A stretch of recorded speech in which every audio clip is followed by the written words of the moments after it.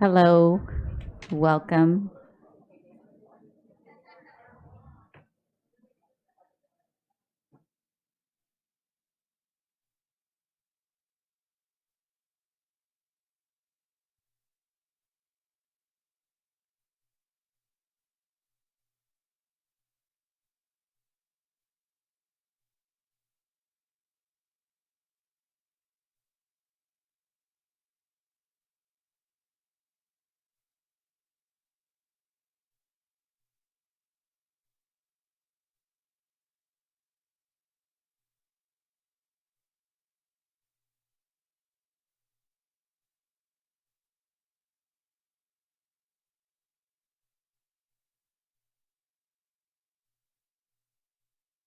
Hello, welcome everyone. So we're going to go ahead and get started. We're going to call this meeting to order. And we are going to go to 1.2, Pledge of Allegiance. And I'm going to go ahead and ask Ms. Cervantes if she can lead us in the pledge, please. Everyone, please stand up.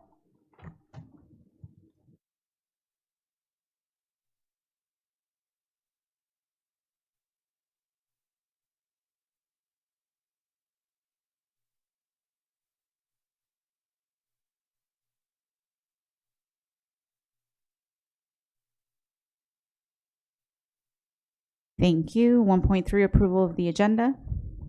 So move. Second. Moved by Dr. White, second by Ms. Medina. Vote, please. Ms. Cervantes? Aye. Mr. Hurtado? Aye. Thank you.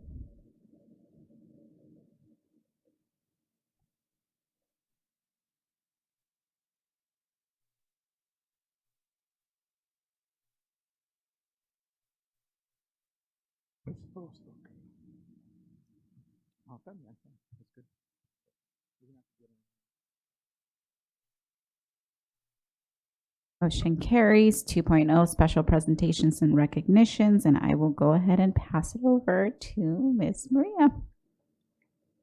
Good evening, President Ceballos, members of the Board of Education, Superintendent Mauricio Arellano, and Executive Cabinet.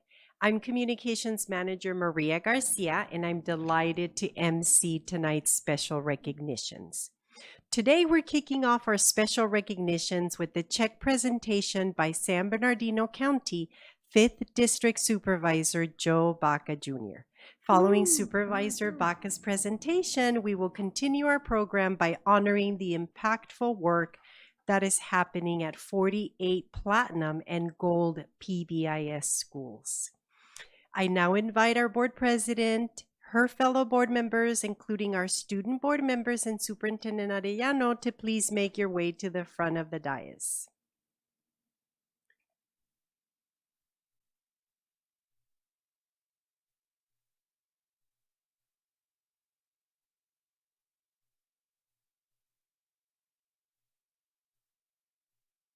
Yes, you'll be in the front.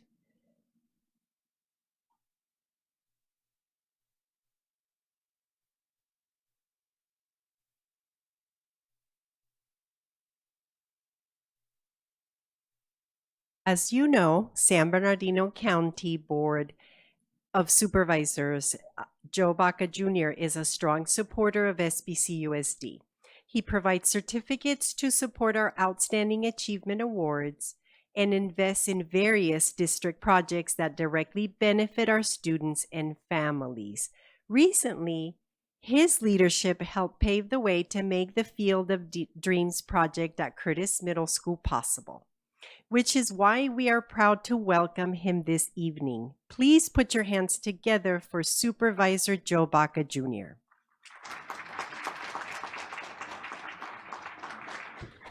Thank you. It's a pleasure and honor to be here, distinguished guests, honorable board members and president and cabinet staff.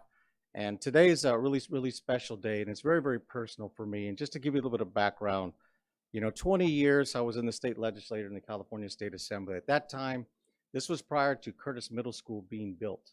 So prior to Curtis Middle School being built, they didn't have the opportunity to build a park or what we would call a playground facility or athletics facility. So at that time, our office was approached by the San Bernardino City Unified School District and their lobbyist Esperanza Ross in Sacramento. We worked closely with them to try to make sure that they could have this land to build this park. This was owned by the redevelopment agency.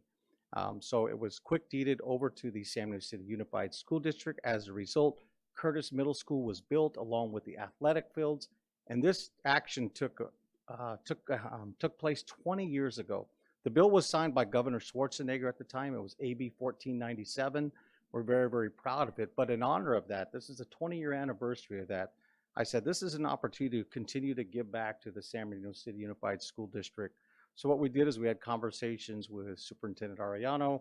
I know we had conversations with Terry Komnick and then Tom Pace, your facilities director, and said, how can we help this school? You know, this is one of the things I want to do to give back. And we had conversations about a dream field. So we're looking at making an investment in this school because it's very, very personal to me.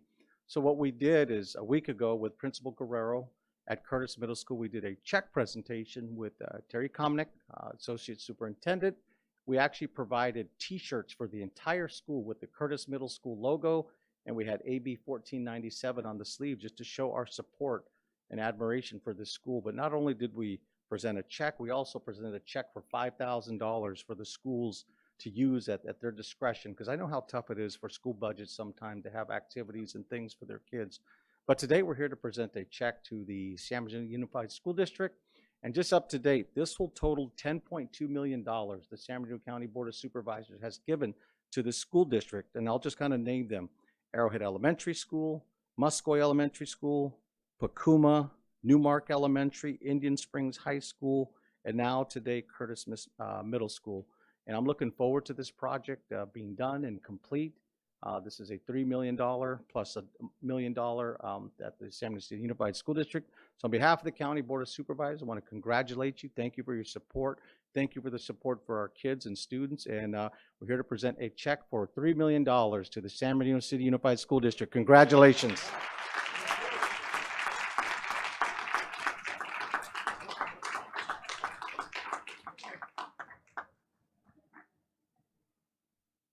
Thank you, Supervisor Joe Baca Jr., for your continued generosity and support over the years. We're now going to take a photo.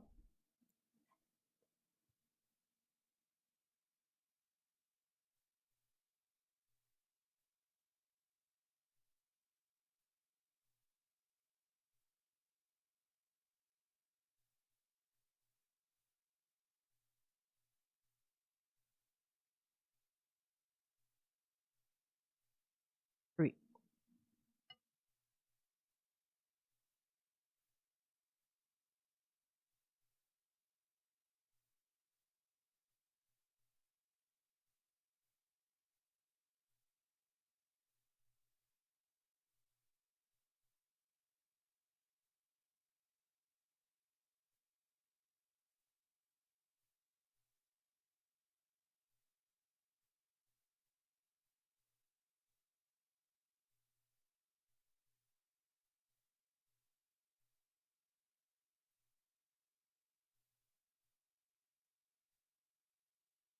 Let's hear it one more time for our hardworking supervisor.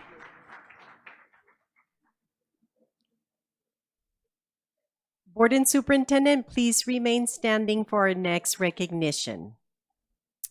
Now we're going to move on to honoring 48 of our district schools that are at the top of their game for positive behavioral interventions and supports, or PBIS as we know it.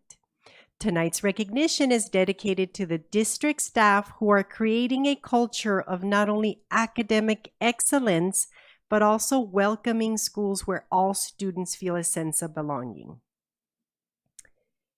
Many district staff are at the forefront of our work in PBIS, but few are as involved in this work day to day. So please put your hands together to help me welcome Director of Student Wellness and Support Services, Colleen Williams.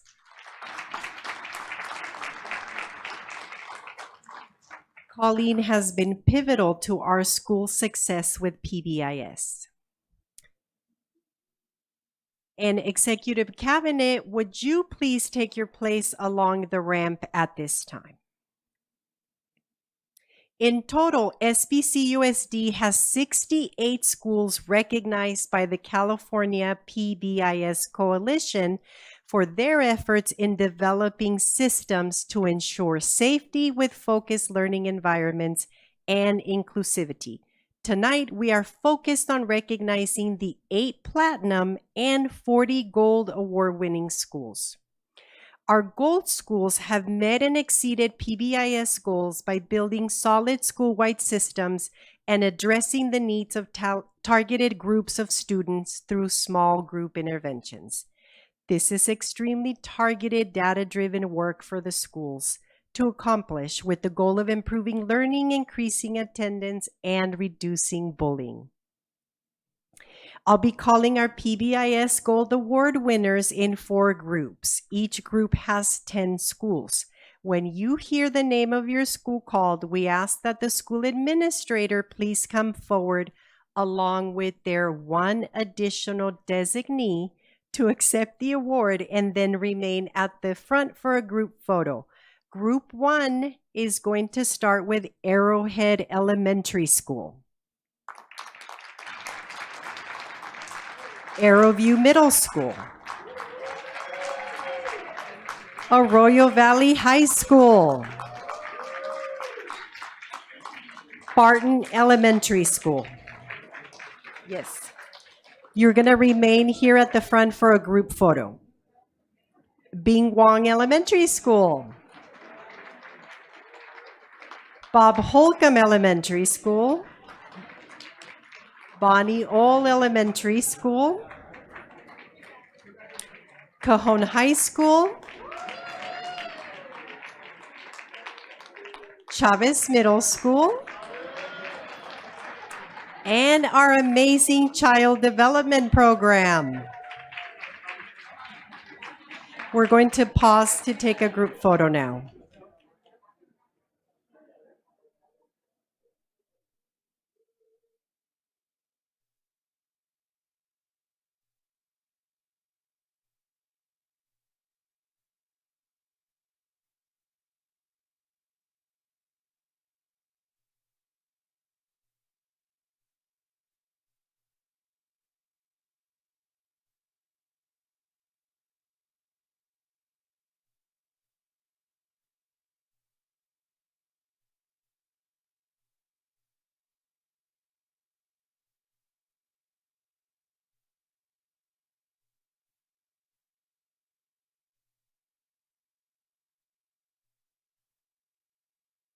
Okay, I'm now asking our board to take their seats.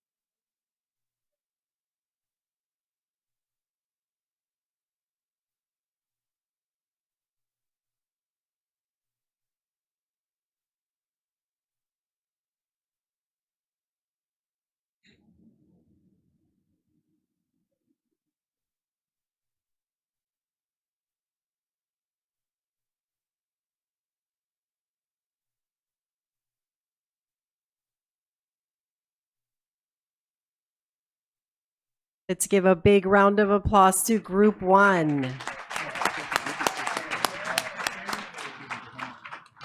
The second group of Gold Award winners is another group of 10, beginning with Cole Elementary School, Cypress Elementary School,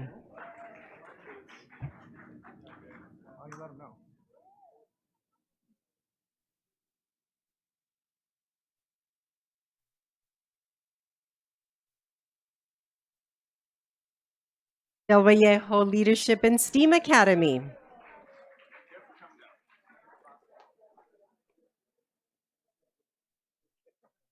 Dr. Martin Luther King Jr. Middle School, E. Neil Roberts Elementary, Emerton Elementary, George Brown Jr. Elementary, Golden Valley Middle School, Graciano Gomez Elementary School, and Highland Pacific Elementary School.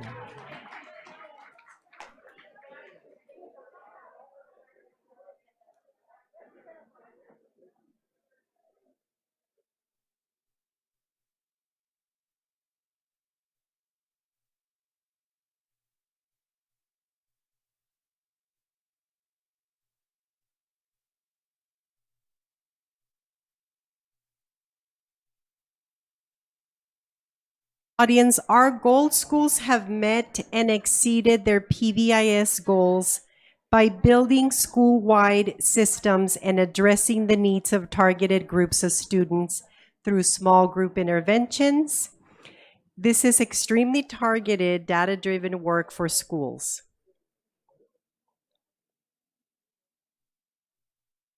Of course, we want to thank the students, families, caregivers, and especially our hardworking staff who team up to earn these awards. Without your dedication to the overall well-being of our more than 45,000 students, these accomplishments would be very difficult to achieve.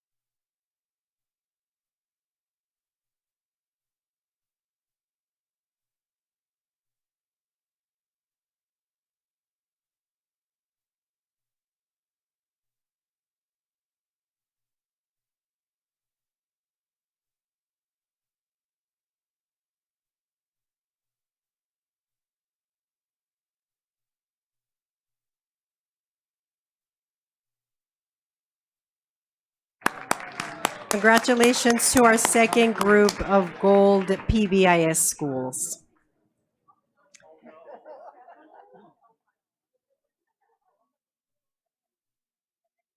Congratulations. Our third group is going to start by, I'm going to start by calling our third group with Indian Springs High School.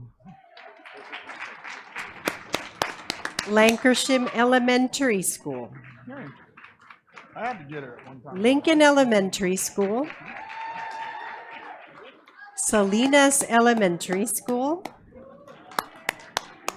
Marshall Elementary School. Middle College High School. Monterey Elementary School.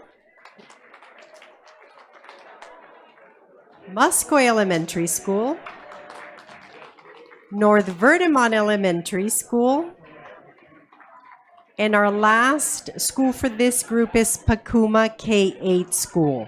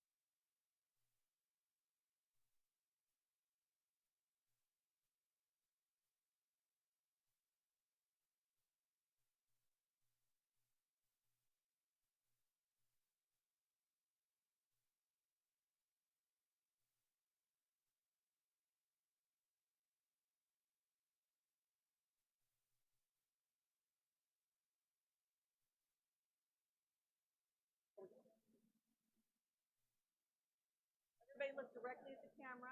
Smile big.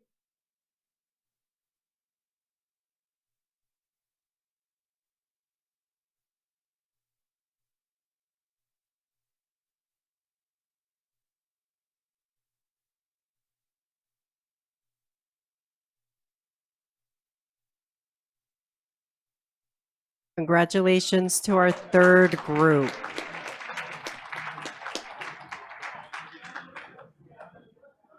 Okay, now for the final group of gold PBIS schools.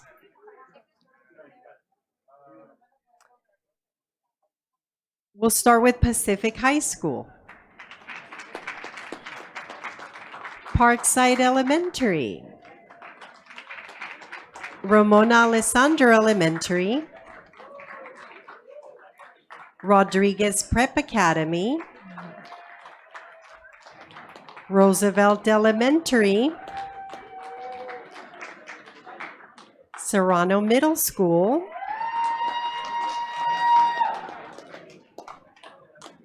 Sierra High School.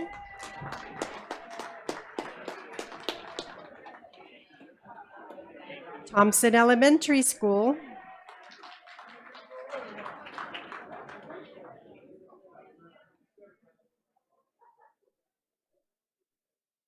Warm Springs Elementary School.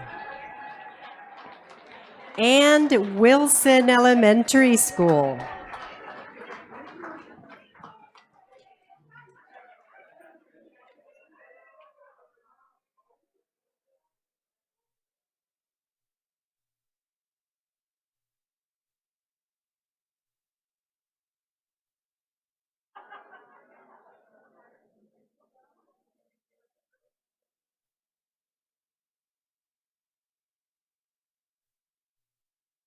Audience, the reason why we have to break up most of our schools into groups of 10 is because we just have that many gold award winning schools. We couldn't do one group all at once.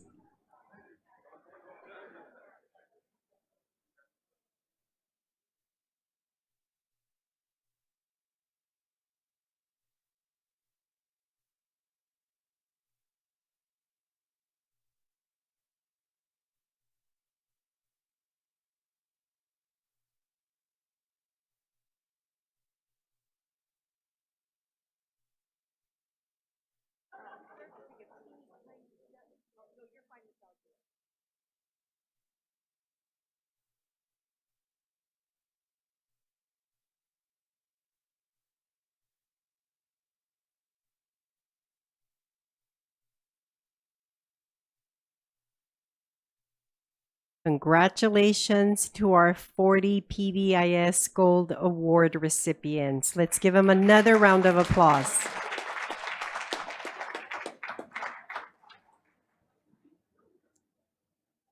And now for our Platinum PBIS schools. We have just 8 schools that are at the Platinum level, but surely more to come. Platinum is the highest level recognized by the California PBIS Coalition. These schools have truly taken their systems to the next level. They have mastered school-wide implementation, strengthened targeted supports, and built individual student interventions that are fully data-driven and sustainable. These schools have also demonstrated strong, measurable results over time because, as you know, PBIS is a daily practice. Most importantly, the Platinum schools have created campuses where children feel safe, supported, and excited to learn every single day. When your school name is called, we invite the administrator and their designee to accept the award and join us for photos. Our Platinum schools will be called in one group, starting with Anton Elementary.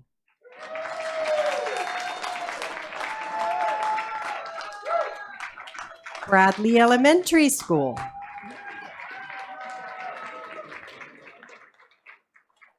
Curtis Middle School.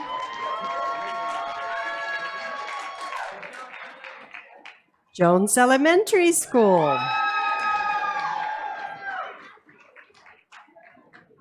Kendall Harmon Elementary School. Kimbark Elementary.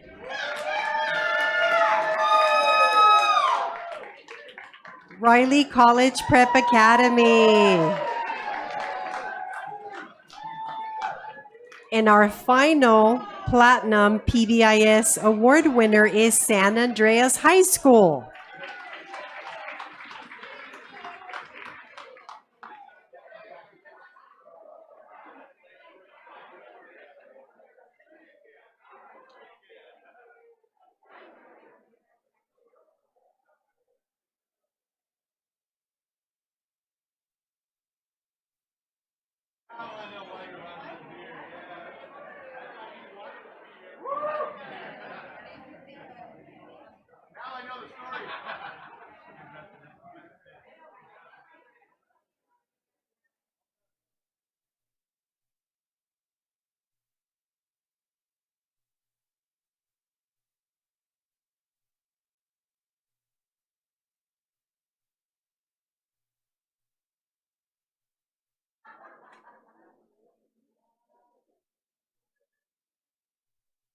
It appears we have some wheeling and dealing over height over here.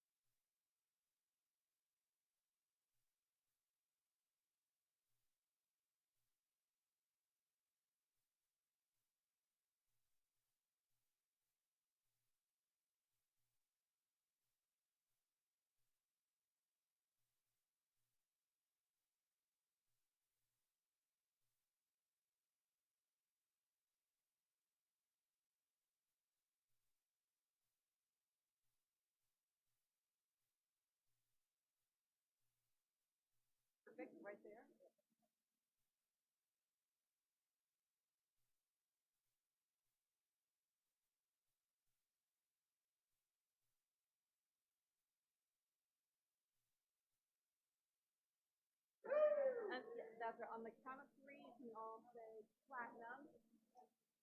1, 2, 3. Perfect. Thank you. Let's hear it one more time for the 8 SBCUSD schools that are at the very top of their PBIS game. Thank you, members of the board, superintendent, and cabinet. Would you kindly return to your seats on the dais? Audience, we have come to the end of our special recognition program. Let's give all of our award-winning schools a big round of applause. And this concludes this evening's special presentations. At this time, I'll turn the floor over to Board President Mayra Ceballos. Thank you.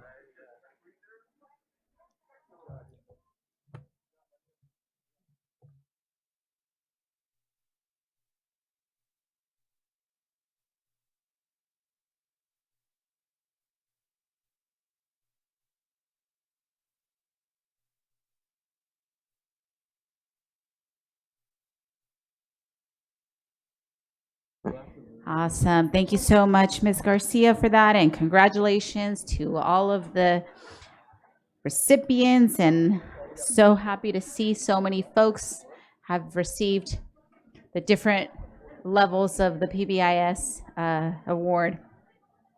All right. So moving on to 2.2. Resolution in recognition of American Education Week, including national education support.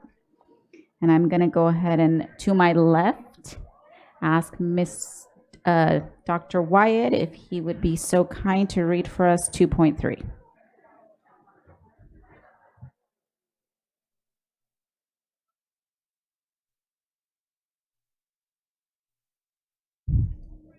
Thank you, Madam President. Whereas following World War I, when it was discovered that many of the military draftees were illiterate, representatives of the National Education Association and the American Legion met to seek ways to generate public support for education, resulting in the first observance of American Education Week in December 1921. And whereas now recognized annually, the week prior to Thanksgiving, American Education Week is a time to honor those educators who introduce students to the wonders of reading, how to reason with numbers, exploring the mysteries of science, how history impacts us today, and the importance of being healthy through nutrition and physical activity. And whereas education, just lost it.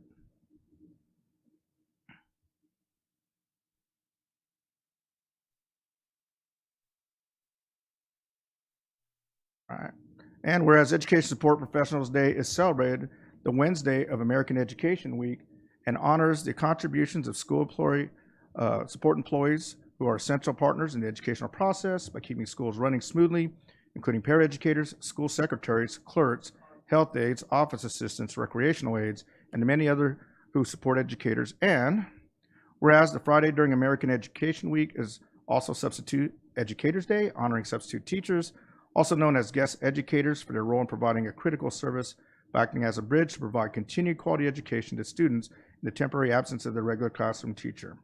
Therefore, be it resolved, the Board of Education, San Mateo Unified School District recognizes November 17th through November 21st, 2025 as American Education Week, November 19th, 2025 as Education Support Professionals Day, and November 21st, 2025 as Substitute Educators Day, and recognize the entire week as a time to acknowledge and give thanks to the teachers, guest teachers, and support professionals who ensure every child receives a quality education. So move. Second. Moved by Dr. Wyatt, second by Ms. Medina. Vote, please. Ms. Cervantes? Aye. Mr. Hurtado? Aye. Thank you.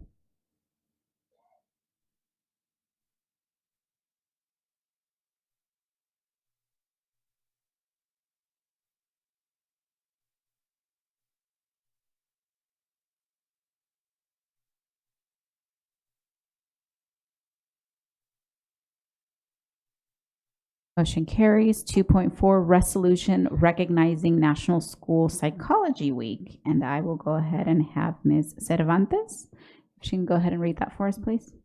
Whereas good mental health is critical to children's success in school, with research demonstrating that students who receive social, emotional, and mental health support attain higher levels of achievement. And whereas school psychologists are uniquely qualified members of the school community and crucial to helping students overcome barriers to learning and success, especially mental health and behavioral barriers. And whereas the National Association of School Psychologists 2025 theme is Finding Your Path, which honors the work that school psychologists do to help students and families set and achieve goals. Therefore, be it resolved, the Board of Education of the San Bernardino City Unified School District joins the California Department of Education in recognizing the week of November 3rd through the 7th, 2025 as National School Psychology Week and acknowledges the vital role that school psychologists play in students' personal and academic development. So moved. Second. Moved by Mrs. Alexander, second by Ms. Medina. Vote, please. Mrs. Cervantes? Aye. Mr. Hurtado? Aye. Thank you.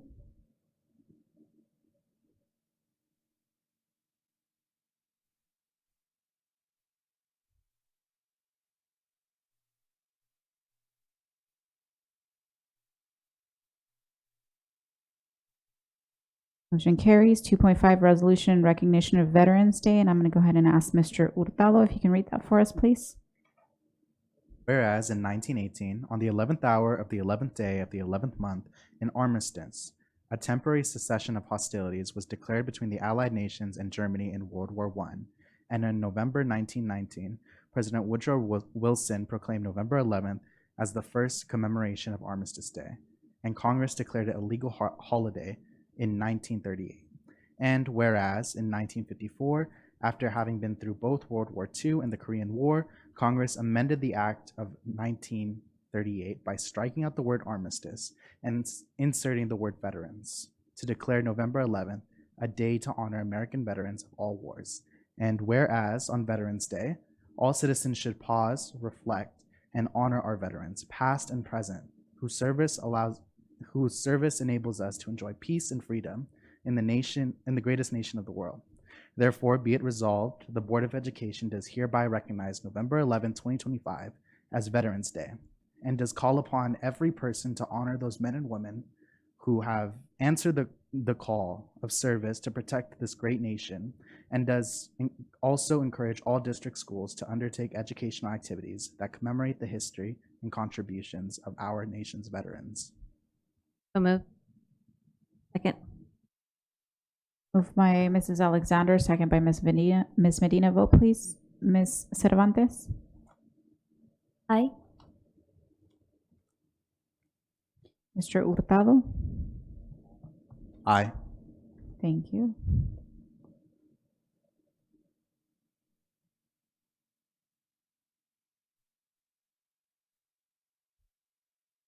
Motion carries. 3.0 public comments. 3.1 receive public comments.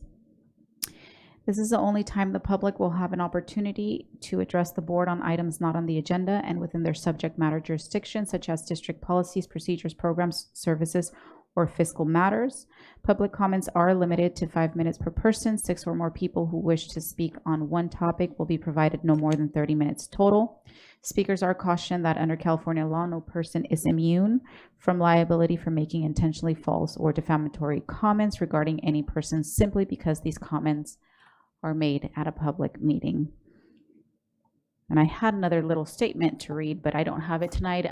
If you slips are on the back. If you come and share a public comment, know that as board members, we're not allowed to engage or respond. So please, please, please don't feel ignored. But somebody from our team will definitely be in contact with you. So make sure that you do fill out your information on that blue sheet in the back.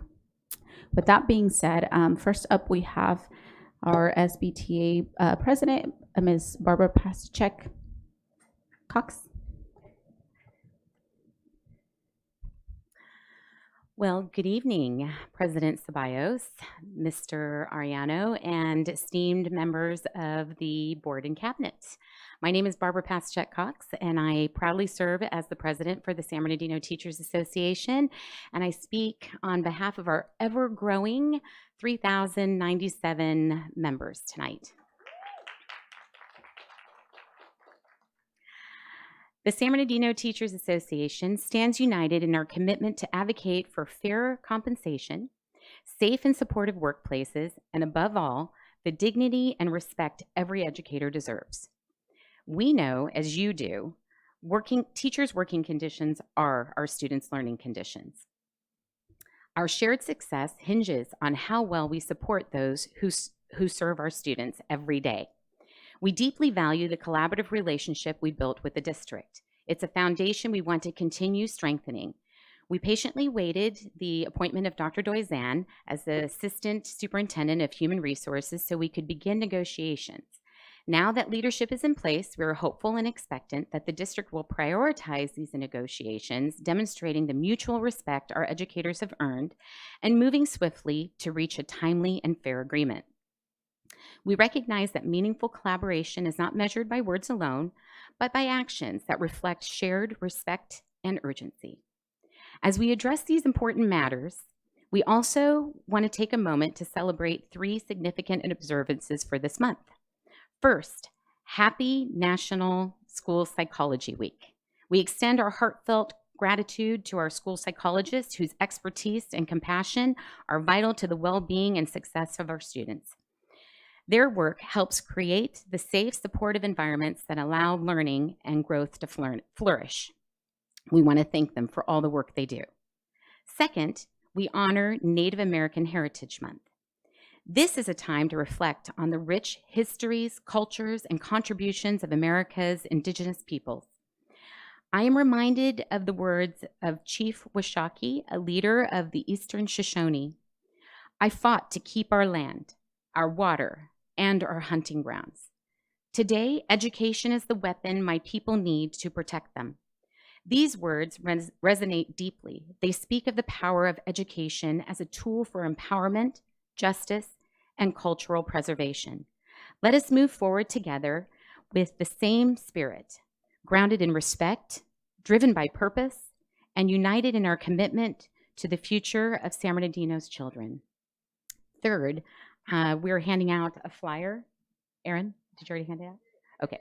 So we have a Thanksgiving food drive that we are working in collaboration with the San Bernardino City Unified School District Child Welfare Fund. And SBTA has committed to do matching funds of $3,000. So this flyer is going around to everyone. So there is a QR code on there. You can donate tonight. You can share this flyer with everyone. And we're hoping that they get at least $6,000 in Stater Brothers gift cards to be able to give to our families in need for the holidays.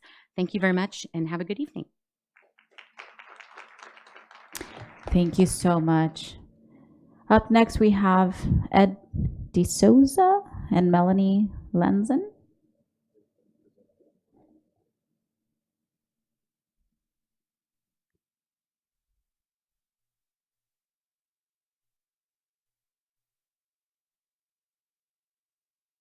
Welcome. Good evening, Superintendent Mauricio Arellano, Board President Mayra Sabias, Board of Education and Executive Cabinet. I'm Ed D'Souza, retired educator of 41 years from Rialto USD, along with Melanie Jansen, Math Coordinator at San Bernardino County Superintendent of Schools. We are here presenting the Inland Empire Math Council to present one of your own teachers, the Dolores Jones Impact Award.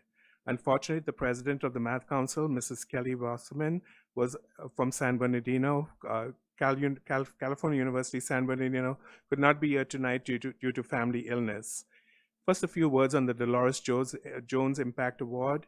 It was established in the memory of an outstanding math and science educator in the Inland Empire, Dolores Jones, to honor a certificated mathematics teacher who has made a significant impact on the lives of African American students. A little about Ms. Jones, that both of us had the honor of working with her for many years. Dolores started her career at Fontana Unified School District, teaching mathematics and science at the middle and high school levels for 12 years. She then left the classroom and worked with the K-12 Alliance, starting the mathematics branch of the organization. Later on, she moved to San Bernardino County Superintendent of Schools as the math coordinator and started an outstanding math program bringing cognitive guided instruction to the Inland Empire. She helped reestablish the mathematics teachers community in the Inland Empire, which was named as the Riverside and San Bernardino Math Teachers Association, known as the Inland Empire Math Council. This helped many math educators together in the Inland Empire, forming a network of math teachers who truly wanted to make a difference in the mathematics at their schools.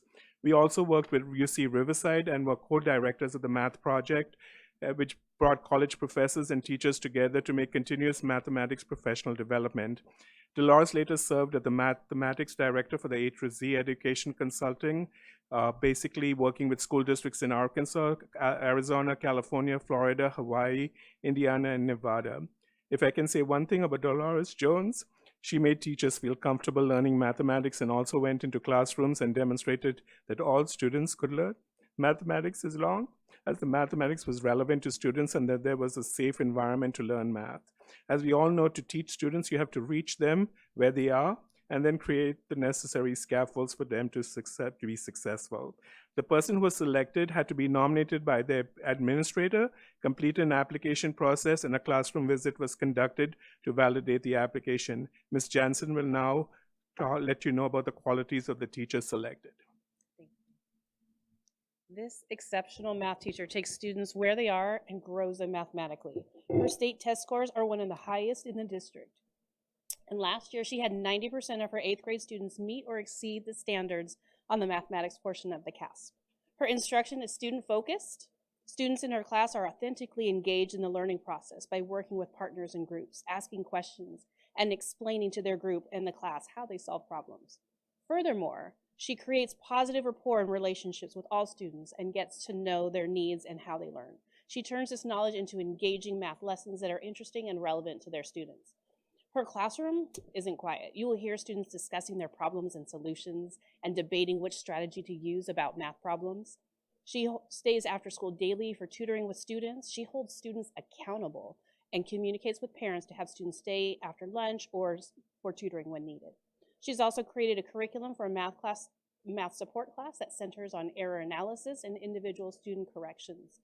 to ensure that each student's needs are met and learning gaps are filled. Her positive attitude for students shows when she takes the most reluctant students and works with them until they are confident and believe in themselves. A 7th grade African American math support student said, "Our teacher lets us work in groups and never makes us feel like we can't do it." Another African American student stated that she pushes us to do our best, and she lets us struggle but never lets students have a hard time and helps them understand. This wonderful math teacher, selected by the Inland Empire Math Council for 2025, is Mrs. Kelsey Miller. We applaud and thank her for making a huge impact on all students at Richardson Prep High Middle School. Besides the plaque presented to Mrs. Miller, she will also receive an all-paid conference registration to the California Math Council's Southern Math Conference on November 7th and 8th and free hotel accommodations for the night of November 5th and 6th. Thank you, Ms. Miller, for all of your hard work. Thank you. Congratulations. I'll take it, put them on to the back.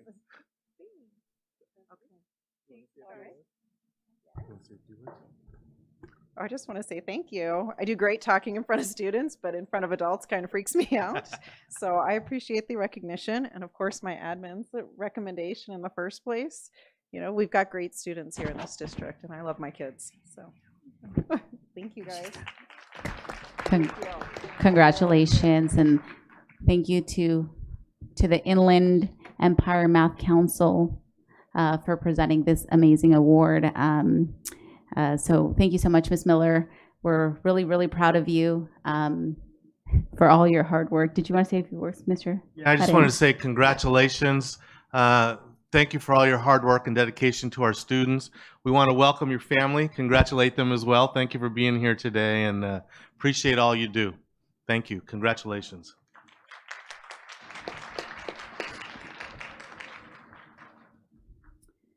Awesome. Up next, we have Mr. Mark Lawrence.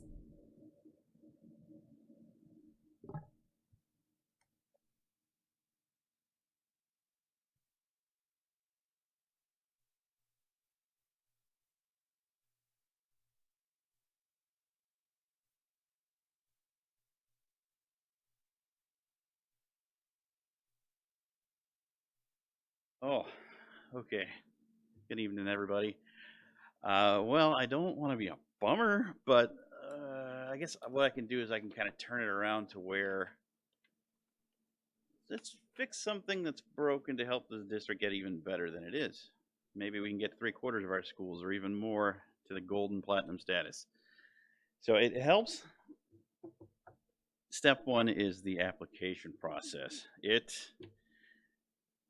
I've been paying attention to the last 20 years, and there are some broken things. Some things are more recently broken. My first point is reading resumes and work experience. I actually caught an instance of somebody using AI, a very bad AI tool, reading resume and work experience.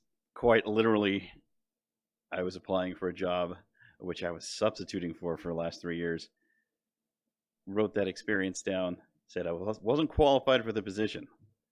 Had to get the assistant director to talk to them about that, get that decision reversed.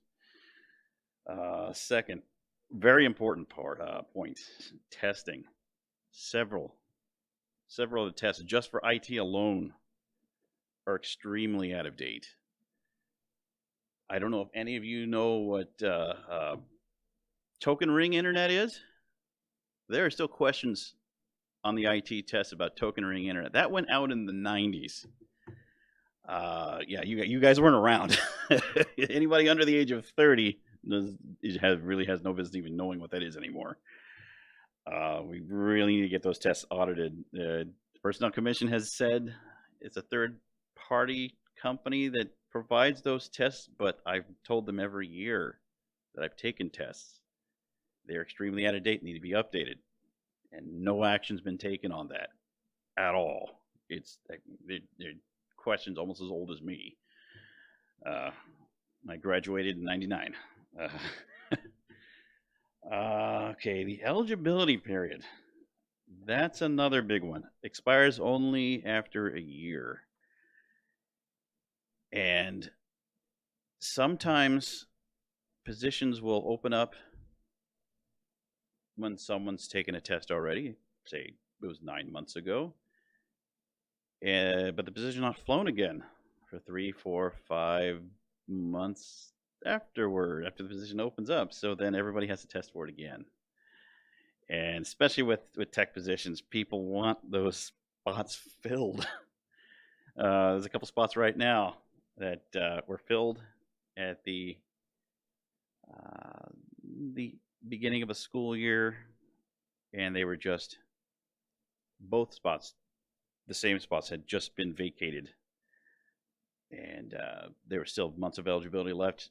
Position wasn't flown, eligibility expired. We need to bump that up to at least 18 months, possibly 2 years. There's not a lot of changes in a year. Even in tech, a lot of stuff, it takes like 5-6 years for things to really change. And then another one's pretty important is the ranking process when it comes to the applications. They'll give you a rank 1, 2, 3, 4, depending on what your test score is. That's okay. They give veterans and current district employees extra points based on years of service to the district or their military service. But if you're a long-term sub, say you subbed in that position for 10 years, you know the position backwards and forwards. Opting in that position right now, not need any orientation, no training, nothing. You can literally take over. No bonus points for that. So those people get left behind. So I'm talking about way more than myself. There are a lot of people that will see that and will just be discouraged. We'll lose those people. I mean, going back to the second point, the testing really being far out of date. I overheard people while taking those testing, how this is, you got to be joking, and these people don't come back. We're losing good people.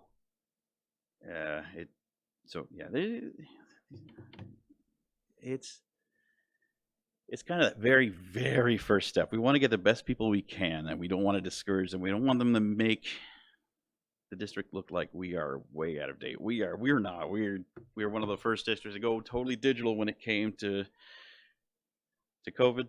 I handed out 7,000 devices myself. So, all right, I think that's my time. All right, have a good night. Thank you.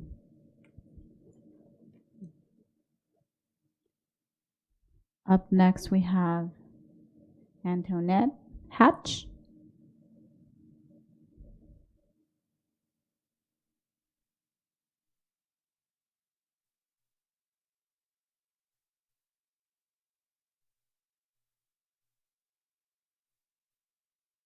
Hello. Sorry, people were taller than me. Okay, good evening, members of the board. My name is Antoinette Hatch. I've been an involved parent at Newmark Elementary for the past 4 years. I am also a DAC School Site Council Alternative Representative. I'm here tonight because I've seen a steady decline in professionalism and communication within our school. It is directly impacting students, parents, and even some staff. First, I want to acknowledge and thank Dr. Ledesma, our principal, for her professionalism and her responsiveness. She consistently handles concerns in a timely and respectful manner, and I truly appreciate her commitment to keeping her communication open with us as parents. Unfortunately, that same level of professionalism is not being reflected by the new secretary in the front office. I've had 2 separate incidents with the school secretary, whose name is Dina Carreras, where I've experienced direct disrespect and dismissiveness. I know that she has already been spoken to regarding her behavior by Dr. Ledesma, yet nothing has changed. She does continue to answer the phone with an attitude. She sighs very loudly, and she speaks to parents in a tone that is extremely unprofessional and unwelcoming. Her behavior is very dishonest. She's very unproductive.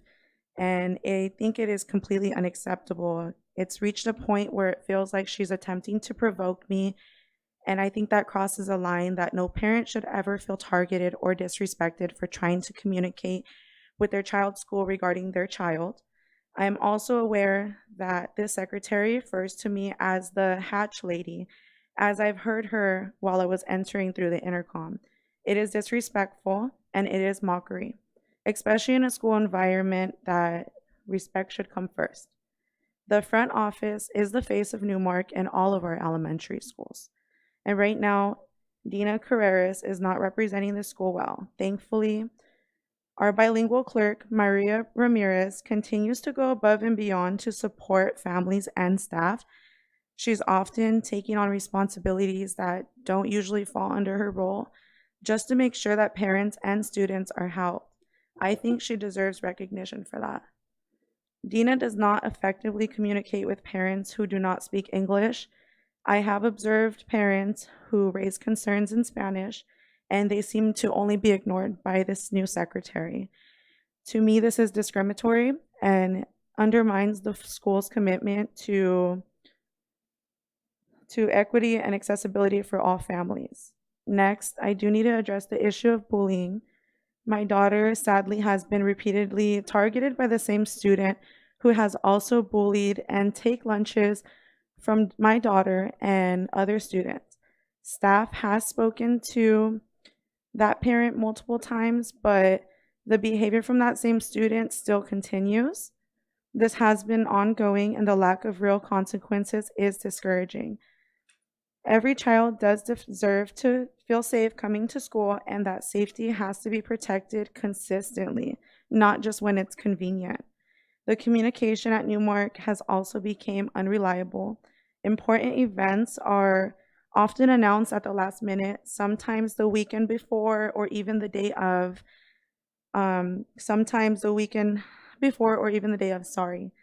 Staff has shared that they reach out to the front office through Parent Square in a group chat that has the office staff in it. Their messages frequently go unanswered or sometimes ignored. Some have even been forced to use their personal phones as a last resort just to ensure that their students' needs are addressed. And that to me is completely unacceptable. Lastly, I have noticed that some students are assigned the job of a door opener during school hours. And honestly, with the reality of school shootings today, I think that's a serious safety risk for our students. No child, regardless of age or grade, should be responsible for opening doors, especially when they're not even tall enough to see through the peephole. That responsibility, in my opinion, should always fall on an adult. Newmark has been my community for years, and I care deeply about this school, but it's hard to watch things decline because of poor accountability and communication. I'm asking this board to please review the front office conduct by the secretary chosen, Dina Carreras, address the culture of fear around reporting issues, whether staff or parents, and take student safety and communication concerns seriously. I do want to thank you for your time this evening and also thank Dr. Ledesma for her continued professionalism and her leadership. Thank you and have a great night. Thank you.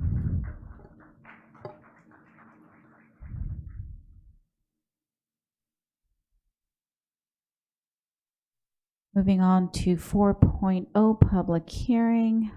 4.1 acceptance and adoption of the MOU, Nutrition Services Senior and Food Production Workers, between the San Bernardino City Unified School District and California School Employees Association, Chapter 183, Human Resources.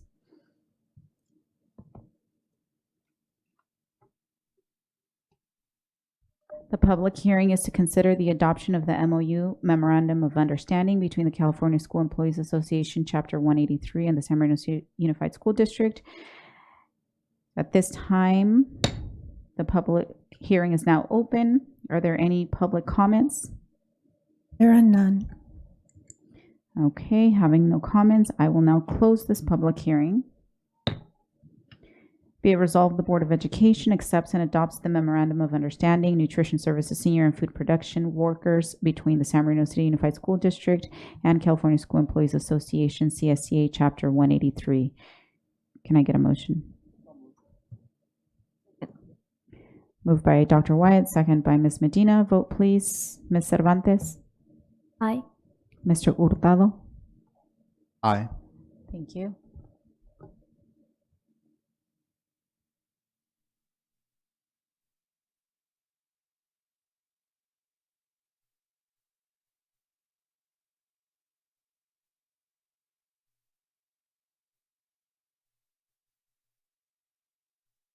Motion carries.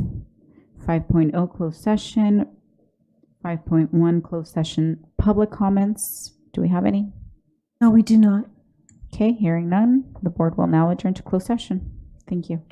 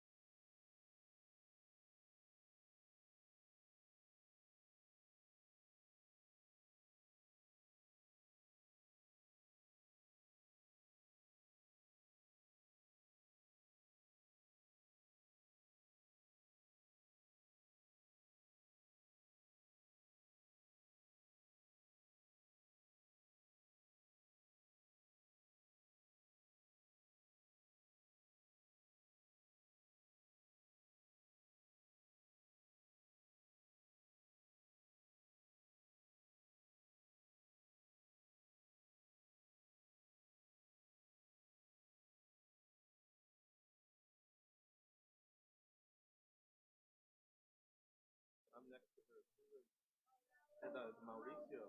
Long name, huh? Too many vowels.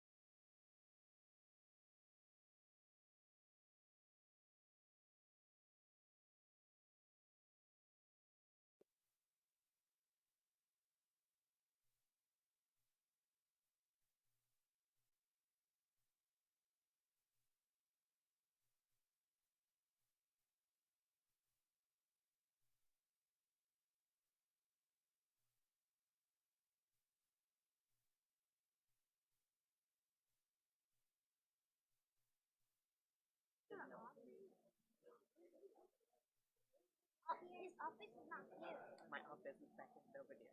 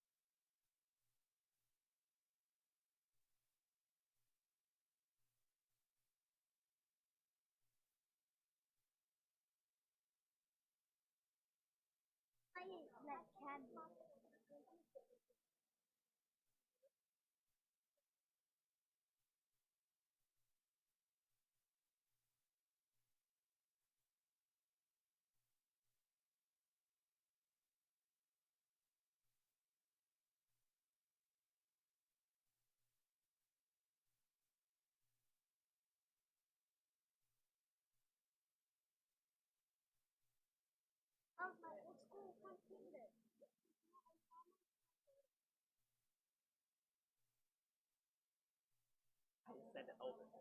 Where? I sent it over to the people.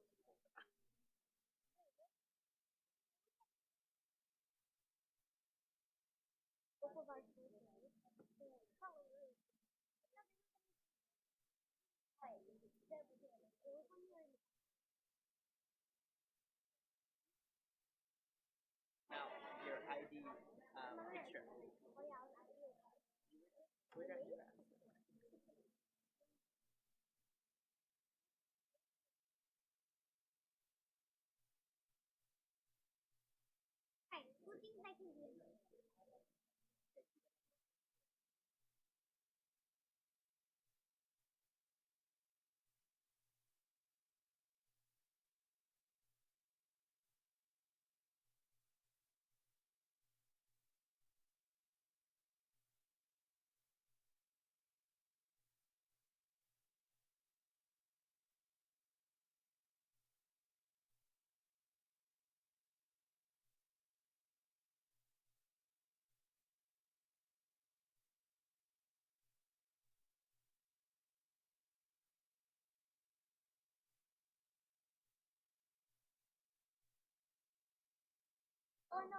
But is it pho or is it pho?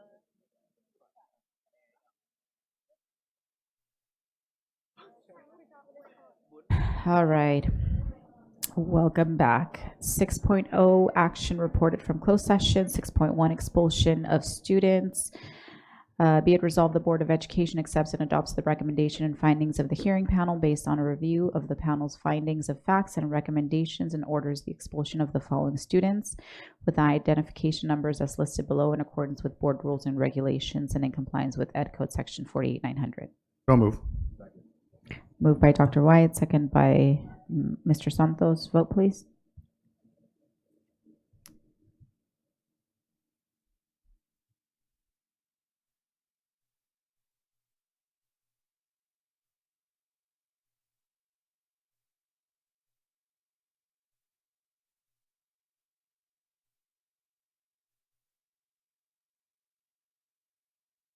Motion carries. 6.2, students recommended for expulsion excluding mandatory offenses but remanded to youth court for other means of correction. Be it resolved, the Board of Education accepts,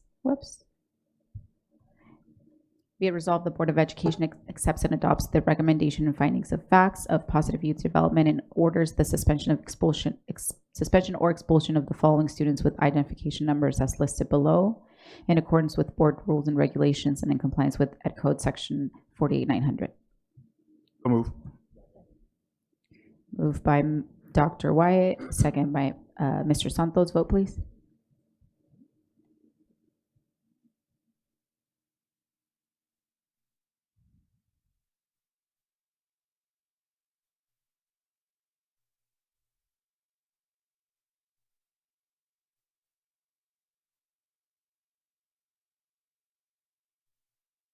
Motion carries. 6.3, lift readmit of expulsion of students. Be it resolved, the Board of Education authorizes the readmission of the following students with the ID number as indicated below to schools of the San Bernardino City Unified School District in accordance with board rules and regulations and in compliance with Ed Code Section 48900.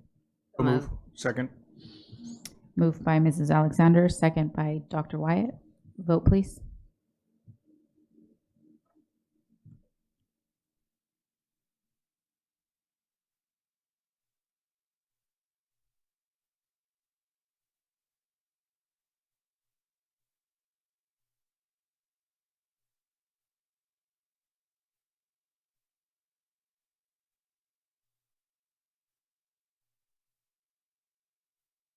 Motion carries. 6.4, petition to expunge, rescind, sealing of records, or modify youth court or expulsion. Be it resolved, the Board of Education authorizes the expulsion and or youth court modifications, expungement, or rescinding of the following student with ID numbers as indicated below to schools of the San Bernardino City Unified School District in accordance with board rules and regulations and in compliance with Ed Code Section 48900.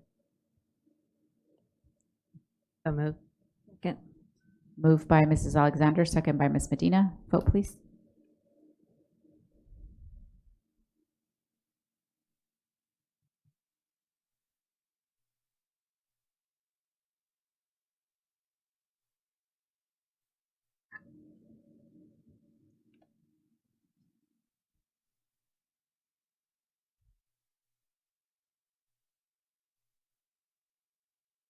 Motion carries. 6.5. Other closed session action. Be it resolved, the Board of Education amends the notice of recommendation for disciplinary action and statement of charges originally approved on October 21st, 2025 to suspend without pay for 7 days the following classified employee from his or her employment with the district HR-class-25-26-01-ER. Second. Moved by Dr. Wyatt, second by Ms. Medina. Vote, please.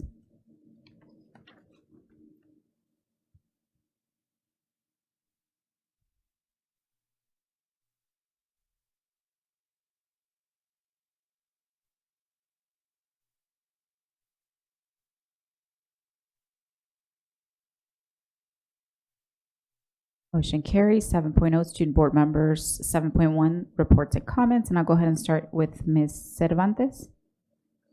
Good evening, everyone. I would like to thank President Ceballos, as well as the board members and Mr. Arellano for having me today. I'm Valeria Cervantes, a junior and a representative from Arroyo Valley High School. Overall, I'm truly thankful for all the dedicated teachers in our district who go above and beyond to support and inspire us every day. Their commitment, patience, and passion make a lasting impact on our education and help us grow not just as students but as individuals.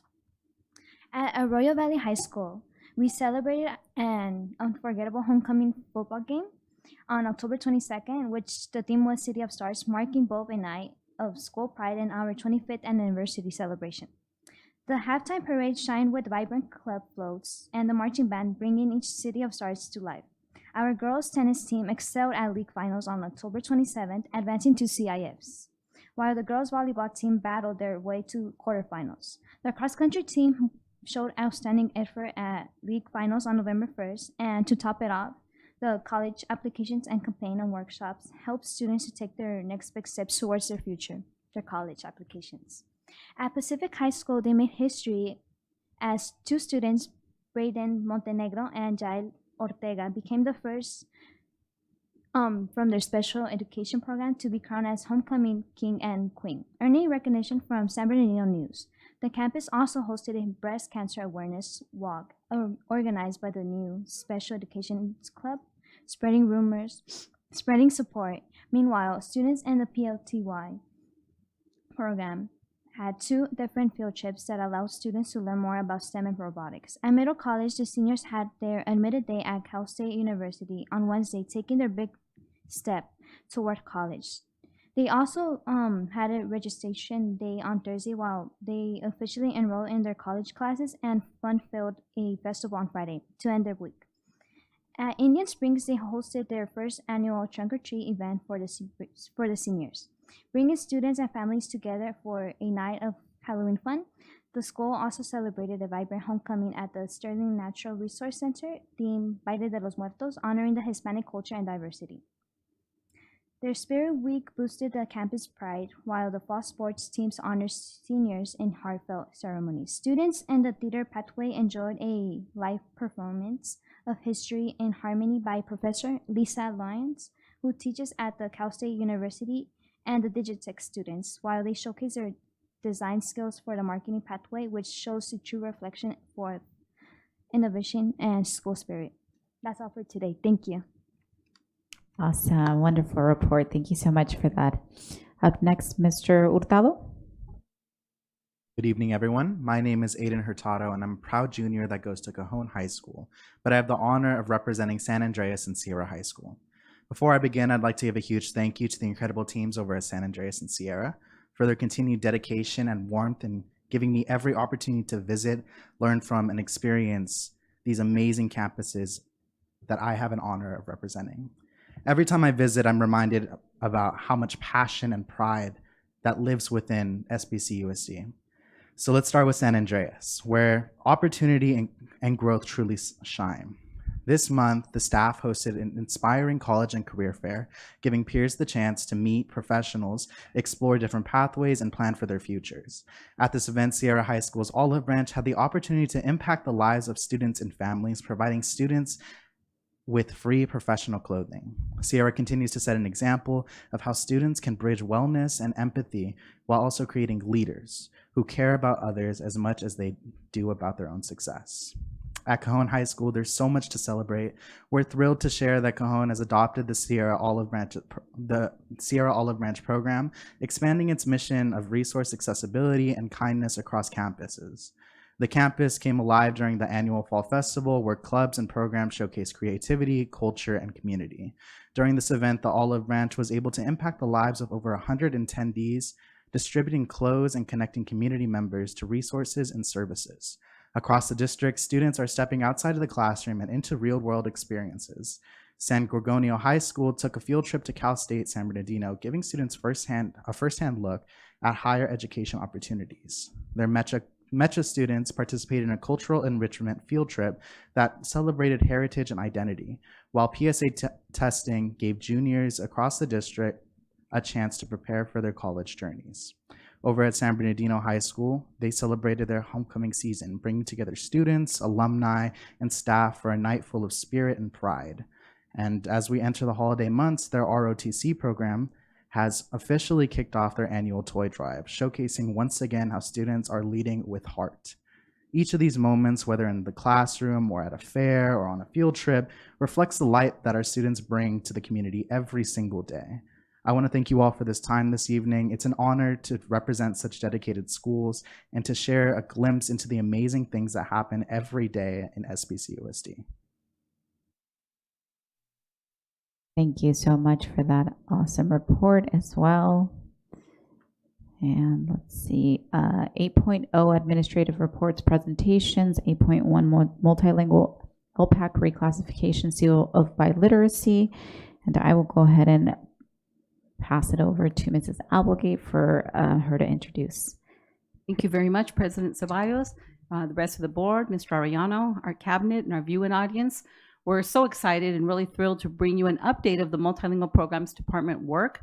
I think you will be pleased when you see all the work that's happening around our English learners. But before we do that, I'd like to start on a very, very positive note. So if we can change the slide.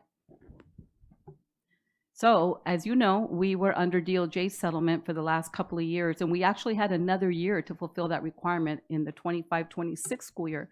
But because of the efforts of our Multilingual Programs Department, who you'll meet a little bit later, we were able to exit early. So we had an early settlement exit with the Department of Justice. So thank you very much for that. But I would be remiss, board, if I also didn't thank our site leaders, our teachers. They were the ones completing all the requirements for the walkthroughs and all the different professional development, as well as our other divisions and departments who all pitched in to help, because as you know, we have English learners everywhere, which you'll hear a little bit more about later. So thank you to everyone for that. Before I actually get into the agenda, I would like to take a little liberty here. We have one of our English learner counselors, and she has a prior commitment that she has to go to. So if, with your permission, I'd like to go ahead and move her up in the presentation so she can come and talk a little bit about her work as an English learner counselor, specifically working around academics for our English learners. And I'm especially proud because this is Ms. Dolores Godoy, who was my secretary when I was the director in English Learner Programs Department, and used to tell me, I would really want to be a counselor. And it was like, you're going to be a counselor. So, and here she is now serving our English learners, and we can give her a round of applause. Here's my secretary. Thank you. Good evening, board members and cabinet. Thank you for the opportunity to speak about my amazing students at Arroyo Valley High School. My name is Mrs. Godoy, and I have the privilege of serving as the EL counselor for the past 6.5 years. This work has truly been a blessing and has shaped who I am today. Today, I'd like to share a little bit about what I do, but first, I'd like to share some things about my newcomer students. So here's their story. I often sit with my students to review grades. We talk about attendance and placement, to discuss future goals and graduation plans. But we also talk about non-academic related topics like their weekend plans, their birthday parties, celebrations, quinceañeras. We talk about their soccer games and whether they lost or won over the weekend. You name it. We do have a good time and share some good laughs. But behind their smiles and laughter are stories of resilience and pain, especially those of my newcomer students who have faced unimaginable challenges, leaving behind their families, their homes, friends, their neighbors, their community, and all those little things that sometimes we take for granted. And in doing so, they leave behind parts of themselves. Their routine of what was normal is suddenly broken, all for the sake of safety and opportunity. They arrive here with hope, but also with trauma and uncertainty. And yet, despite it all, they show up, they try, they dream. Having a dedicated EL counselor is vital for many reasons. These students face unique challenges that come with moving to a new country, like learning a new language, a new school system, feeling homesick, confused, and isolated. Many often carry the emotional weight of leaving their loved ones behind and face stereotypes and/or bullying. Still, they keep going and they keep believing. EL counselors are advocates who ensure every student feels seen, supported, and given equitable access to opportunity by reviewing their international transcripts and placing students appropriately through programs like our Newcomer Academy. Meeting with families and students to apply for AB 2121, tailoring graduation plans, and providing students with information on essential resources such as tutoring, mental health referrals, community resources like food pantries, clothing, medical, and dental resources. I inform students about A through G and the importance of higher education, discuss reclassification, college and career options, and I also run a support group to help students adjust academically, socially, and emotionally. In addition, each semester, we meet with our EL students for what we call data chats, where we review grades, LPAC scores, ELD placement. We also share information about how to reclassify. We give them information about tutoring, inform on credit recovery options like summer school and Edmentum, and alternative placement like Sierra High School, San Andreas, and charter schools. We collaborate with teachers to ensure progress monitoring takes place once a semester through the use of ELD portfolios. In addition, we monitor our reclassification students annually for 4 years to ensure students are meeting academic criteria. That is a grade C or better in English or a GPA of 2.0 or above. When a student does not meet criteria, we notify parents and schedule meetings to provide information on academic and social emotional support. Through this work, we are committed to helping every student succeed and to stand beside them as they grow personally and academically. Because every story, every struggle, and every dream deserves a chance. Thank you, everyone, and to the Multilingual Programs Department for allowing me this opportunity to share my experience as an EL counselor. Thank you. Thank you very much, Ms. Godoy, and we were extremely proud of you.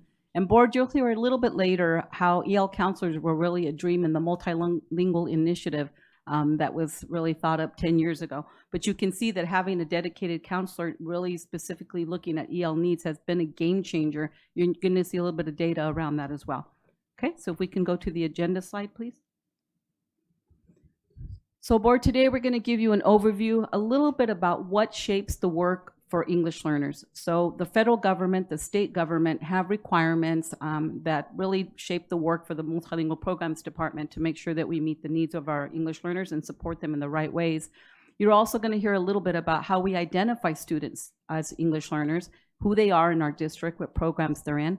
And then finally, we're going to discuss the focus areas for our English learners. So the state of California says that it is our responsibility to make sure that they have a high quality academic program, to make sure that they also have language development so that they can be fully English proficient and be reclassified. And then of course, extremely important, social cultural awareness and growth, making sure our students have pride in who they are and they understand other cultures as well. As you heard, many of them come from other countries, and so this is a good way to address those needs as well. Next slide. So before we begin, I mentioned that we have some federal requirements, state requirements, and there are guiding documents that really help to provide the framework for our work around English learners. And of course, our district has an English learner master plan, which is very well done, and it's aligned with the federal program monitoring instrument. I believe there are still 19 different components that the state says that we need to attend to for our English learners. And so those 19 components are reflected in our master plan. So they've done a great job of aligning that. We also have the California English Learner Roadmap. The roadmap is also a CDE document that contains a lot of resources and links and support for our teachers to make sure that they have what they need to provide high quality programs. And then of course I mentioned the multilingual initiative, and that was a huge undertaking. And actually we have some of our original parents in the audience today who were part of the committee in the multilingual initiative. And I know Ms. Rosales Medina, I believe you were around at the time. So some of our board members who have been around for a while, Dr. Wyatt, I'm not sure, but you might've been around at the time, and Mr. Tillman. That was really our commitment as a district, saying we want to be a multilingual district. We want to make sure that our kids graduate with more, Dr. Barbara Flores, of course, and so some of the other board members. We made a commitment to say we want our students to be multilingual, and we don't only just say, well, we're required to do certain things. We want it to go above and beyond, because that's the kind of district we are, and that's our commitment to multilingualism. So that was a huge undertaking, and we are still seeing the results of that as well. And I believe this year is our 10-year anniversary. I think they're going to mention that. We also have the ELD standards. You'll hear quite a bit about that. because our English learners are held to the same academics as our students are in core instruction, our regular mainstream students. In addition, though, they have English language development standards, which help them at their level to reach the core standards. And you'll hear a little bit about the guiding principles for dual language. So when we create programs, we're very strategic about making sure that we create high quality programs. And so our dual language programs are based on the guiding principles of the state of California. So with that, that is what shapes our work. And I have our directors here, Mr. Les Ojeda, our elementary director, Mr. Tex Acosta, our secondary director, Mr. Victor Mendoza, our coordinator, and I'll turn it over to them so they can go ahead and get into each one of these different areas. Thank you. Thank you, Mrs. Applegate. Good evening, Board President Ceballos, Superintendent Arellano, distinguished board members, and cabinet. Thank you so much for the opportunity tonight to share a little bit about what our programs are about and the great work that's been going on in our district on behalf of the multilingual programs. But Mr. Ojeda and I have the fun part of the job where we get to be up here and boast and gloat a little bit about the good things that happen. But this work cannot be done without some very important people who day in and out, period of not just days, days become weeks, weeks become months, months become years. And this product that you're gonna hear about today is really an accumulation of a lot of work over the years, not just this particular year. So what I'd like to do is, before even beginning, is I want to recognize who these people are that make everything go smoothly. I would like our elementary and secondary multilingual teams to please stand up. They should be behind us. Please stand up and be recognized. Our program specialist, our clerical staff, our coordinator, which was already mentioned, our language assessment center people, our EA3s, English Assistant 3s, our translators. We have counselors, one of who you heard of right now, and then also our interns, because these folks are the backbone to the work that we do day in and day out. So if you want to thank anybody, thank them. Thank you so much. As Ms. Applegate mentioned, we do have some external instruments, as all departments do, that guide our work coming from the state and federal level that we must adhere to. And that's not an issue. We do that day in and day out. But if this was a court of law and we were lawyers, we wouldn't be reading the Constitution on a daily basis, I don't think. We wouldn't be reviewing all federal laws on a daily basis, I don't think. What we do review is our internal documents that we create that are aligned to some of those federal and state documents. That really guides our work a lot more. In this case, a committee worked together that reflected our values and guided our work, came up with a SHINES plan. And this is a product of our board, our superintendent, and really the community at large, those people that participated. And we look at this instrument much more than we do at the guiding instruments. We make sure that we're in compliance to ensure that we're doing the good work every day that our community wants and asks for. There's three areas actually that I want to highlight really quickly here. In the area of high expectations, which you're all very familiar with that particular category, I want to read, all students make progress towards making the benchmarks for academic proficiency in reading, writing, and mathematics.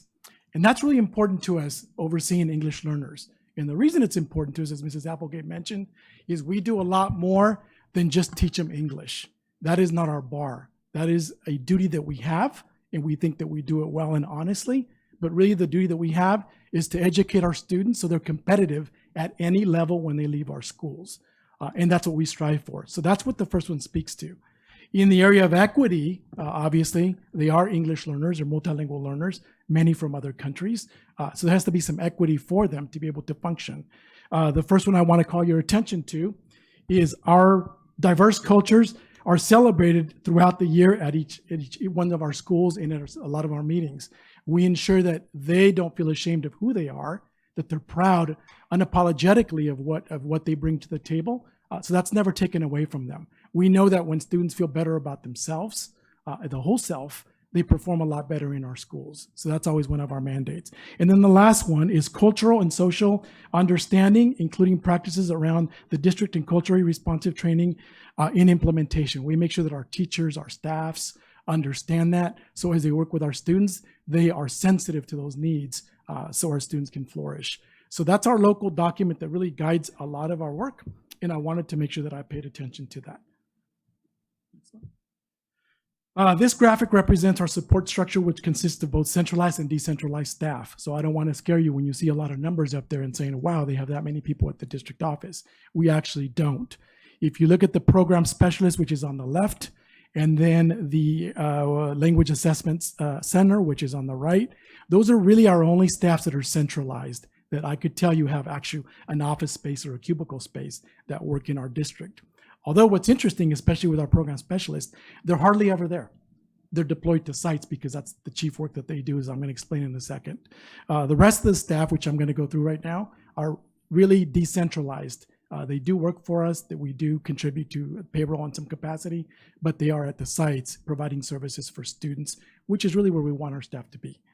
So I'd like to quickly define some of these specialized roles. Our program specialists provide direct coaching and support to teachers.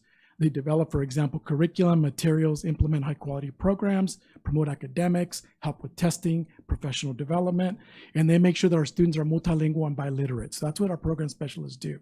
And again, they are housed at our respective offices, but again, on any good day, you'd be lucky to find 40% or 30% of them there because they are deployed.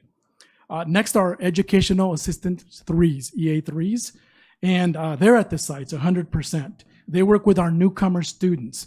We understand that newcomer students who are learning the language have different challenges than students who have been here for a while. So they get extra help where somebody follows them to classes on a daily basis. So our EA3s are not only in different classes, it's not unusual for them to leave San Gregorio High School and drive over to Bonnie Hole and support another student there. They have schedules throughout the day so they know where they're supposed to be. And they support our students in really 4 languages, Spanish, Arabic, Vietnamese, and Khmer with their academic work and or tutoring or whatever the needs may be. A big group that we have, there are 104 of them, are English learners facilitators. We call them our ELFs. And like Christmas, they are sent at a really good time because they provide a valuable service to our students. These are certificated teachers. The majority of them are teaching in classrooms currently. So the ELF work is extra work on top of their day of what they do to help us in many different ways. They serve as a liaison between the schools, the families, and obviously our multilingual program. So whenever we have an idea or a plan afoot that we have to roll out, other than our program specialists who are at the ready for us, our biggest network is our ELFs because we can meet with them pretty quickly and have things implemented at the sites, as you can imagine, like a web, at a moment's notice, if you will. So that's what they do. Then we have our student interns. You may be familiar with this term because they work with other departments as well. They are not unique to us, although we're very thankful for them. They support academics and language acquisitions of our students. They are gold to us in many ways. One, they are young minds who are still defining their careers, but because of their closeness and proximity to age, especially at the high school level, students respond very, very well to our interns and take the advice and the guidance that they can give to our students, sometimes even much more than teachers in some cases, just because of the proximity and who they are. They're also a gold mine because it's a pipeline to find new teachers for us. So a lot of our interns, I've had the pleasure of having at least 3 or 4 during my tenure, have come back and all of a sudden I see them and they're a teacher in a classroom and they used to be working at schools or outside our office, depending on what the situation may be. So we really appreciate our interns and bring a lot of added value to what we do in our department. Our EL counselors, we only have 3 of them, one of whom you've already heard about. We had to move her up because she was too late in the batting order. So we appreciate your indulgence in that area. But we have 3 of them. It's obviously economics. We wish we could have one at every school, but that's not always possible. So we place them at the schools that have our highest concentration of English learners. And that would be Indian Springs, Arroyo Valley, and San Bernardino High School. These are high school counselors. And when we get to the numbers later on, you can see how they're major contributors to our metrics that have moved up substantially for our ELs at our high schools. They support our students, as Dolores mentioned, with academic support, receiving legally mandated language development services, and then ensure that our students graduate, but not more importantly, are A through G compliant. And then lastly, but just as important, is our Language Assessment Center. And they are actually housed in the brand new building behind us here. That's where their branch is. And they ensure accurate identification and placement of English learners and supports. And here to tell us a little bit more about the Language Assessment Center is going to be Ms. Trojeda to provide more about where the EL journey begins for the students in this district. Thank you, Mr. Acosta. Good evening, Board, Superintendent Arellano, Cabinet. It's a pleasure and an honor to be here with you tonight. as an advocate and support of our English learners and dual programs. My 8th year in the district, and every year I learn a little bit more. And so I'm happy to be here tonight to share with you some information that hopefully you find valuable. As Mr. Acosta just shared with you, we have quite a bit of supports in place as part of our system in this district.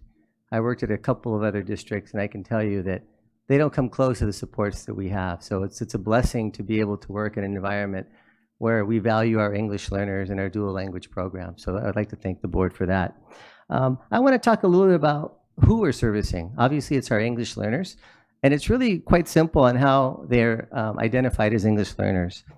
First of all, upon initial enrollment, all parents complete what's called the home language survey. Basically, it's 4 simple questions that ask about what languages are spoken in the home. And based on the home language survey answers, some students will be triggered, or not the students, but it'll be a trigger to be able to assess the students to make sure that they understand English well enough to be successful in schools. So sometimes there's a misnomer or misconception that just by taking that home language survey, you automatically qualify as an English learner, and that's not the case. You will be assessed, an initial assessment will be given in order to determine whether or not you meet the standards of being an English learner or an English-only student. And so I want to make that clear because sometimes there's a little bit of misconception about that. So it's important that our students, that our parents answer correctly on the survey. Sometimes we'll get calls where the parents are complaining that they filled it out inappropriately, and that's why their child was placed as an English learner. That's not the case, because remember, that only triggers the assessment. If the student didn't perform to meet a standard, then they will be classified as an English learner, and then by state law, we're required to provide supports for that student until they are reclassified. Okay? So we have various types of English learners in our school district. This slide illustrates that. Sometimes we'll have students that arrive that are new to the country. If they're 3 years or less in our country, we classify them as what we call newcomers. Mr. Acosta will talk a little bit more later down the road in our presentation about newcomer academies and systems that we implemented to help support these students. If they're English learners for 4 to 5 years, we say that those students are at risk of being long-term English learners.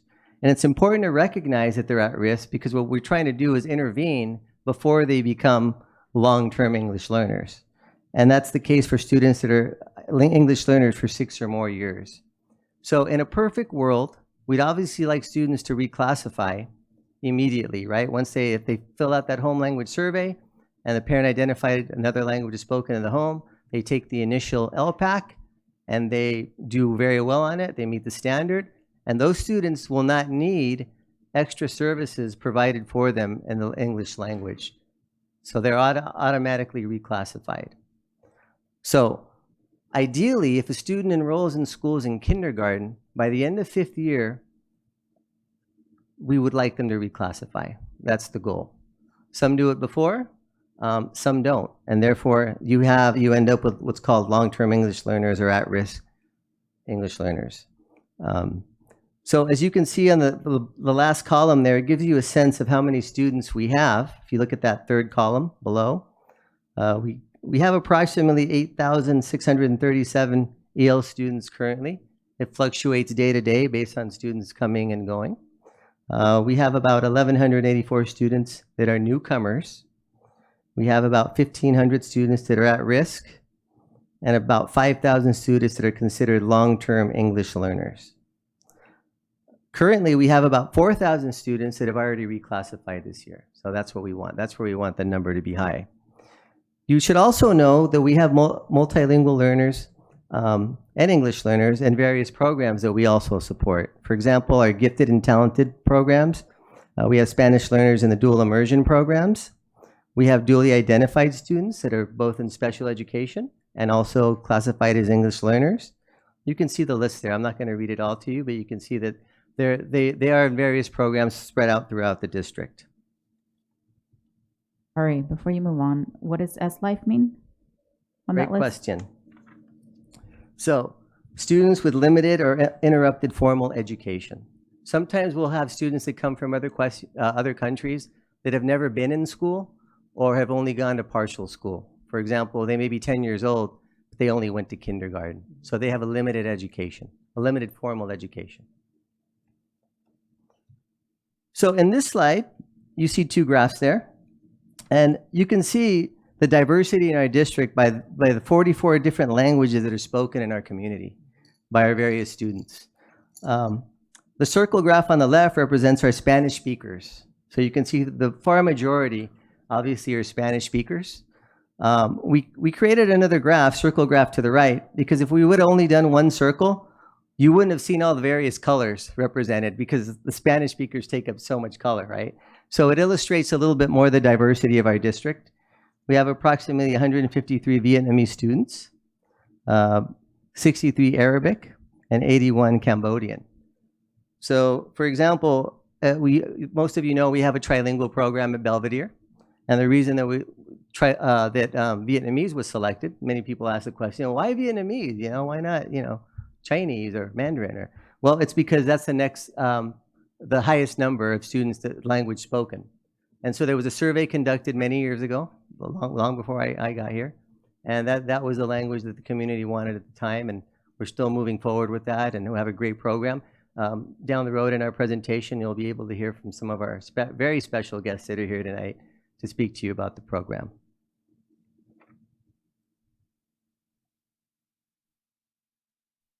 Thank you, Mr. Ojeda. Now we're going to move on over to the multilingual focus areas, multilingual programs focus areas. And again, as we mentioned before, and Mrs. Applegate introduced, these are the three areas that pretty much couch everything that we do in our district. We do a lot of work, so it would have been very easy for us to come up here. And might have been confusing for you if we just started spitting things out. But it's important to categorize them so you know where they belong in the scheme of things. A lot of you have been very involved in some of these things by virtue of your participation and your support, which we continue to appreciate. But really, everything that you see us do when you go to our events, Latino B, etc., the reclassification ceremonies, seals, things that we're going to talk about a little bit, really fall under these three categories. So it's important that you understand the way they funnel into what we do. And I'm going to tell you a little bit about them before we get into them. So academics, we strive for high quality progress at all levels of our students' educational journey with a strong emphasis on graduation and A through G achievement, which is the end point for our students here in our district. So the academics, as I mentioned before, have to be on par or better than students in other districts, with all due respect to them.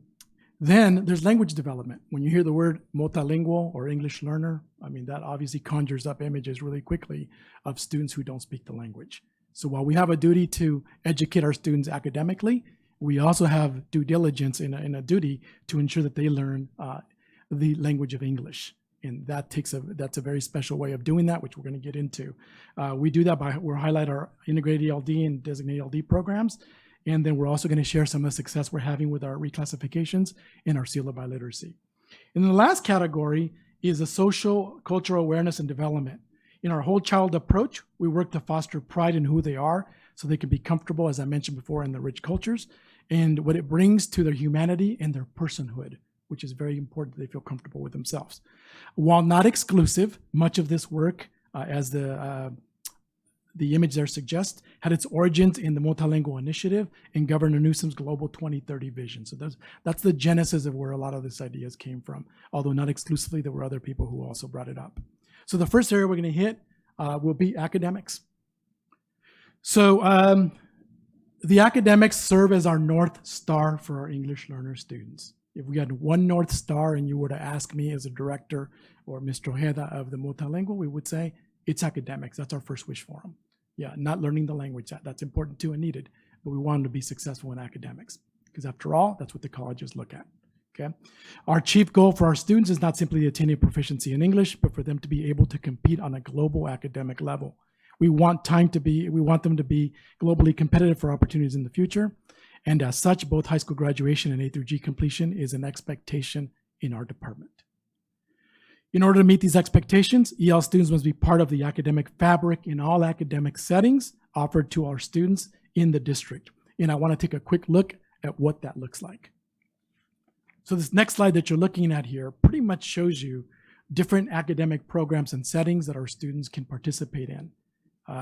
Contrary to a lot of myth, in folklore that's out there sometimes. We hear that, we think that ELs are by themselves or contained in a classroom or in a part of the school, and that couldn't be further from the truth. Really, our ELs permeate all parts of our educational programs. They participate, as you can see, and they not only participate, they thrive in GATE, CTE, VAPA, Advanced Placement, just to name a few. I won't go through the whole list, as you can see for yourself. But if you were wondering, our students, are they involved in STEAM? Are there EL students here? Yeah, there's a lot of students in STEAM. Are they in Kindergarten Accelerated Vanguard? Yes, they are. So they are in all of our programs because it's the only way that we can ensure that there's equity and they have access to everything that a student should have. And we're very proud of that. It's no easy feat. Mr. Ojeda now is going to share a little bit about our interdepartmental collaboration and how this works towards making all this possible, what I just shared with our EL students. Thank you, Mr. Acosta. So as you can see, in a comprehensive school district, K-12, there's a lot of facets to what we do in education. As you can see in this chart, there's a lot of different departments, right? Compartmentalized departments. We have secondary ed, elementary ed, AET, SPED, literacy coaches, STEAM. And so our multilingual program team collaborates across departments to ensure English learners are supported in every aspect of their education, not in isolation, but as an essential part of our district's instructional programs. We partner with elementary and secondary educations on essentials like literacy, core content training, and interventions with STEAM on assessment and technology integration, and with literacy coaches to strengthen cross-linguistic phonics and dual immersion instruction. We're also very proud of our collaboration with our special education department. Together, our elementary multilingual program and special ed teams develop full-day trainings for RSP, mild and moderate to severe SPED teachers focus on effectively supporting English learners with disabilities in their specific setting. These sessions were provided to all SPED teachers last year and will continue this year to ensure ongoing support and alignment.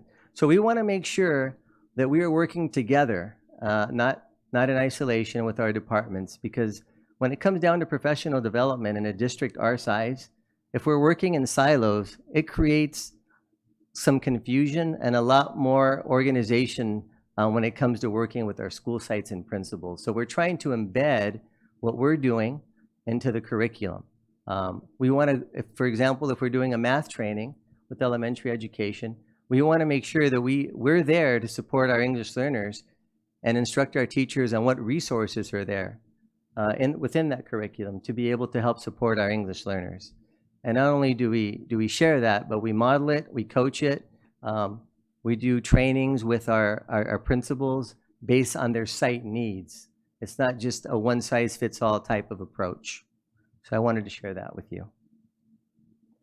As far as curriculum goes, in elementary, all core textbooks are available in both English and Spanish. In fact, it's district practice only to consider curriculum adoptions that include a Spanish counterpart. Our teachers also use several supplementary resources to support the variety of learners in their classroom. The illustration there on the right, for example, you may have heard of Kagan strategies, that are collaborative structures that we look for when we do walkthroughs in classrooms to ensure that students are actively participating in a lesson and not just passive learners. So that's an example of support that we offer trainings to all teachers. In fact, all teachers receive Kagan training at the beginning of the school year, or have the opportunity. And a huge training that we did at Cal State San Bernardino this summer. In the secondary area, and just be warned, board and cabinet, we will be ping-ponging a little bit when it comes to the elementary and secondary. You'll understand, so you can see the differences side by side when we get to these particular slides. But in the secondary area, it's very much the same as Mr. Ojeda just described. We do expect our students to have access to the core curriculum, and they do. That is the chief reason that they are in our schools. It's a way of helping students understand the concepts, and integrated support is embedded into most of these particular textbooks. A lot of them are in Spanish, which is good for us to know. And some of them that are not do have integrated ELD in them to support our students. And in cases where we don't have them in Spanish, we have supplemental materials for them, or we find other avenues of supporting our students so they could be successful and have access to this. This integrated approach has led to academic growth on the part of our secondary schools. and we're very proud of this. And I'd like to show you some of the data, how some of the data reflects what I've been talking about, because I know you'd be very interested in this. So this particular slide is really a testament to the hard work that the folks behind me and the ones that are not in the room, by virtue of being at schools, administrators and teachers, paraprofessionals, etc., are doing on behalf of our EL students. We hope that this slide makes you, puts kind of a pep in your step for the day, because we think it's very good news. When you look at the graduation side there on the left, our EL graduation rate has been steadily rising for 3 years. We're flirting with 90% this year, and we hope that when the data comes in that we're going to hit 90% with our students. You'll notice its counterpart there on the far left. Those are our district graduation rates for all of our other students, and you notice that's going up too.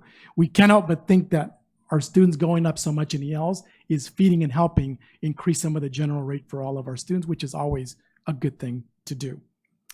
And then if you look on the right, and I'm going to boast a little bit about this on behalf of our entire staff, because they work very hard and they don't get the opportunity to say so. But A through G, which, as you know, is one of our key performance indicators and one of our goals, and something that's measured by the state. Our A through G, in 2 years, the rate has doubled for our English learners. And if you know anything about high schools, that is very, very hard to do. It's easier said than done. Growth is always good, but to double in a period of 2 years is not an easy feat, or for the faint of heart at that. So it takes a lot of work. They started at 13.9% 2 years ago. In our last measure calculation had them at 28.5. So we mentioned there's a lot of reasons why they're contributing factors. One of them being our counselor, which just spoke, but it's a myriad of reasons. I wish I could sit here and deconstruct it, but we would need a lot of time because a lot of people feed into this. So kudos to them. Can I just add something real quick? Yeah, sorry, I was going to am pause you. so sorry, and I have questions for later, but I just wanted to recognize that the huge amount of work with the A through G, because many years, I mean, even before I was a board member, the EL students were at single digits of meeting the A through Gs. And so just to see where we're at now, I do praise the department as well as our parents, because we had many parents, especially our DLAC parents, who pushed for it, who were pushing for the A through Gs and understanding. So I just want to say thank you to everyone that was part of that. And thank you, because you were part of that A through G committee that we were running years ago before you were a board member. I can attest to it. So we thank you for your input at that time. It's made a difference over the years. Next, we actually had Mrs. Godoy, but you've already heard from her, and you could see why we inserted her here originally. She just couldn't stay, so you've already heard from her. But it's a natural spot for us, actually, before we go to our next category, to stop here and to see if you have any questions thus far on the presentation or anything that we've discussed. Do you have any questions? Since you've provided a pause, I do. So I don't see any lights, so I'll just jump into mine really quickly. Let me see. So you actually kind of answered most of them. One of my questions was, is this your entire team? And you had a slide for that, so I won't ask that question. The other one was, does every high school have an EL counselor, which you've also answered that. Do we have a plan to expand that currently, or? We have a vision to expand that. Okay. By a plan, it would be that we would have granular information as to how we could do it. We could do it really quickly. We'd have to review our budget and see what the year's looking like coming into it, because we have to pay these individuals. But if the money's there, yeah, we can go to all the high schools. I'd be, if you can, we'd love that. We would love it. Yeah. I would like to, maybe explore the possibility of seeing what it would take to do that. I think we have how many high schools do we have? 6 comprehensives. 6 comprehensive. I mean, we're already halfway there. So yeah, if we can do that. And then I wanted to ask the question of, is this assessment new? So going back to the slide that I believe Mr. Ojeda was talking about, the questionnaire, the identification of English learners. So if I understood that correctly, there's 4 questions on there. If a parent answers any other language besides English to any of those questions, it would trigger something? That is correct, generally speaking. There's one question where we dig a little bit deeper. It's the last question. It's on there. If you have it there handy, I've already moved my slide over. But name the language most often spoken in the home? Correct. So what we do, we dig a little deeper. Sometimes we call the home and kind of talk to them about, tell me a little bit more about that. Before we go ahead and do the assessment. Okay. And so we want to make sure that we're doing an assessment where it's needed, and not for, sometimes parents do make mistakes filling out applications, Is that a newer, the assessment, is that a newer thing, or has The it home been? language survey has been around for a long time. Okay. Yes, Okay. I can't tell you how long. Maybe Ms. Applegate might know that, but it's been a long time, yeah. Okay. And it really hasn't changed a whole lot since it's come out. It's pretty much those questions. But as a district, we did take it internally. Question number 4 was confusing because parents would put that they did have this language in the home, but maybe it was a grandmother who spoke Spanish and nobody else in the home predominantly spoke Spanish.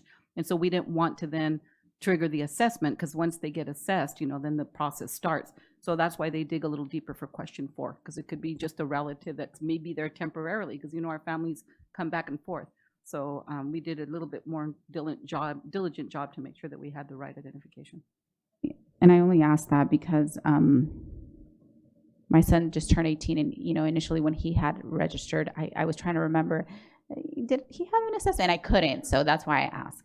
I couldn't remember. And then just finally, like Ms. Medina said, just thank you so much for that. That is very impressive. The A through G, just the doubling of that.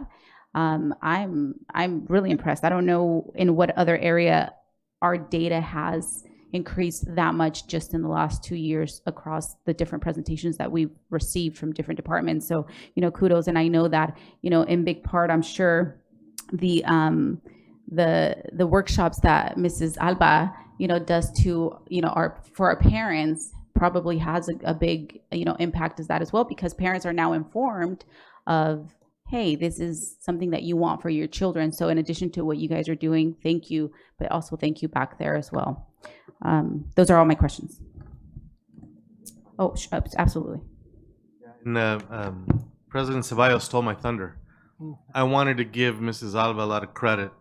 She's done a great job providing the A through G parent form. So, señor Alba, muchas gracias por todos sus esfuerzos, porque mucho de ese números que vimos de la A through G es por los esfuerzos que los papás, el liderazgo de ellos comienzan a aprender qué es lo que se necesita para terminar a ser A through G. Y lo que usted está haciendo, belloso. Muchas gracias. And I know Mrs. Cooper is going to be emulating some of those same parent forums across the other sectors of our community. So great things are going to happen, and those numbers are going to continue to increase. So. Yeah. Oh, I'm sorry, Ms. Medina. And can I add, the reasons why they're so good at the A through G's is because they had almost all of their children go through Berkeley. UC Berkeley, so that's another accomplishment, because I always wanted to see, how do they do that? I want my children, but every child has its own path, and we also want to encourage them. But definitely, I do have a question though with regards to the counselors. I see that we have 3 counselors, and I know with the counselors there's also, and I'm not sure if it's the same then, same now. Back then, certain students are not able to apply for FAFSA, but they are able to apply for other programs.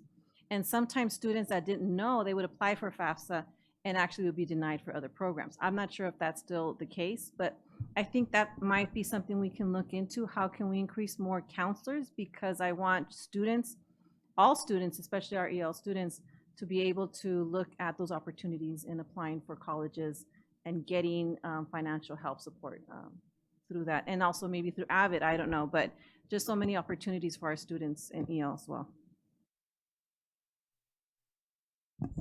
Thank you for the recognition of the A through G. And I didn't mean to suggest it was just all our work. We know the parents, it's a prior responsibility and everybody has a slice, and the parents is a big slice of it. So we are very appreciative of all contributors towards that particular metric. Now, Mr. Ojeda. So Mr. Acosta, just to recap a little bit, spoke about our academic supports, right? Which is the most important thing for our students. The main thing is that they have academic success. However, if you don't speak English, it makes it very challenging. So I'm going to move on to the next section of our presentation, which has to do with language development, because essentially, as a multilingual department, that is what our task is, to help students be able to reclassify as soon as possible to give them every opportunity to be successful in school. So as you can see by the slide, we're going to talk a little bit about our language program options in our school district. We're going to talk a little bit more about integrated and designated ELD instruction. We're going to dig a little deeper into our reclassification and how we're doing in that area. And then we're going to speak a little bit about the seal of biliteracy, all very important topics. So when students are enrolled in our school district, they have options, language program options, which is illustrated on this slide. One of the options is called Structured English Immersion, or Mainstream. That is our largest program. It serves approximately 6,500 English learners, and it focuses on English language development with targeted support and core and content areas. So that's where you're going to see a lot of the designated and integrated ELD that's mandated by the state to help support our English learners. And that's a huge part of what our department does, is train our teachers on how to do that. Because if they don't have those skills, we're not going to see a whole lot of growth in our reclassification, which means students are not going to reach their potential, and that's what we don't want. We also have a dual immersion program, which in our district, as you'll see in the next slide in a minute, we have an abundant opportunity for our students to enroll in dual language programs. We currently have about 3,200 students that learn both English and Spanish, and they're developing bilingualism, biliteracy, and cross-cultural competence. We also have our trilingual immersion program, that's housed at Belvedere Elementary School. We actually have the teacher here. He decided to come and spend some time with us. His name's Ian Tran, so we welcome him.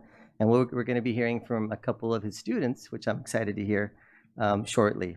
And we approximately have about 272 students that participate in our trilingual program. It's a unique model of learning English, Spanish, and Vietnamese, developing academic English and Spanish, and conversational Vietnamese. So obviously it's very difficult. You can't master all the languages, but you can kind of get a good idea of some of the basics, right? And that's what we're trying to do.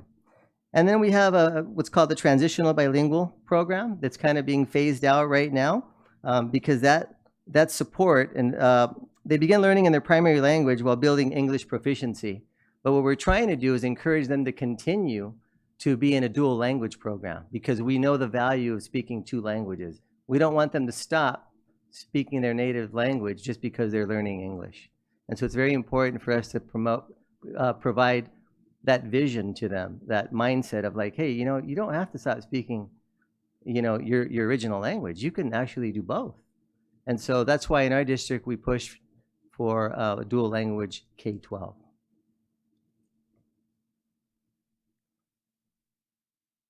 So in this slide, it kind of gives you an idea, in a sense, of how many programs we offer and at what school sites.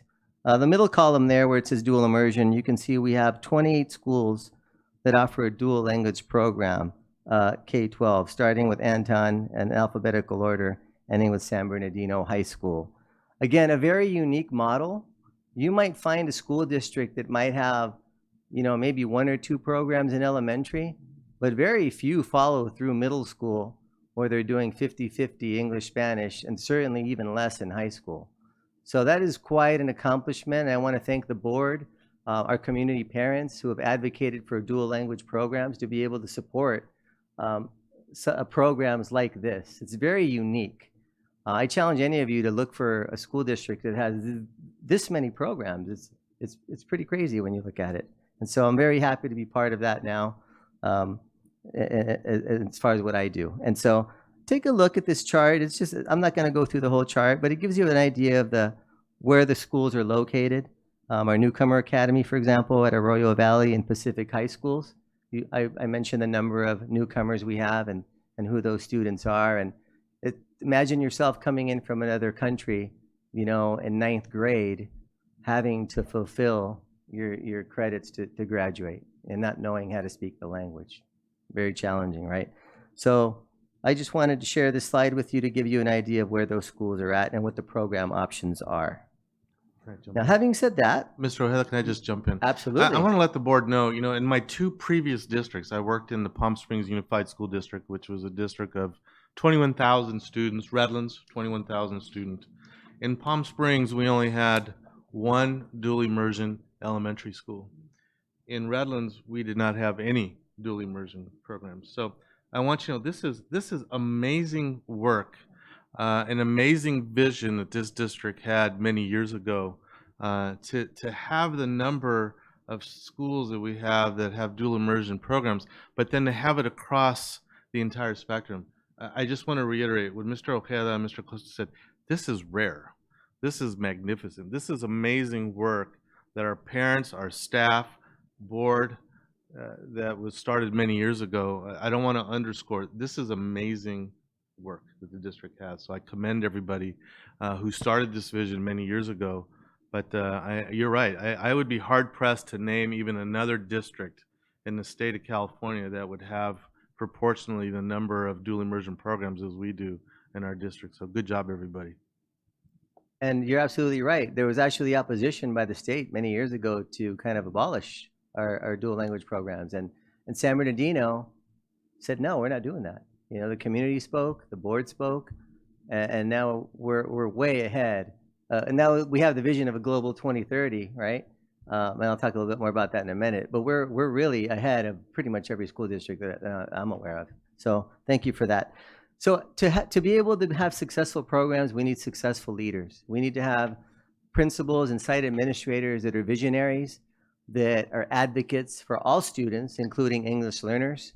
And so with that, I had someone in mind that's going to say a few words. Her name is Dana Jameson. She's currently the principal at Pacuma, which is one of our K-8 schools. And I'm proud to say Pacuma is a dual school, not only in elementary, but also at the middle school level now. So let's give her a big round of applause.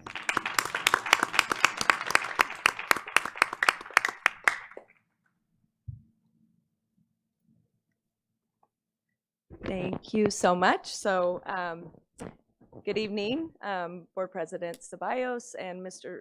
Superintendent Arellano and board members and cabinet.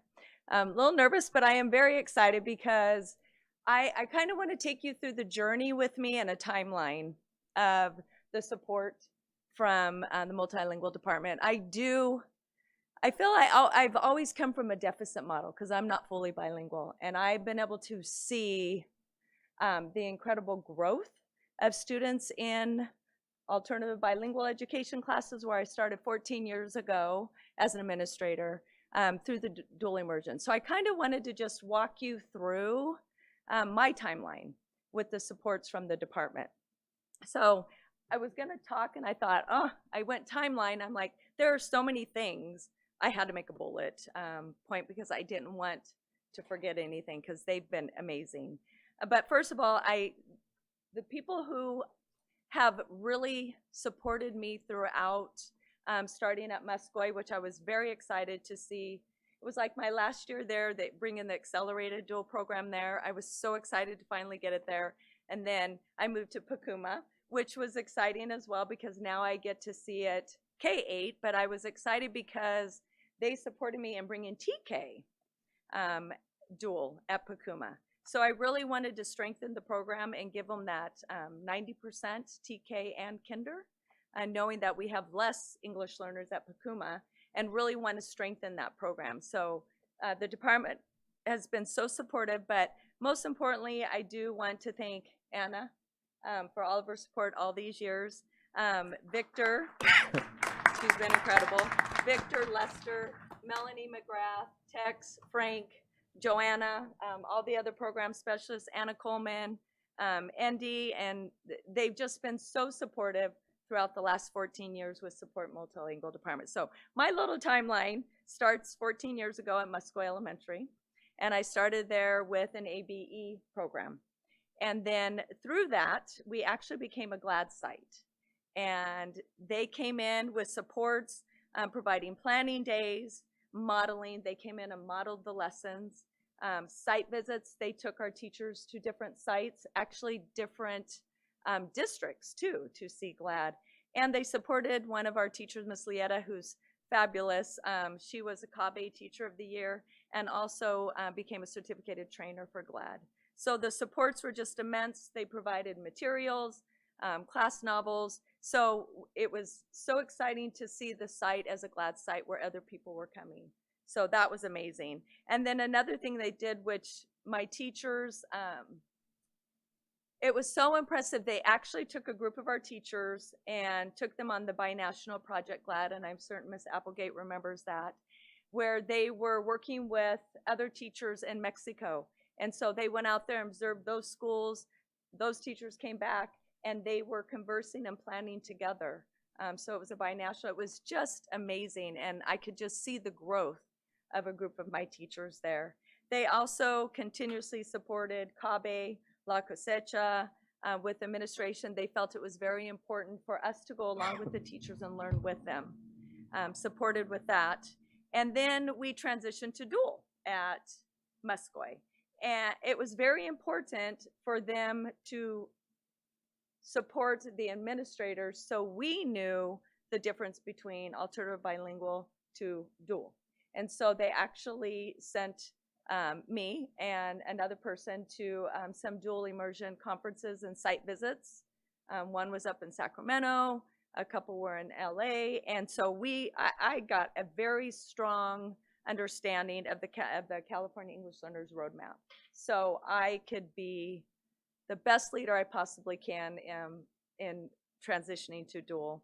So along with that for my teachers, again, conferencing, planning days, dual planning days, observations again, materials. They supported us with some transfer kits, which I'm so happy to see that they're coming across all schools. So helping with learning about that positive and partial negative transference. So very excited that that's going to be part of the dual program. They also provided assessments and materials. It just kept coming. Imagine Espanol. They also came out and did parent meetings with my parents. So parents had a strong understanding between moving from an alternative bilingual education to dual. So they supported with all that. And then again, like I talked, we got to bring the dual preschool to Muscoy, which was amazing. And then they accelerated. But the journey didn't end there. The timeline kept going. So then I moved to Pacuma. And I was like, wow, okay. Now it's K-8. And I was very excited. And Tex was so helpful because looking at the middle school, knowing that we needed that 50-50, the minutes were off a little. And I wanted to make sure that the students were still getting that 50-50. And so multilingual department came in. They helped us ensure that we had highly qualified B-clad teachers. They helped pay for that, for the credentialing. So we can move the teachers, so we can restructure that master schedule so the kids are getting 50-50. So I was so thankful for that. And then also, just recently with some of our elementary, we needed some special support. I had some teachers go out and like maternity leave, and the department brought in some specialists. And so they're in those classrooms to ensure that they're still getting that high quality teaching in Spanish in that first grade and second grade and kinder. Unfortunately, we had lost our dual kinder teacher, not in a bad way, but she decided to move on. And Victor came in, and we needed to get somebody in there, and they supported that. They brought in the specialists. They planned with the teacher. They set up the classroom. They developed the morning routines. They are helping her with report cards until we can hire a fully B-clad teacher in there. So they've just continued. He came and we met with that class because the parents were very, very concerned, you know, especially in kinder. It's so important for the Spanish foundations. And the district came in and they supported. We had a parent meeting with the class. And so the multilingual department has just fully blessed my journey and my students' journey throughout my years working in dual programs. And I'm so grateful and thankful for all of them with the continued supports. And I just thank you for listening. So thank you, everybody. They've been amazing. Any questions? I hope that was a good timeline, little glimpse of what it looks like, you know, boots on the ground, right? No, that was a great timeline. Thank you so much. Thank you. Thank you, Ms. Jamison. Next up, I'd like to welcome one of our students at Belvedere Trilingual Program. Her name is Bella Rose Pock. Let's give her a big round of applause.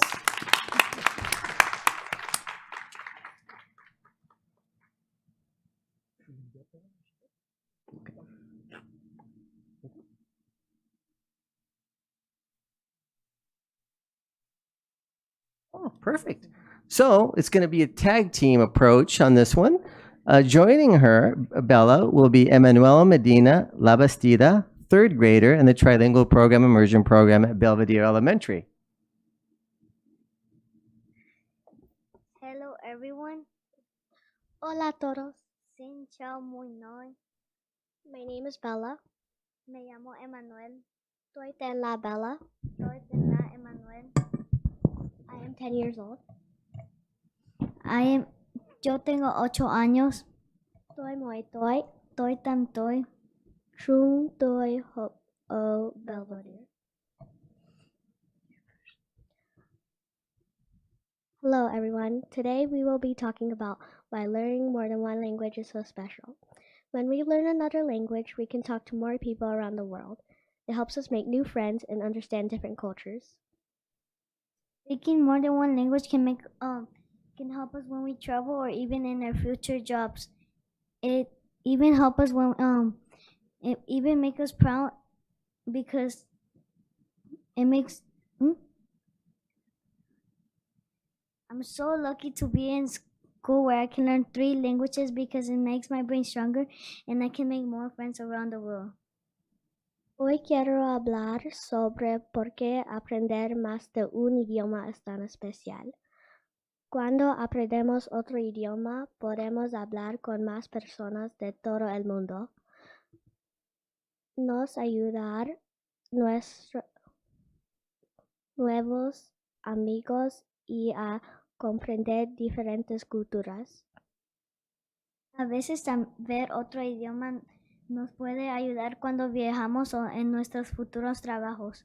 Saber más de un idioma nos hace sentir orgullosos de quiénes somos y de dónde venimos. Tengo mucha suerte de estar en una escuela donde puedo aprender 3 lenguajes porque hace mi cerebro más fuerte y puedo hacer más amigos por todo el mundo. Thank you for listening. Come on.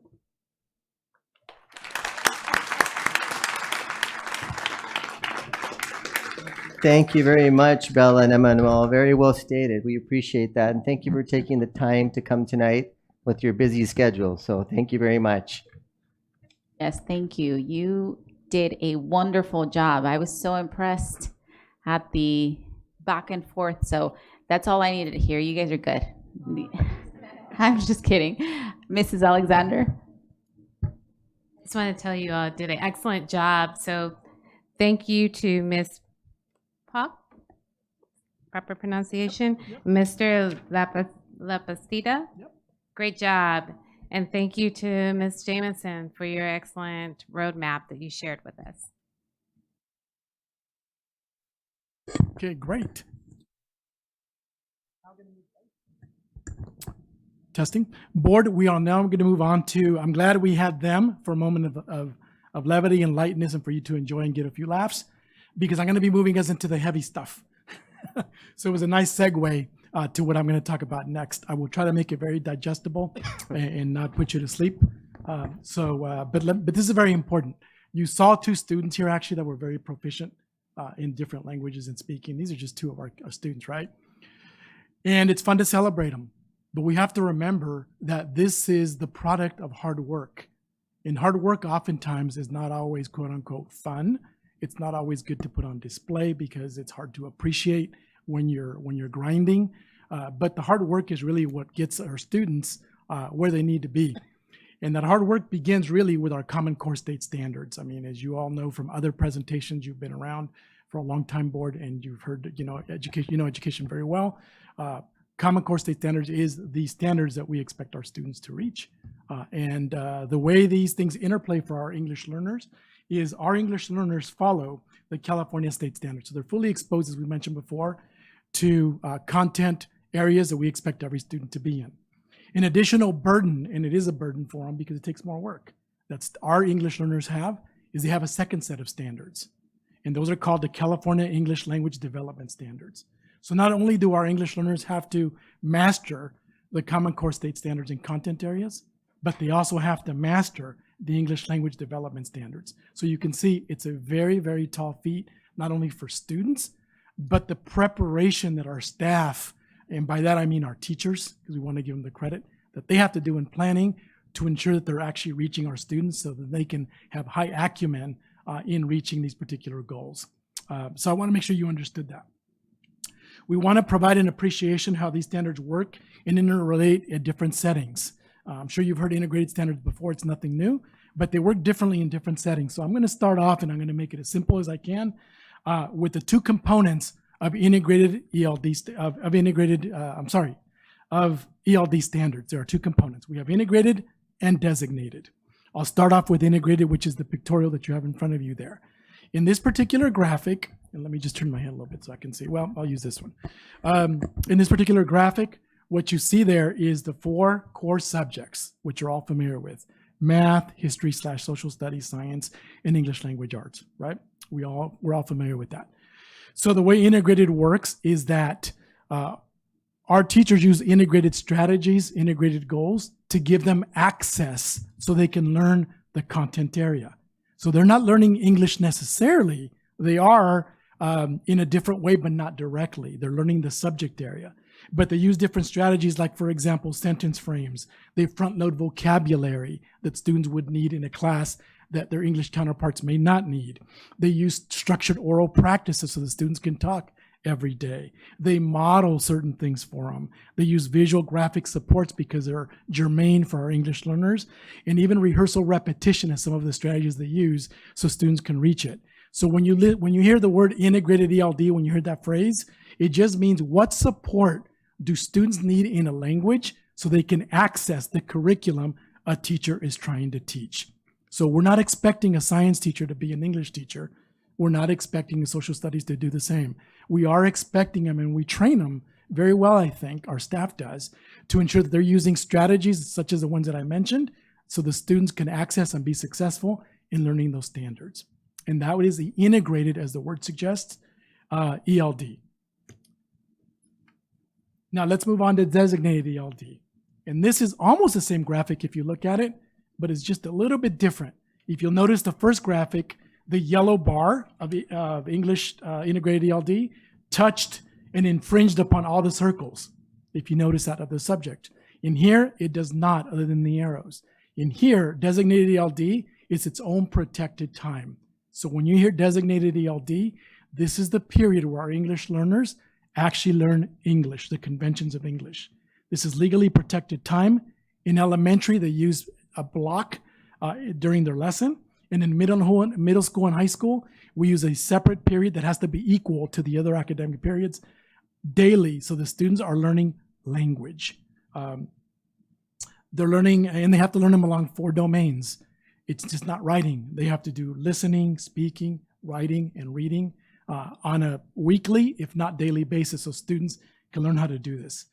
The idea being that as their designated ELD grows, their language skills, they'll be much more successful in their core classes. And that, of course, makes sense. Some of the things that they learn that they have to cover in this class: syntax, punctuation, writing conventions, vocabulary, capitalization, grammar, verb tense, etc., etc. I could keep going, but you get the point. It's to learn actual English. Why is this important? Why is designated ELD important, other than the fact that I mentioned it's important for them to master the core content? It's also important so they can be reclassified. As students become much more proficient in this, they can pass the LPAC, the English Language Proficiency Assessments for California, that they must take in order to reclassify. The CASP test you're all familiar with. The CASP test measures academic skills in ELA, math, and science. But the LPAC tests proficiency along 4 domains. And Mr. Ojeda is going to start us off by explaining a little bit about what the LPAC entails and how we support them in our classrooms. Thank you, Mr. Acosta. So this slide illustrates some of the ways that we work with our teachers and trying to teach them these strategies to work with our English learners, right? Mr. Acosta talked about designated and integrated ELD strategies. Well, in order to do that, you need time.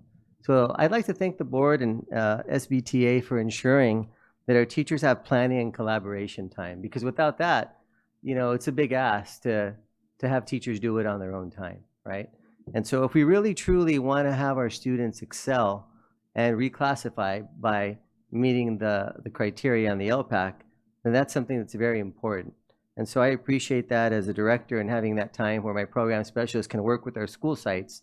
For example, we had a collaboration time district-wide with all of our elementary teachers where we did a presentation on looking at school site data as it relates to English learners and using strategies to help reclassify those students, which is very important. And so I'll give you just a little bit of a taste. I'm going to show a video clip. If I could have David help me with that. This says, how do sea stars move? So you read the part about they move what? Very quickly. So do they move very quickly? Let's read A. What did that one say? Oh, that was you that said that. Okay. So how do they move quickly? A, what? They use their feet. B, they use their tails. C, they use their fins. Okay, so let's find where. Why do you pick A? Where do you see that? Do you see it in the first? Let's look. The first paragraph. Oh, can you sit down so they can read it? There you go. The first paragraph, the little second paragraph, the third paragraph, or the fourth paragraph? Where do you see your answer? Because you're right, but why? Where do you see it? First, second, third, or fourth? Here.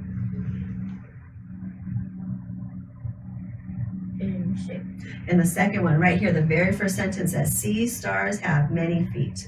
So how do they move? They move along the bottom of the ocean.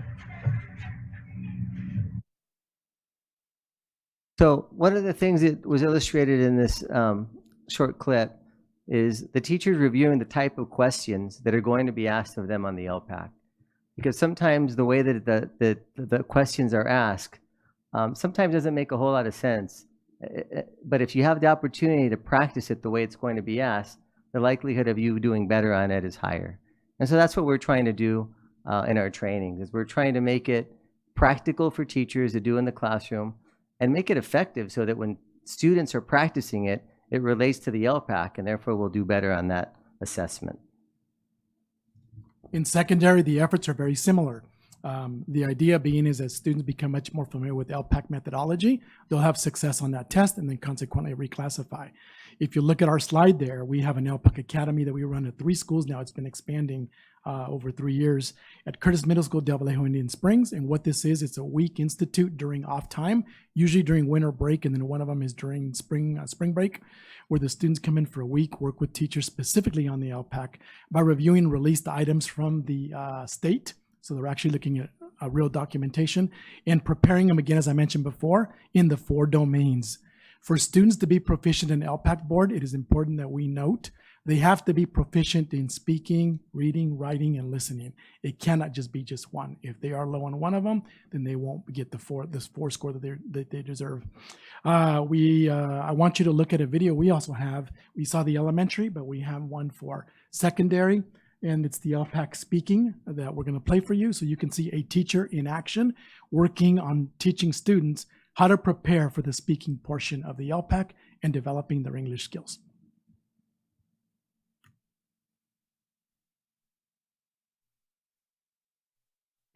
There's one picture, just like we did last time. So the first thing you're going to do, and I saw you, and who asked for the ruler?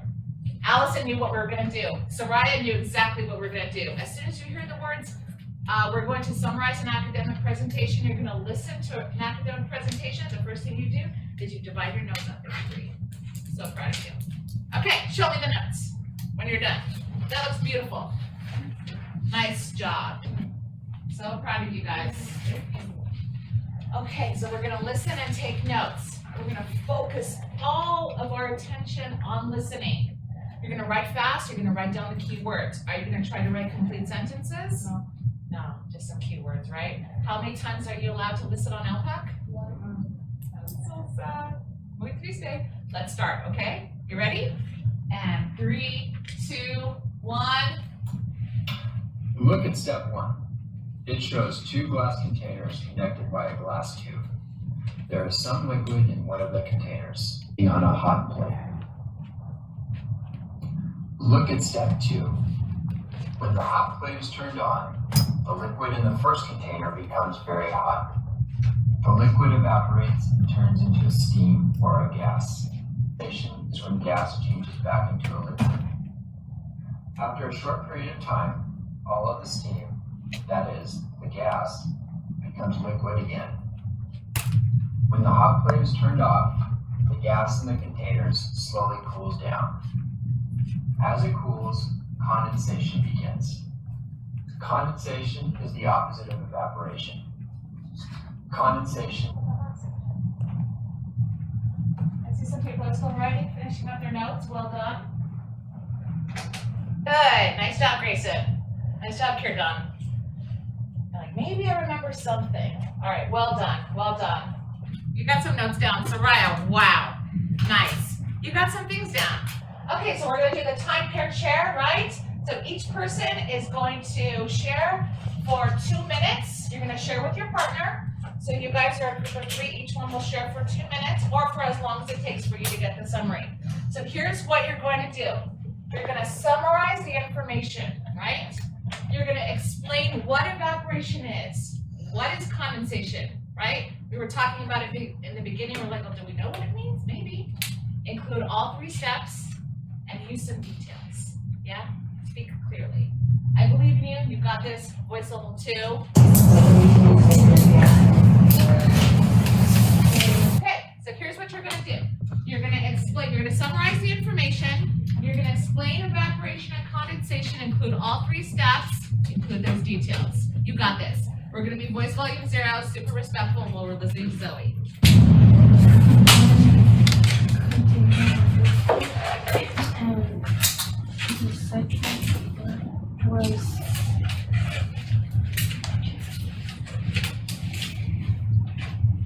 It got hot and it got hot and then it turned to liquid gas. The third part was that it was both even spots. I'm so done. I know, everyone clap. I know how hard it is. I know how hard it is, believe me. That was amazing. You included all 3 steps that you saw. So The board, hopefully that gave you an appreciation. It was important that you see it, that we bring the classroom to you so you can see the level of acumen and direct instruction and how methodical a teacher has to be to prepare these students to be successful. You heard words such as condensation, evaporation, which for us are commonplace, but for our students, not so much, especially our younger students. So it's important that we teach them these skills and prep them through these LPAC developmental supplemental supports so they can have success in their classes. And this is what goes on in our schools. Now, as we go into these designated ELD classes, which is what you saw in evidence of right now, where they actually teach them specifically English, I want to make sure that the board is aware, and I think most of you are, but we want to make sure that we cover every corner, that the support in the English language is given at 3 different levels. They're not all put in the same class just because they're English learners. You have ELD 1, designated ELD 1, designated ELD 2, and designated ELD 3. And depending on the student level and their proficiency with English and their mastery at a particular point in time, they are in a different class. It would be unfair to pair a student who just arrived from another country and doesn't know a lick of English with a student who's been here for 3 years. In 3 years, you can make a lot of progress, believe it or not, where they would lose the patience. So students are placed in these classes accordingly in all our middle and high schools. Of course, in the elementaries, they also put them accordingly. They just don't have periods like we do in middle high school where they switch teachers, but it's the same formula. You put like students at the level that they belong in. What this slide shows here is it reflects the curriculum that we use in middle and high schools. This was carefully vetted with a lot of arguing from our team 3 years ago, a lot of review and choices, because we wanted to make sure that we actually use something that was going to benefit our students. And based on the results that we've been getting on our metrics, we do believe that that's been the case. Mr. Ojeda mentioned something a little earlier. So I just showed you the way the classes work and the curriculum. But this curriculum really doesn't work in a vacuum. You have to prepare your teachers to use it. In fact, we were busy preparing teachers today that we pulled out of our classes at our high schools to prep them for ELD, and we have it going on again tomorrow. because if you don't prep them, they won't be successful. So to that note, we invest very heavily in professional development. You have to give them the tool, but you have to develop them professionally so they can use it at a very, very high level with a lot of skill. So PD is very necessary to build the capacity for our teachers to be successful in supporting our EL students. And we're going to talk a little bit now about what professional development looks like in both elementary and secondary. So Mr. Ojeda, if you'd like to start. So I already spoke a little bit about our collaboration day that we had, the training that we did with all of our teachers that related to data and the LPAC. On this slide, you can see a list of the focus that we have for our professional development. I'm not going to read through all that, but you can take a look at it. The other aspect that you need to know is we work with our community members and our parents a lot through the ELACs at each of our sites, our DLACs. We offer training so that they are aware of what their responsibilities are, that they need to fulfill in order for us to be compliant, because that's what the state requires. And so we do a lot of, as you can see, a lot of professional development. But it's very important that you know that not only do we do the training, but we follow up on it. Both Mr. Acosta and I, through Mrs. Applegate's vision, have told our program specialists the majority of their time should be at the school site supporting teachers. And I can honestly say that, our program specialists are out. They're out doing classroom visitations, modeling lessons, working with site leaders on figuring out what the site needs to help our English learners grow at a faster rate, and they're implementing those strategies. So it's important for you to recognize that they are doing a lot of training and they are out there most of the time.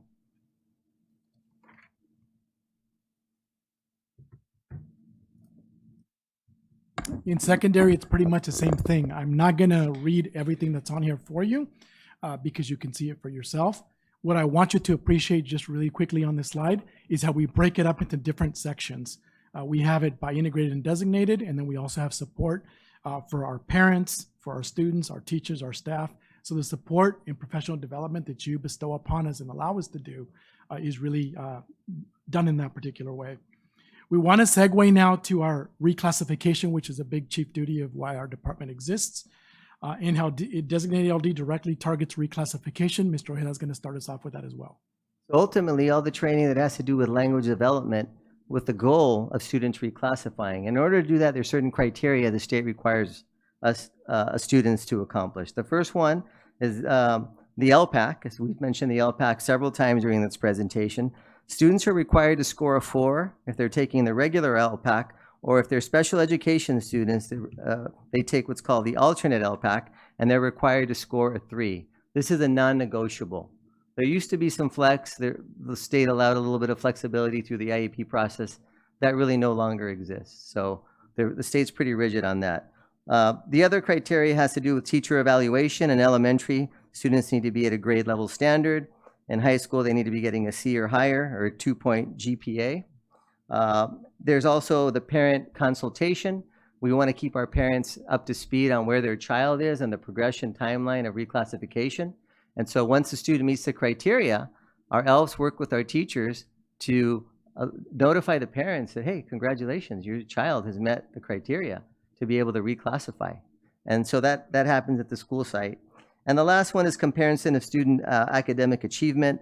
In our district, we've selected the STAR. Students need to get score 25% or higher on the STAR, or we utilize the CAS data. If they met or exceeded the standard, then they're able to meet that criteria. So that's basically, in a nutshell, the reclassification criteria. Our district-wide goal, as you can see that little star in the upper right-hand corner of the slide, is 10%. And so that we feel that's a very attainable goal, and we work with our school sites to do our best to monitor.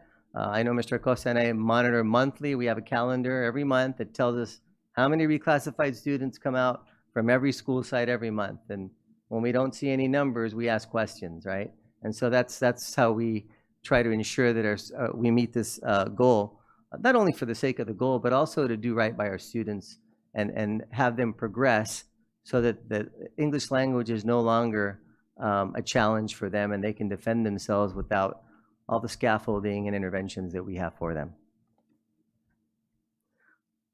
This next slide represents the students that scored a 4 on the LPAC. You can see a comparison from the years 23-24, 24-25. Kind of take a look at that. It shows that we are growing, particularly in secondary. We've maintained in elementary. I'm sorry. I'm gonna pause you really quickly. Sure. For our student board members, feel free to, whenever you guys want to excuse yourselves, you won't be rude. We understand that you have to go to sleep and get up early tomorrow. So feel free as you want to, whenever you want to step away. Oh, and we have a student speaker. So I know you want to cover your slide, so we want to honor her time as well. So I don't know if at what point we can bring her up.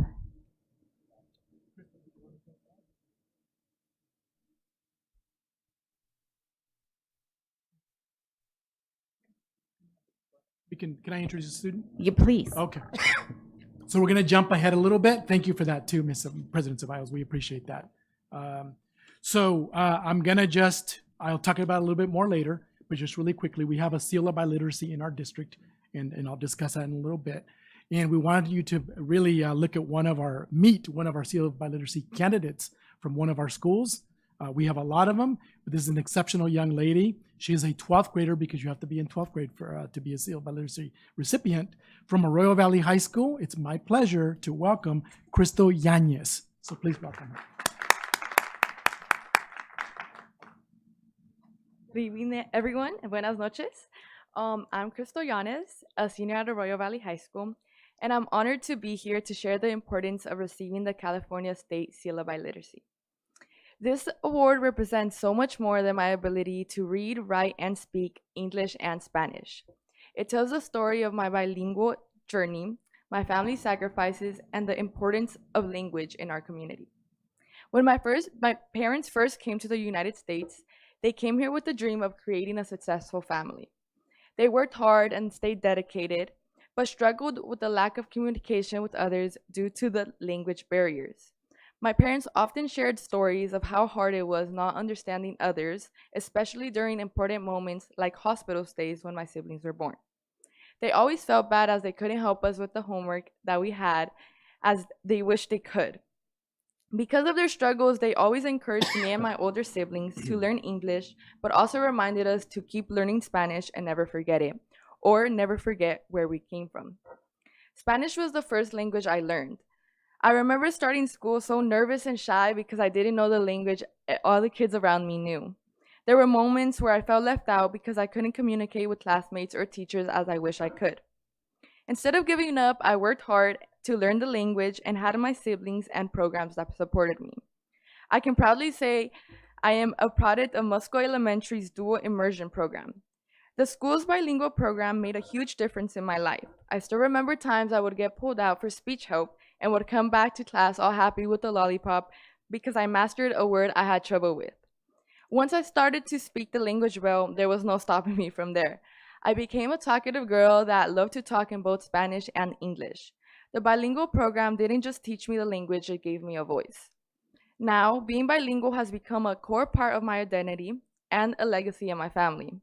My eldest sister is now a first sergeant in the U.S. Army, and part of what helped her advance is the fact she speaks Spanish, where she can communicate with twice the amount of people. My oldest brother graduated from Cal Poly Pomona with a major in mathematics and a minor in Spanish. Now he runs a construction company where he is able to communicate with both English and Spanish-speaking workers and clients. My second eldest brother, graduated from MIT with a degree in computer science. Because of his bilingual education, he's able to travel to Mexico often and connect to our culture. My sister, the fourth in the family, now works as an office manager, and she is able to communicate with vendors and employees in whichever language they feel more comfortable with, which creates a strong relationship within them. All proud graduates from Arroyo Valley High School within our district. Their success reminds me that language is powerful. It opens doors and connects people. Earning the seal of biliteracy honors my parents' sacrifices, my hard work, and my family's shared story. In the future, I want to use my biliteracy to help others. Because being bilingual doesn't only mean speaking two languages, it means being part of two worlds. In a community as diverse as ours, multilingualism unites us. It reflects our culture and our values. The California State Seal of Biliteracy celebrates that, and I am proud to be part of a generation that celebrates being bilingual and sees language as a bridge and not a barrier. Thank you for your time. Thank you. Wow. Wow. So we have a lot of lights. Who was first? Mr. Santos? First, wow, amazing. To your parents, wow.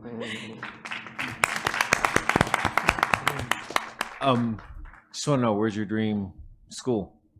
I actually don't have a dream school. I'm indecisive. I know I kind of want to go a little farther. I want to explore my options. I kind of don't want to stay local. I kind of want to either go out of state or a little farther, but I'm not 100% sure where my dream school is. Fair enough. Dr. White? Thank you, Madam President, and Crystal, wow, well done. I think we need that shot in the arm right now. Sometimes it gets late at night, and so with you giving your presentation and your speech, I think you're absolutely electric, first of all. Thank and you. We are so proud of you. I want you to know that, but not just you, but also your brothers and sisters. You know, we were just listening, and Mr. Santos and I were going, I hope they went to our schools, right? The San Bernardino City Unified School District Yes. schools. Because I always say, we have absolutely incredible kids here, as well as programs. And as we've heard from you, I'm quite sure you could go anywhere you want in the United States to college, as your siblings have. So, wow, amazing job again to your mom and dad. Congratulations to you all, your family. Just know, though, I know for the entire board, we're so proud of you. Not just you, but the rest of your brothers and sisters as well. I mean, unbelievable job, and I can only imagine the pride that your mom and dad have for you and your siblings. Thank you. Thank you. Mrs. Alexander? Yanez, great job. Thank you for sharing your story and just being an inspiration to all the scholars. And thank you to your parents that are in the audience for being here. And we see them quite a bit, so definitely have a support system. So thank you for all that you do. Thank you. So I just want to say, like I said, wow. I mean, felicidades, mamá, papá, por todo su trabajo, por todo su apoyo, su dedicación a sus hijos. Nos compartió un poquito Cristal de lo que hacen sus hermanos y nomás nos quedamos con la boca abierta. So muchas felicidades por todo su apoyo and congratulations again. Thank you. And I think we see Dad's hat. Go Dodgers is all I could say. Yes. He was very excited. Thank you. Thanks for coming out. And, Thank you. you don't have to stay for the remaining of the time. I know you guys, you want to go to bed and continue to do the great things that you're doing. So Yes. Thank you so much. Good night. Thank you.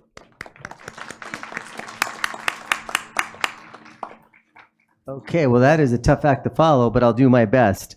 So the next slide, if we can go back, let's see, there it is. Thank you. This slide illustrates our reclassifications for the 24-25 school year. So you can see we had 1,273 students. They're reclassified, a total of 13% district-wide, which remember 10% is our district goal. So I want to talk a little bit about the pathway to biliteracy. We all know about the SEAL, but I'm not sure how familiar we are with the pathway to biliteracy. As I understand it, as the story goes, and we're lucky enough to have Miss Applegate here, still in this district, 30-something years into her career. So she's like a history book in a lot of ways. But she was sharing with me the history of how this started. And back in the day, I guess it would be more or less maybe 2012, 13, because the first block there says 13, 14, so I'm guessing. There was conversation about how to increase students in our dual language programs. So they came up with a system where they would monitor students in certain grades.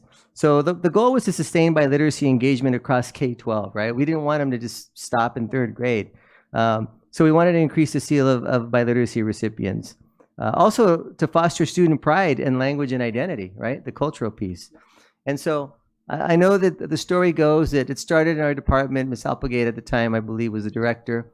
And they formed a committee of specialists and also parents, is my understanding. And so it evolved to what we have today as the pathway to biliteracy. Well, I'm going to talk a little bit more about that down the road, but I just wanted to share kind of the evolution of how that started. And a byproduct, as you're going to hear Mr. Acosta state in a minute, is that we've improved in our seal, and I think some of the credit needs to go to this program that was developed years ago. Well stated, Mr. Ojeda. I'm going to talk to you about the seal of biliteracy, but I do want to give kudos to our secondary workers, specifically, as he mentioned, the pathway to biliteracy. We've made great growth, if you notice on that last chart, for 8th grade. You notice the last 2 columns there. They've really moved up, and that's really been through a lot of the efforts that we've done with our middle schools. A few years ago, we had 43 students that were pathway to biliteracy ready. A year after that, we had 485, and then we were flirting with almost 600 the last year. So we made a lot of great strides. It's kind of our JV program to our varsity program, which is our seal of biliteracy for our students to earn them in 12th grade. So as you can see here, last year we had 716 seal of biliteracy recipients, which, in talking to Mrs. Applegate, that is the record, the most we've had in our district thus far. We hope to keep increasing that number and getting more students, but it's still a very formidable number to have. And these are our students who are biliterate and bilingual in 2 different languages. The languages that are represented last year, just so you know, are there: Spanish, French, Tagalog, and Hindi for those students. Although if you look at the pathway to biliteracy, we had more than 11 languages represented. And then something we're very, very proud of, and I'm sure you will too, because it is your district, we had 14 students, and you saw 2 little ones earlier today, who earned a trilingual seal of biliteracy from the state of California. Remember, the seal of biliteracy is given by the state of California. It is not a local accolade. It is something that there's criteria, and our students need to meet it. So we're hoping that this year the trilingual keeps growing for our students and to make us more proud. You've already heard from Crystal, so I'm going to skip that part. She was our example, one of our exemplars of many, by the way, who made that achievement. And then Mr. Ojeda is going to talk to you a little bit about our pathway to biliteracy. With that being said, I'm happy to inform the board that the California School Board Association has awarded our school district with the Golden Bell Award for our pathway to biliteracy program for the 25-26 school year. So that is very exciting. We look forward to hopefully joining some of the board as we receive the award in Sacramento sometime in December. We want to thank the board for your support in advocating for multiple languages. As Mr. Arellano mentioned earlier, that's not the case everywhere, but you do stand behind us as staunch supporters, and it makes a big difference for our students. So thank you, board, for that. So this brings us to kind of the end of our presentation. We have a couple of slides that touch a little bit on the social cultural awareness and development. Sorry. We talked a little bit about the multilingual initiative, right, and how important that was to our district. I'm going to jump here to this slide here. You can see that as a result of this multilingual initiative in our district, we had, leaders in the district led probably by our multilingual department at the time. Our board obviously supported it. We had parents involved in the community, some of which are here in this room tonight. And as a result, it's brought about growth in several areas, and some of them are included here. Just really quick, our Newcomer Academy, our world languages in 8th grade for high school credit, increased dual language participation in our trilingual program. All part of this document and this vision that some folks had at the time. And it's great to see the results and the fruits of their labor. So I just wanted to share that. And then, of course, I mentioned Global 2030, and that's an initiative started in California that basically states that the goal in 2030 is to have all students know multiple languages, more than one. And so that's something that we're kind of ahead of the game. If you look around in other school districts, again, we're definitely ahead of the game in that area and supporting that initiative before it was even an initiative. So hats off to our school district for that. In this area, board, we have a lot of enrichment programs in our district for our students, many of whom you've been a part of. You're all familiar with the Latino History Week for middle and high school students. Many of you have actually participated as judges or even attended.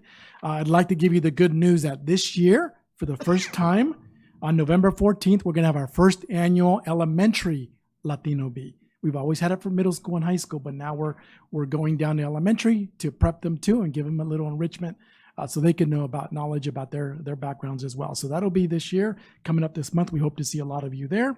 We also sponsor college trips for students to be exposed to that at several schools. Arrowview's been the school we've been supporting the longest. There you see 2 pictures where they attended Cal Poly and then also visited a different school, but they visit a lot of schools along the coast in California. It takes place over a whole week. So we provide the busing, transportation, food. It's a very coordinated effort to make sure that our students are exposed. And then we're also participating, as you well know, in the English Empire Future Leaders. Our high school students participate in that. It's a summer camp where they develop their leadership skills and then come back and are able to use that in our classrooms and in their futures as well. So those are some of the ways that we are supporting our students through enrichment activities. Next slide.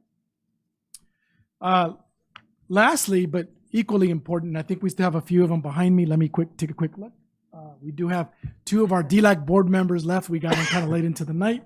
But our DLAC is our governance board that we have here in the district that's required by law. And they have responsibilities, as you well, over 7 different areas that must be completed. We have with us, if they would please stand, por favor se pueden parar. So they can be acknowledged. Our secretary and our president, Mrs. Romero. So we're parlamentaria. Discúlpeme. Okay. Our parliamentarian, not our secretary. Secretary was here earlier, though. And they do all of this in service of our students, just to be very, very clear. They do a lot of things, a lot of initiatives, a lot of ideas, but it's all for students. And we're very glad that we have them here. They did a number of things. They had a very busy year last year. I'm not going to rattle everything off. I do want to highlight 2 different things that we think were significant and very important.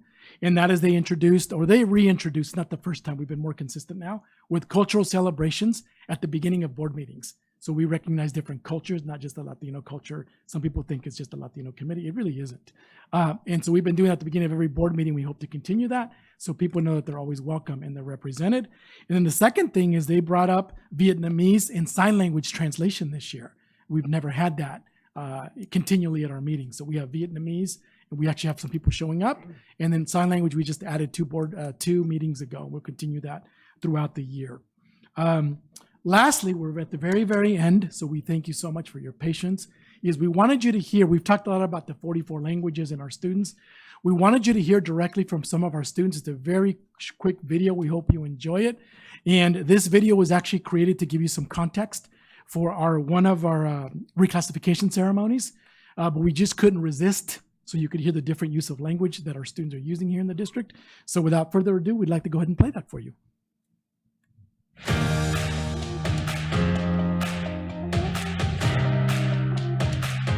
Bonjour, bienvenue à la cérémonie de reclassement de SBCUSD.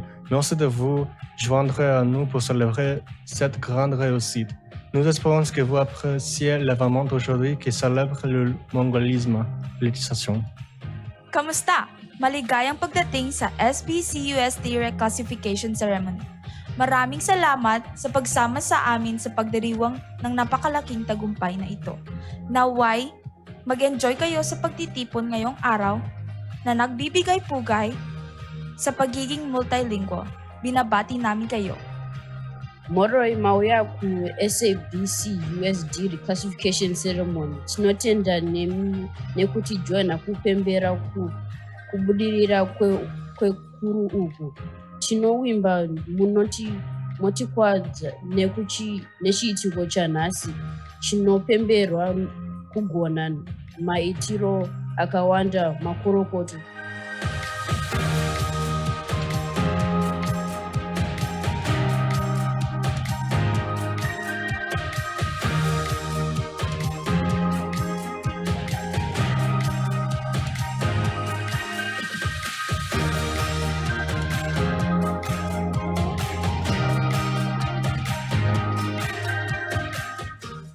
नमस्ते, आप सभी का SBCUSD होने वाले कार्यक्रम में स्वागत है। हमें आशा है कि आप सभी इस उत्सव का आनंद लेंगे।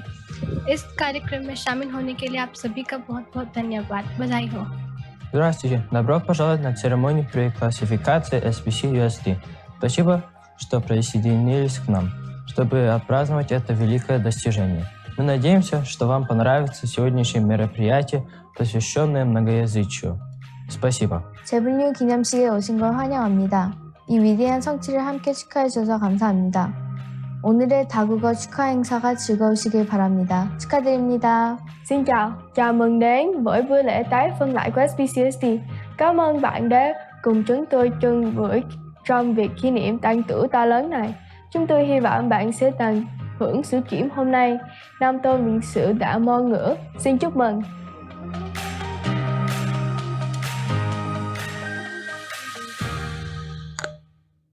Board, those are your students here in the San Francisco Unified School District. In closing, I want to give you a sincere thank you, and I really mean that. I know you do this bi-weekly, and you do it quite a bit where you're here listening to different presentations. We don't get the same opportunity. We come and see you once a year, if as you well know, if we're lucky, and we were lucky this year. So I sincerely thank you for your time and attention that you've given us, for your continued support. I wanted to thank Superintendent Ariano as well, and obviously our extremely diligent boss who gives us the space, Mrs. Applegate, to do what we need to do when we bring our ideas and doesn't shut them down, but is actually very open-minded and says, go for it, run with it, and see what comes of it. Our staff, our parents, our partners in other departments who we work with, we forgot to mention them enough in the presentation, but we work with other directors. Our work couldn't be done if they didn't open the doors for us. And so they do it, and we appreciate them. And really our entire San Bernardino Unified School District family. It's an honor for us to do the work that we do, and that you allow us to do it on a daily basis. So thank you so much, and we hope that you enjoyed it. Thank you so much. Yes, let's give them a round. So, Miss Medina.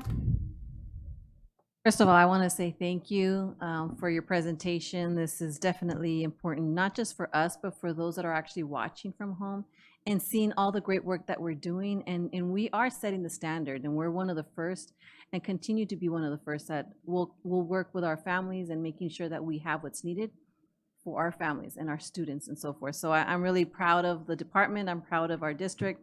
And I'm also proud of our parents, because our DLAC parents, I was in DLAC back in the day with Elizabeth Romero, and we were both involved. I became the vice president at one point, and she was one of those parents that were organizing the parents to try to get the votes in. And so the reality is that the parents are a huge aspect of advocating and the connecting with many of you all. And I remember just the voice, even with Senora Alba and Senor Ochoa, you know, they were strong, you know, they were strong in making sure things happened. But at the end of the day, we have so many great parents. We have so many great staff. We have so many great educators. I'm just so proud of the work that we're doing. And Mr. Acosta, I've known you for so long that you've been doing this work for a long time as well. Many of you have been. And I also want to recognize Dr. Barbara Flores, who I know the seal of biliteracy. She was a champion to make sure that we were bringing programs to our district. And so as I was coming in, I learned a lot from that. And I'm so glad that we're in the position that we're in. So thank you so much for all your hard work. Awesome. Thank you so much. And I also want to say thank you. I won't, repeat everything that Ms. Medina has said, but I do have a couple questions. Me and my questions. Just very briefly, I wanted to ask the same question as I did earlier with regard to your dual immersion programs as they, go through. I saw a lot of elementary schools, which is great. I think I saw like 4 or 3 middle schools and then 1 high school. Do we have any plans to expand that? I'm glad you asked. Good. Because just this week, we were at the new potential high school, not a new high school, but the school that's potentially going to open the new program. So we had our initial presentation and meeting with that particular principal. I don't know that I should even say it yet because we haven't formalized anything yet, but we did meet with that principal, and he is on board. So I'll give you a clue. He is on board with it and wants to do it. So we're going to begin the planning, that everything that's required. We want to start it the right way and not just open up another program for the sake of having a program. Hopefully, if we're lucky, we can launch it next year. Worst case scenario, it'll be 2 years from now, but we are really aiming to see if we could launch it next August. And that would be 3 middle schools and then funnel into a second high school, which we've had San Bernardino High School and they've done a good job, but for a number of years. We quite frankly need more options because we have more students and more demand. So that's the plan. That's beautiful. Thank you for that, because my next question was going to be, with all the elementary schools, how many of those students are following through? Is San Bernardino High School at capacity? Are we kind of rejecting students that we could potentially? So good to hear. Thank you so much for that. My next question that I had went back to the ELD. So I'm going to ask you the same question that I asked our ETSA department when they came and presented, I think, at the last board meeting. How does the ELD or ELD designated, the EL designated support at the elementary level, how does that fit in, or how does that fall within the MTSS framework? Because that, again, as you go through it, I'm trying to picture and envision, I can see it at the secondary level because they have periods, but at the elementary level, how does that fall or sit within the MTSS framework at the elementary schools? I'm not sure I'm understanding your question. Would you mind elaborating a little bit on what you mean? Yeah, so for elementary schools, when they have their MTSS, program, they pull out students and they, provide additional supports. Like how does the designated portion of the, like how does it work within their? Thank you for clarifying. So there isn't a lot of time. In our school district, we require a minimum of 30 minutes of designated ELD instruction within the classroom, where students will be pulled into small groups. Depending on their level, they're grouped by their English language levels, and that way the teacher can work on vocabulary, and specifically on language, as Mr. Acosta alluded when he explained designated ELD. So that's happening across the board at all of our elementary schools. Part of what we like to see when we go into classrooms is exactly that. They have their daily agenda, and one of the first things I look for is to see where that's going to fall during the course of their school day, because that is mandated by the state. So teachers don't have an option to opt out. There is no opt-out option. So that's kind of how it works within the classroom setting in elementary school. If I can elaborate a little bit. So you were specific to the MTSS process, right? So ELD designated and integrated is that tier 1. So that's their core instruction. They get integrated and designated as tier 1. Now, if students continue to have issues with ELD in their primary tier 1 instruction, they can then be pulled in tier 2 for additional support with English language development. But it is their core instruction, so within that framework, it fits in tier 1. Question, thank you.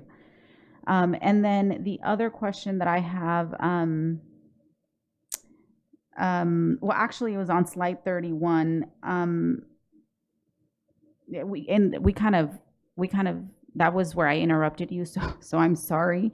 I might have missed it, but I wanted to kind of go back to that slide, and I see here for year 23-24 and 24-25, I see the percentages there.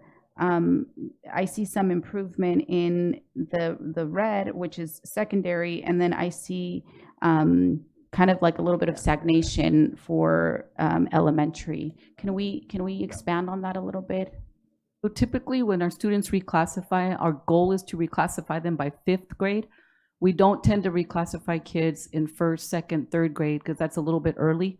So you're going to see a little bit higher numbers at the secondary just because of the sheer fact that those kids are a little bit older and they've been with us a little bit longer. But it's not to say that they weren't, specific efforts. But elementary, K1, 2, possibly maybe 3 is almost like taken out of the mix because it's too early. And so you really, for elementary, it really means 4th, 5th, and 6th. You have 3 grade levels. It's a possibility. But of course, we can have more efforts to increase the reclassification there as well. Maybe in future presentations or even in a Friday update, if we can see actual numbers instead of percentages, because what I'm hearing is not very reflective of maybe what's happening. Many kids. You're right. Yeah, you're exactly right about that. So okay. maybe We can put that in a Friday update. That would be appreciated. Thank you so much. And then one more question. I think I had one more question. For slide 32.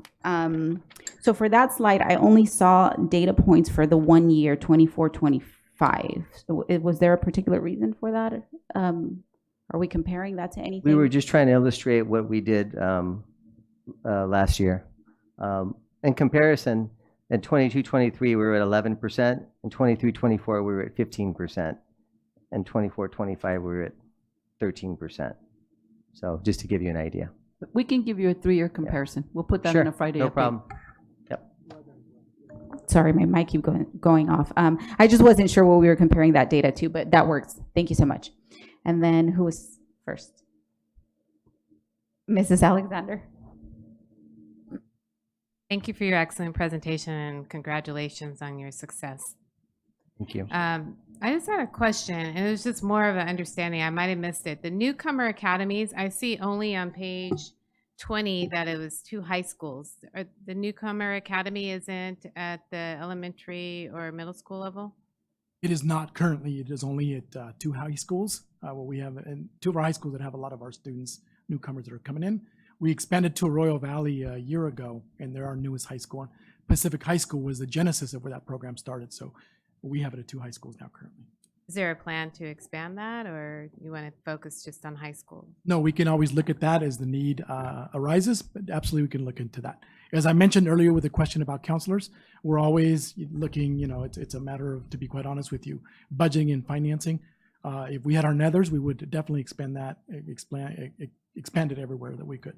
Okay. Yeah. And We'll part of look the into it. reason, if I can elaborate a little bit, in elementary, the gaps aren't quite as large because they're younger. So we have real issues when we have 14-year-olds coming with huge gaps. And so they're in a self-contained setting all day with a multi-subject credential teacher. So those high school teachers are multi-subject, and they teach 4 core subjects in that newcomer academy in a self-contained situation to accelerate them. So when they're young, when they're 7, 8, they still have a little bit of time with their classroom teacher with newcomer supports to help catch them up. But it's such an egregious situation once they're that old that we try to really accelerate with an intensive approach for the newcomers in high school. For that, can you just kind of just brief, what is it? I mean, that's what I was trying to understand a little bit more about it. Absolutely. The Newcomer Academy is really a safe place to support, to provide extra support for our newcomer students at these 2 particular high schools. These are students who've only been here 1 or 2 years. By definition, those are newcomers. And as opposed to going to 7 different classrooms like all of our other students do, they are housed with 2 general ed teachers for 4 different periods of the day. So you would have 1 teacher potentially actually teaching math and science with the same students, a multi-subject credential teacher, which is a little different for high schools. It's usually not the model. And then you have the other teacher teaching social studies and English. And so you create a pod, a support system, much like a cohort when you go to college to support each other and to work.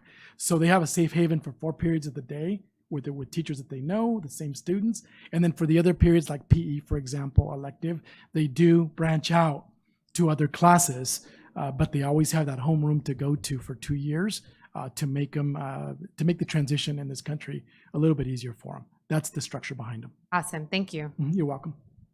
Mr. Santos? Thank you for your presentation.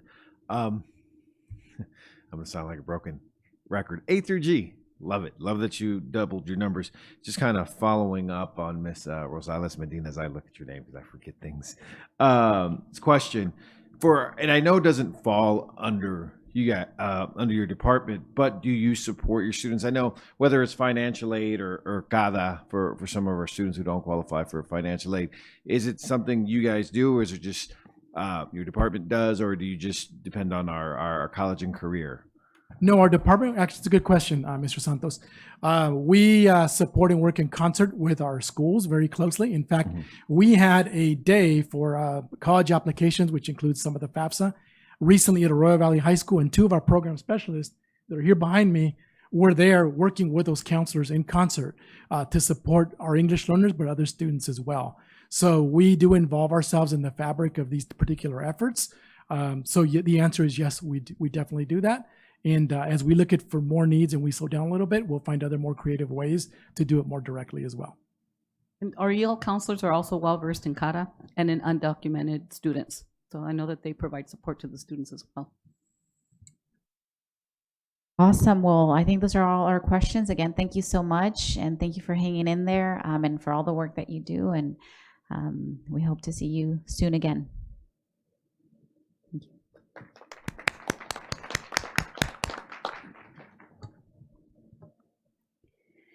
Okay.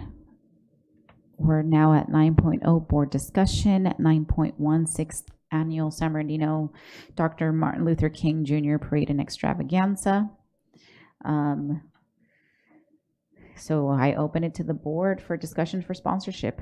The forms are attached.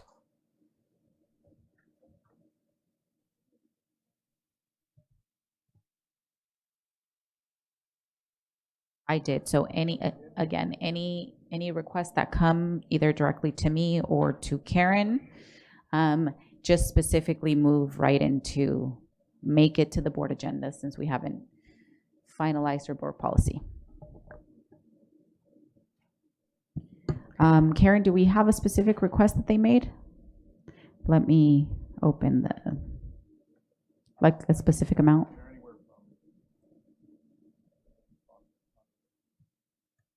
Ms. Medina? I am looking at their request, and I don't see the dollar amount, but, oh, you do see on the third page? Or the third attachment, I do see the third attachment, but you said third page? So there's 100, 1,000, 5,000, 10,000, 20,000, 30,000, 50,000. So it's right here in this one right here. Yeah, so, but in their ask or in the report, they didn't add a number per se, but since we've been contributing the range of 5,000, I would be okay with doing that. This is a great opportunity for our city, or for our community, to show pride and to really celebrate history. And so I would definitely support contributing the 5,000 extravaganza sponsor. It does say seating for 2 guests at award dinner.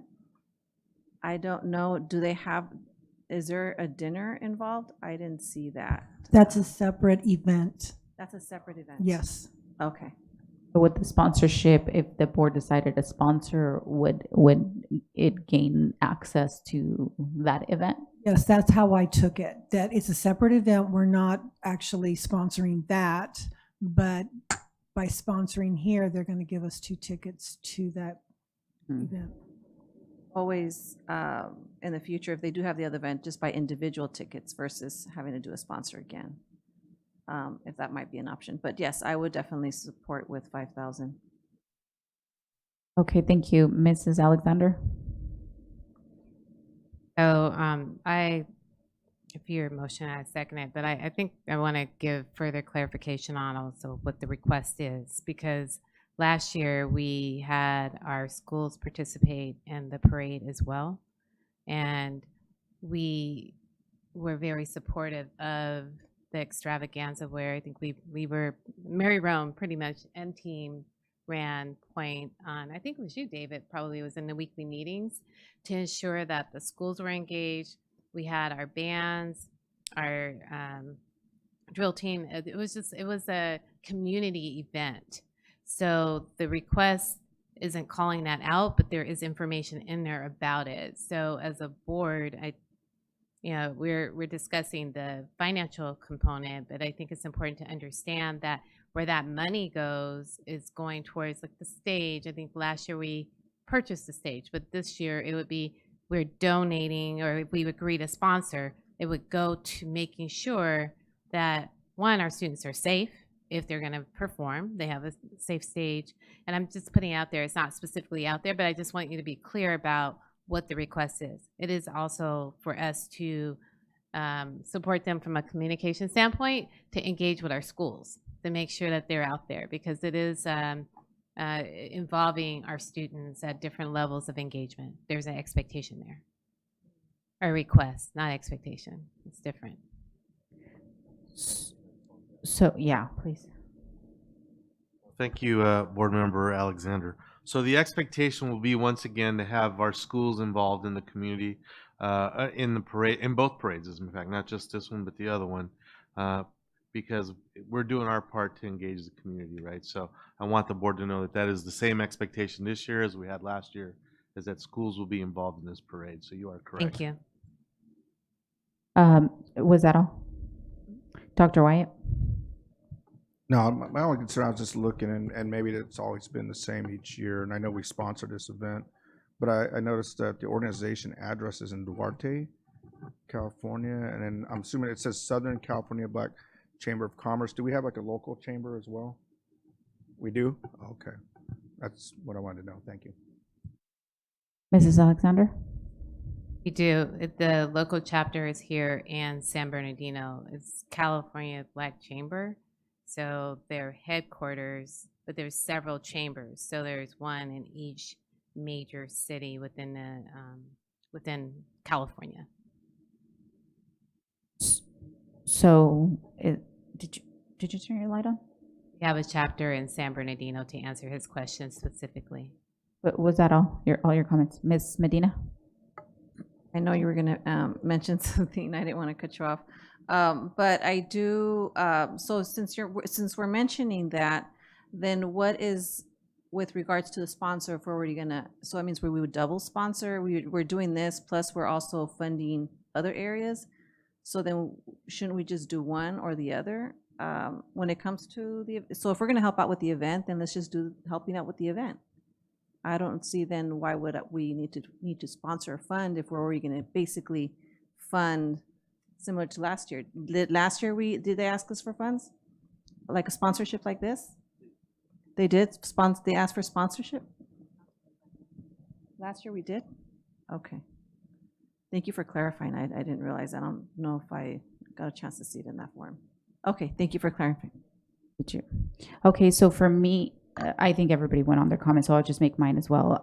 For me, there is oftentimes, not just with this organization, but oftentimes with many organizations, there's confusion for me. And so I was more or less around the same lines or thinking lines as Ms. Medina just now, in terms of, the money that we would be sponsoring would go specifically to what? Like the parade itself or the organization for other use?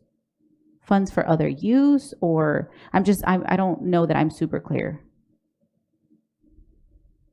Because we are supporting, it sounds like we're supporting the organization with the parade in terms of whether it's manpower or whether it's, and correct me, please, anybody, if I'm wrong, if we're not supporting with like manpower, but that's my understanding, like we're supporting with like manpower or we're supporting with like, advertisement, communication, facilitating, opening the doors to make sure that our schools, are encouraged to engage. Now, a question that I have, are we encouraging schools or is that an expectation that we're placing on schools? Like, are we mandating schools or is it voluntary? So there's like a lot of questions that, kind of come up for me as we're discussing this. So I guess I would like some further clarification maybe from staff. Yeah. Right now at the moment, or Friday update. Well, I would like it at the moment as we're discussing. All right. So let me see if I can address some of those comments. Yes, we are asking all of our schools to be involved in the parade. It's the same expectation as we did last year. However, sometimes there are some schools that for whatever reason, I think we had 2 or 3 that just couldn't participate because they just couldn't pull it together. And that's okay. But the expectation is everyone is going to try to be a part of the both parades. And for the most part, I think we had 80 or 90% of our schools involved last year. The people that we pay to be there on our overtime dime is to supervise our students. And we have staff there to receive the kids when they show up on the bus. And so the SBCUSD folks aren't necessarily helping to monitor the parade. They're helping to monitor our kids and our staff. Having said that, in the past, on top of the sponsorship, we have also supported the parades by providing the stage. And we've had to rent the stage from Props AV to Mrs. Alexander's point, is we didn't want to just put together a cockamamie stage. We needed it to be safe. We needed it to be sturdy. We needed to have a certain speaker system so that as the people come through, they can clearly hear the announcement. So in the past, we've sponsored it and we've provided the stage. I'm not sure of that ask. I can't be sure. So Dave, I'm going to turn to you. Is the ask the same this year? I can answer to that. So I met with the organizers of this parade, and as of right now, they have not requested a stage like they did last year. And then my cautionary question is can we make sure that whatever stage is provided, because obviously our students, our folks are going to be, make sure it's something that's safe and sturdy and not just something, you know, rented at Party Plus that maybe not be as safe. So just something we can work on. Yes, definitely. So thank you for that response. So I guess the question that kind of still remains, and I don't know if you have an answer for it. Maybe Ms. Alexander, you might have some additional information. The actual sponsorship, if the board were to approve a monetary sponsorship, do you know where that would go to specifically? Like, is it going to the actual event, to the parade itself, or is it going to like the organization for other purposes, you know, to support whatever work they do at the organization level? That would be my next question. And I will turn my light over to you, Mrs. Alexander. So I can't really answer that question specifically because that request didn't come to me. All I can say is that we have participated in a parade as a board for 3 years. So there is a cost associated with having the parade. You have to pay to close streets, security to make sure that the route is safe. Those are expenses that if you're organizing an event, you will incur. Would we want to say that's what our money is going to? No, but we are supporting operating expenses. So I think we've all been there, right? You've been in a parade. I'm sure we've been there. So we know that that route will cost money. To answer your question specifically, does it go to the organization? Their name is on there. They're paying for the event. When it comes for the Martin Luther King parade, I'm not sure I understand your question.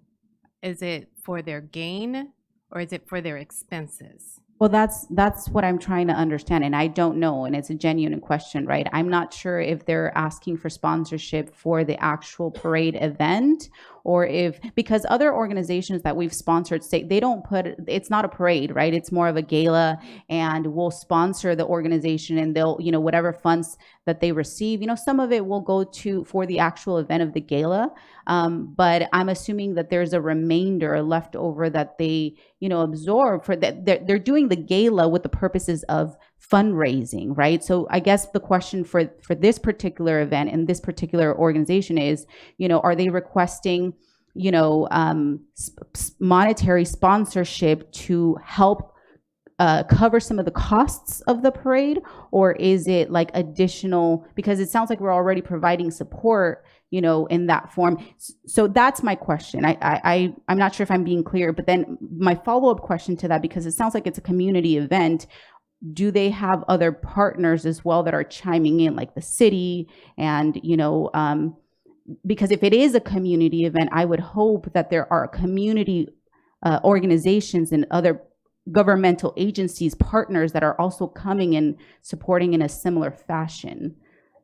Valid question, but we would have to ask that question for every organization we support, if the city or anybody else is supporting them, right? Well, the only reason why I'm asking that is because you're talking about closing streets, right? So if we're closing streets for a particular parade, then I'm assuming it's more of a larger community event. And I would like to find out if there's other community partners also coming together to support something like that. Fortunately, I can't answer your question because it's not my organization. And I appreciate it. Yeah. And I appreciate you had some answers, right, so I was hopeful. Right. But I think, you know, to the point of what are we supporting, right? I will say that last year we supported them at $5,000 from a sponsorship perspective. I think, Karen, you can validate that if we need to go back and research. Secondly, our schools did support the concern that Superintendent Ariano expressed. That was a concern that we had to make sure that, you know, we are making sure that our students are safe. However, I believe the request for all the resources for the parade, correct me if I'm wrong, David, came before we supported them financially. So going back to my original comment, if we are going to sponsor, then what we should do, because when I look at the prospectus it's loosely defined where I don't think that there would be a problem if we said, for our sponsorship, these are the requirements. So one of them is to make sure that that stage, that Superintendent Ariano, how you stated in terms of the safety measures, that we list those requirements, if that's something that we want to do versus going out procuring a stage. Does that make sense? When it comes to looking at the perspectives, we can look at it, hopefully we're exercising the same practice, but we look at the prospectus here. It says 2 guests at an award dinner for a quarter of a page. That's at $5,000. If we go back to the organization and state whatever other items we want within our parameters and within our legal limits, we could do that. I don't think that they're going to disagree with our request if that's something we want to do. So hopefully I'm clear, but my approach is for anybody, not just for this organization. So if we're going to approach it that way, let's just do it. We did it, I believe, for another organization with the sponsorship. So I think it's really up to our negotiation. So hopefully I answered your question and gave a little bit more detail. I appreciate that. And I didn't mean to put you on the spot, but you seem to have a little bit more information than most of us up here. So thank you for that. So Ms. Medina? Thank you. So this is where I'm almost on a similar break, because I actually put for 5,000 requests because I didn't realize, because I know we did, it was, now that you mentioned, I'm glad you clarified, there's two parades that we helped out with. And so with a lot of the sponsors that we give, even like 5,000, we don't help pay for, because I know our district, when we do events, it's expensive. It's not no 5,000, it's not no 10,000. I don't even think it's less than 20,000. I think it goes up to maybe 30, 40, 50,000 or even higher. So I think just the fact that if we were to help support them through that, it's more bang for their buck than us just contributing 5,000. Plus we're doing this. So I honestly would, and the thing is that I know we want to look at how fair we are with the other organizations, but I feel like we don't pay for their event. So in this case, we are paying for something big. And like I said, I've seen how Mary Roan and the whole department, they go all out. They make sure that it's like the best of the best. And that costs a lot of money. So I just want to make sure I note that. Mr. Santos? Thank you. So United for the Dream. To me, this is community engagement. You know, I think I came on last year when I didn't participate in it, but I saw it. I mean, it's important, and I think that's what we're getting lost. I understand it's financial, but there's something really important about community engagement. It does come with a price. It is going to come with some sort of price, but you can't put a price on our students that were involved, which were a lot of our students, our bands, our cheerleaders. All of those things are important, and it's also what it's recognizing, right? You know, the dream, I'm assuming Dr. Martin Luther King's dream. So there are a lot of things that are there, and I understand when we get in here and we start talking about the weeds about other programs and who's requesting what. But to me, this is extremely important to the community at large. And and if I looked at that correctly last year, it was all of our students, not just some of our students or one community of our students. So there's different events, different things, but I think this is a very uniting event. So just if we can take that into consideration in that, and it is community engagement, and community engagement may cost us a little more, but in the big picture, all of our students being involved, our parents, there's a lot of parent pride out there as well, right? You get to see because I've been here, I've been living in the community 6 years. I don't see a lot of parades, and this is a parade, and this is a moment for parents as well. Mr. Santos, I really appreciate your comments. I want to build on your comments. I want to remind everybody, 2 years ago when we first were invited to these parades, we were all heartbroken because when we participated in the parade, there was perhaps maybe 10 or 15 people watching the parade.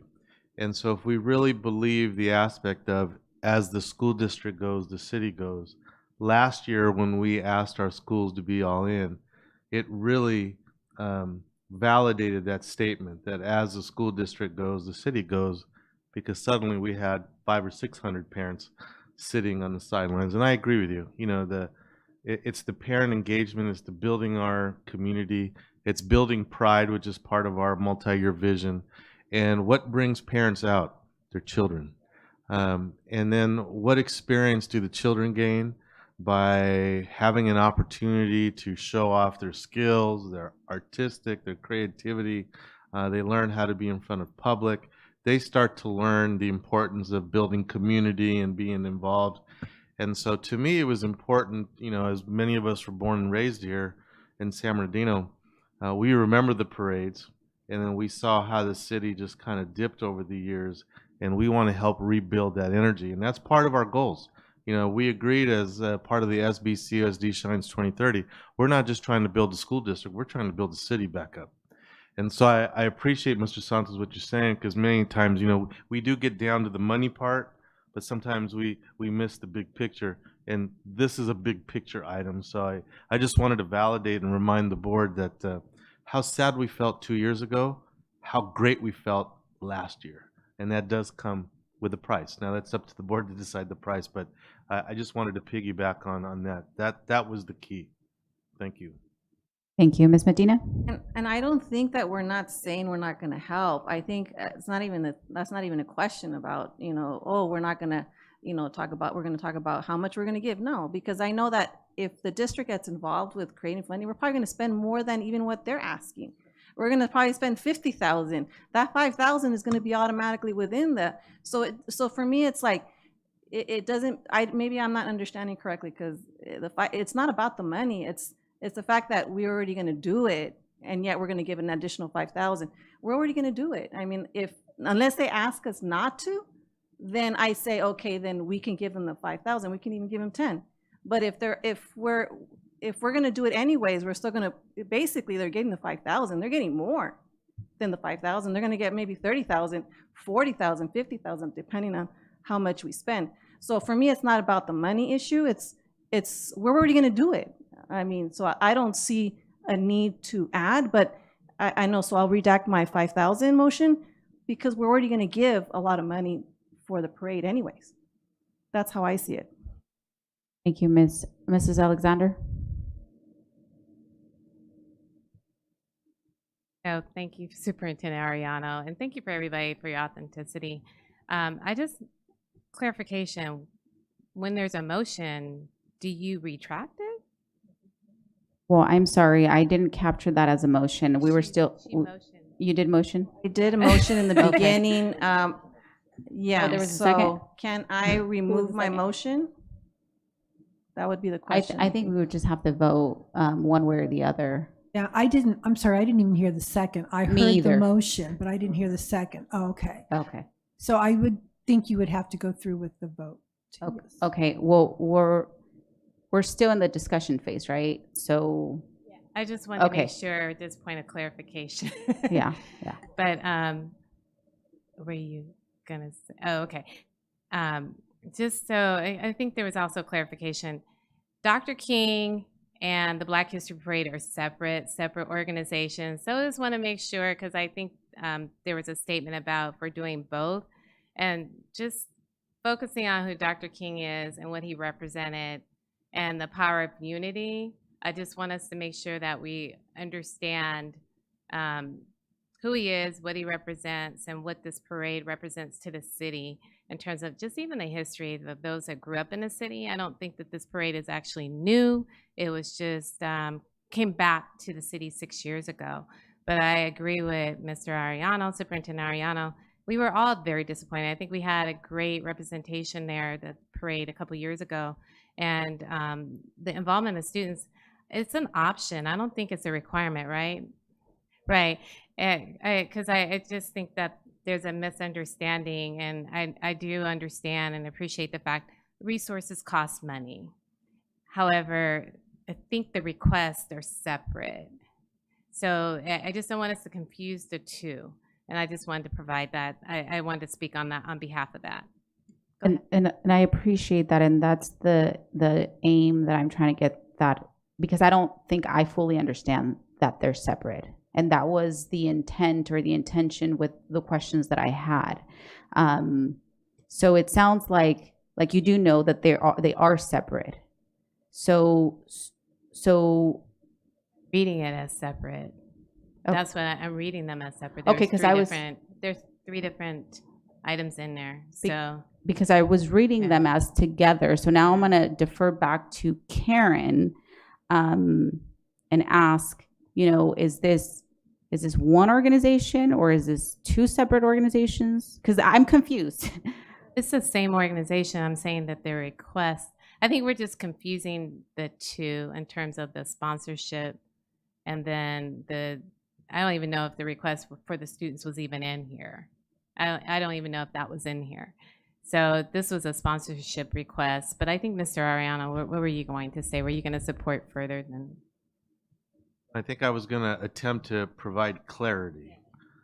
So I think the initial motion was to do the $5,000 sponsorship. But then there was a question as to whether or not will we once again this year give, if the board approves, the $5,000 sponsorship, and will the district also be providing the props AV stage, which runs about $5,000 or $6,000? That's what I thought the initial question was. And then for further clarification, the MLK Parade and Extravaganza is put on by the Black Chamber of Commerce. The Black History Parade is put on by Carl Dameron, but what's the organization? Black Cultural Foundation, thank you. So those are 2 different groups, 2 different parades, and there will be 2 different asks, and obviously 2 different pots of money because they're 2 different organizations, right? Now, what I can't answer is, like Ms. Alexander said, is if we do give a donation, the money donation, how is it spent? I don't think we'd have to ask them directly, right? We wouldn't, but we assume that there are costs to a parade because you have to pay the police to be there unless the police are giving that time on the city's dime. And there is cost to city closing streets, permits. There are costs, but I don't know. I couldn't tell you if it directly goes directly to the parade cost or to the pot that covers everything else. So I hope that added a little bit of clarity. Thank you. Ms. Medina? Then maybe the question for me is to find out how much was, because maybe I'm misunderstanding, because you mentioned it was only 5,000 for the stage. I know that, just the balloons and all the decorations and everything else. Did we do all of that, or we didn't do it? We just did the stage? Is that what we did? I'm sure. Maybe I was under the. Yeah. So to rent the stage and the AV equipment and also the technicians that we used, it came out to exactly $10,200. Okay. Yes. And thank you for clarifying, because I know I've seen the way we've done our events. So I'm assuming, because unfortunately, I wasn't able to attend, so I didn't see how it looked. So then that's basically what the cost was. Okay, good. Thank you for clarifying that. But they haven't asked for it. But I know that, I'm sure they will ask us, similar to last year. It'll just be closer to the time. And I'm okay with that, even with providing extra support if it's needed. And I feel like for some reason it feels like because I'm pushing back a little bit, like I'm anti Martin Luther King parade, and like I'm not community, or I'm not trying to feel like I don't want. I mean, at the end of the day, I definitely want to make sure that we're sponsoring community events like these. It has nothing to do with. It's just trying to figure out, are we not going to do that then? We're gonna do the 5,000. I'm okay with if we're gonna do this 5,000, but if they come back, and which I don't mind, I just wish that there wasn't 2 ways. It would be, we're gonna do this or we're gonna do this, and it doesn't matter if it could have been Cesar Chavez, Dolores Huerta. I would still push back to try to see Are we going to do 2 fundings or 1 funding? It's just, we also want to make sure that we're being fair to the organizations, because all the other organizations, we only give them the money. We don't provide extra support for their events. So just that's where my mindset was at. Thank you, Dr. Wyatt. Just a couple points of order. When a motion is made and seconded, it can be withdrawn, but it has to be with the consent of the board. So if Ms. Rosas Medina wanted to withdraw her motion, she can ask to withdraw it. If nobody opposes it, then it's withdrawn. If somebody does oppose it, then it would stay and go to a vote. Okay, so that's where we're at on that, number one. Number two, I agree. I imagine there's a lot of ancillary costs that come along with the parade. I don't think that's the question here. I mean, if our school police are involved, that's thousands of dollars just in cost alone and staffing. We do that. I think it benefits our community. I think the event has grown tremendously, which I think is outstanding. I see this as just a separate contribution to the organization, whoever is hosting this. We're going to have a lot of costs. That's a given. I don't care which parade it is for whatever event. We've done this for a number of events. So I think we have to look at it as this is a contribution to the organization to be able to hold the parade, hold this event, and that, yes, the district is supporting it with a lot of cost. And I would expect that for any event that we have that we support, that this is a separate contribution to all of that. But I just want to put clarification on all this. Thank you. And I do believe we should probably either withdraw the motion if Ms. Rosas Medina wants to do that, or put it to a vote, and let's get moving on. I'm okay with putting it to the vote because my intention was, I thought 5,000, that's great, we can do that and support it. I just was kind of confused. I'm glad in my mind, I was already envisioning it was going to be, like I said, I've seen how Mary Rowan does her events, our district does our events.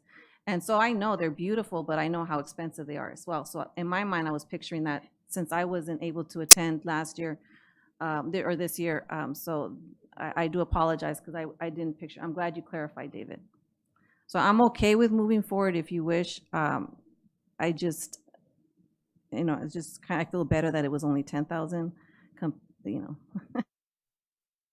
So it sounds like we have a motion from Ms. Medina for 5,000 and a second by Mrs. Alexander, and we can move on with the vote. But I will state though, my vote will show it. I'm not in support of that. I'm in support of supporting the organization the way we are, and with if we're going to support with staff, if we're going to support with school police, if we're going to support, so be it. My main concern again is if it's a community event, we want to make sure that we get the community involved in also sponsoring and putting in resources, right? So city, calling out the city, if it's an event, then I would assume and hope that they're also pitching in and that the district is not taking the full brunt of the expense. That's where my mind is at. So let's move forward with the vote.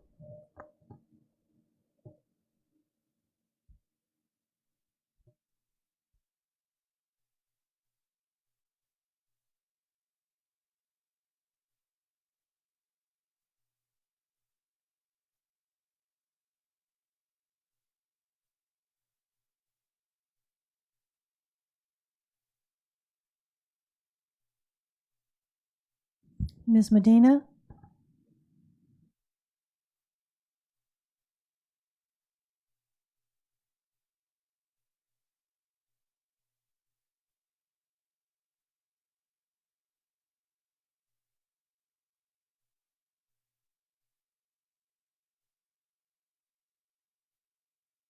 Motion carries. 9.2, Elks Lodge Atlas Christmas event. And again, I open this up for discussion. Oh, Dr. Wyatt. Well, in the interest of time, let's just get down and dirty with this one, all right? So I already looked it over. Great organization, first of all. I was actually at their fundraising event this weekend. Really cool event. And, we had a lot of folks from our Atlas program. So, thank you to our Atlas staff that were there on a Sunday. Let me repeat that. It was on a Sunday, not a Saturday. But what they don't do is they really don't give us a dollar form. They do say it's in the form of cash, gift cards, shoes, blankets, hygiene supplies, gifts for students K-12, or volunteering at our event would be much appreciated. So they kind of gave us a laundry list there, which I think they need to be much more specific in regards to the requests. I'm all for supporting them, but if we're going to stick to criteria as we are in regards to requests for contributions and supporting and sponsoring events, I think they need to be a little bit more specific. So, because if not, then I'd say give them all the above, but how do we calculate that, right? How do we determine what that is? Thank you. Thank you. Any more discussion for this item from anyone? Okay, so for me, this is the event, or not event, but the organization that came and presented for us last school board meeting. They did an extensive list of things that they do directly and specifically for students. Direct services, direct support. I think that this event that they're having is a Christmas event for the homeless population or homeless students that we have here. So for me, again, going based off of what we're doing for every organization, is I would motion for 5,000 for the organization. So do I have a second? I'll second that.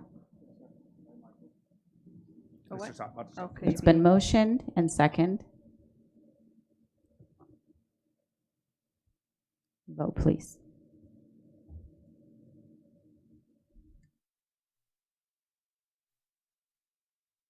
Turn their lights on.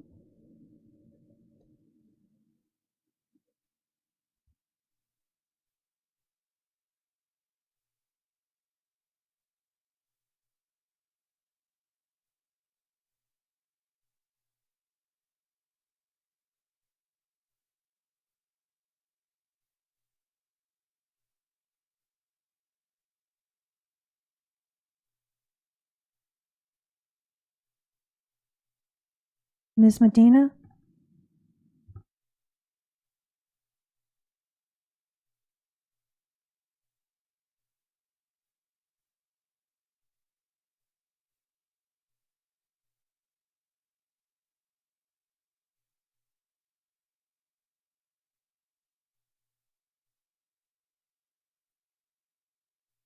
Motion carries. 10.0 action items, 10.1 personnel report. As presented. So move. Second. Moved by Dr. Wyatt, second by Mrs. Alexander. Vote, please.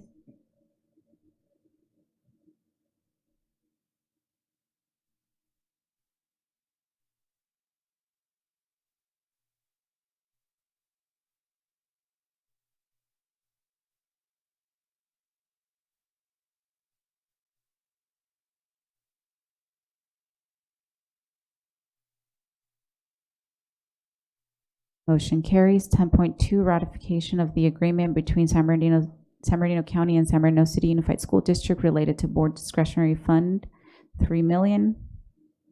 So move. Second. Been moved by Dr. Wyatt, second by Mrs. Alexander. Vote, please.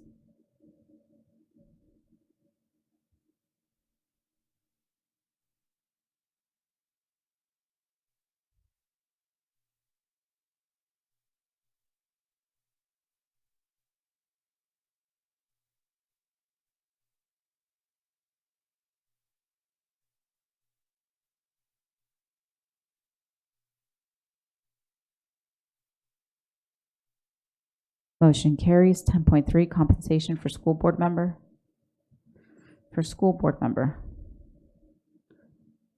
Just one. Get resolved. Yeah.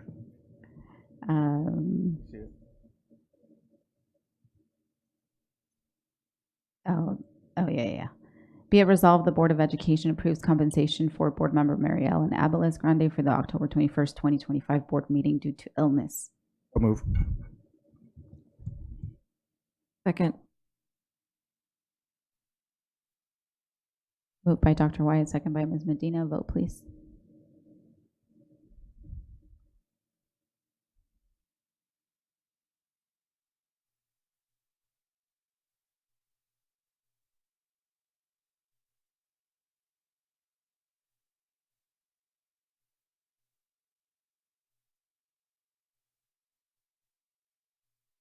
Motion carries. 11.0 consent items. 11.1 approval of consent list.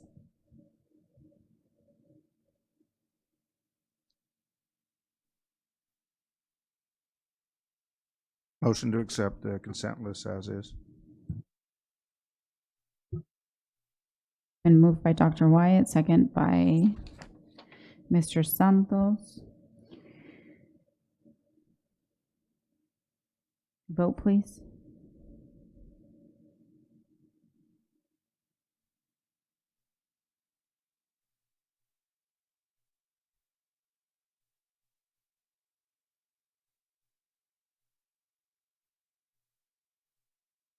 Motion carries. 12.0 reports, comments by union organizations. 12.1 San Bernardino Teachers Association. Report. 12.2 California School Employees Association. No report.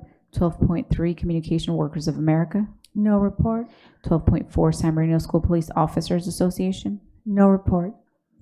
13.0 Board Policies, Bylaws, Discussion, First Reading. 13.1 Approval of Board Policy 7310, Naming of Facility.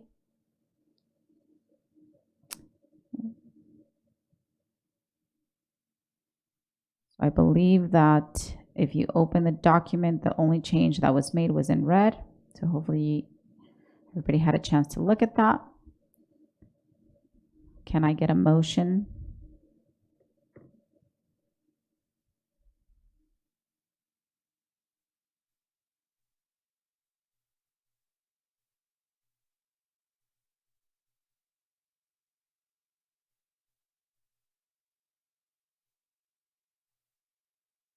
Hi, this is Blizzia. I motion that we approve the board policy 7310, naming a facility as presented.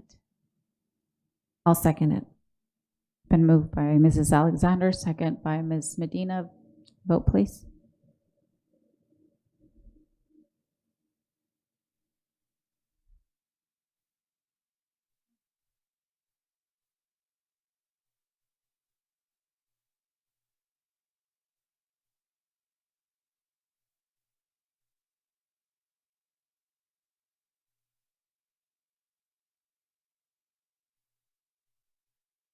Motion carries. 13.2, approval of board bylaw 9330.01, expenditure of public funds to third-party organizations. And I believe, excuse me, this is the policy that I had come before that the board did not approve. It was sent back to subcommittee. Some revisions were made, and what's in red are the revisions. Motion to approve. I'll second it. Moved by Dr. Wyatt, second by Ms. Medina. Vote, please.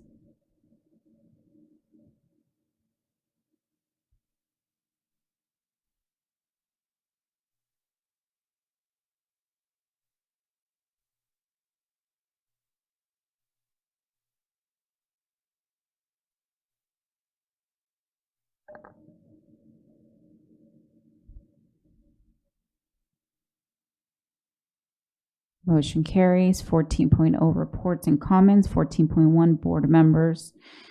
Do I have any volunteers?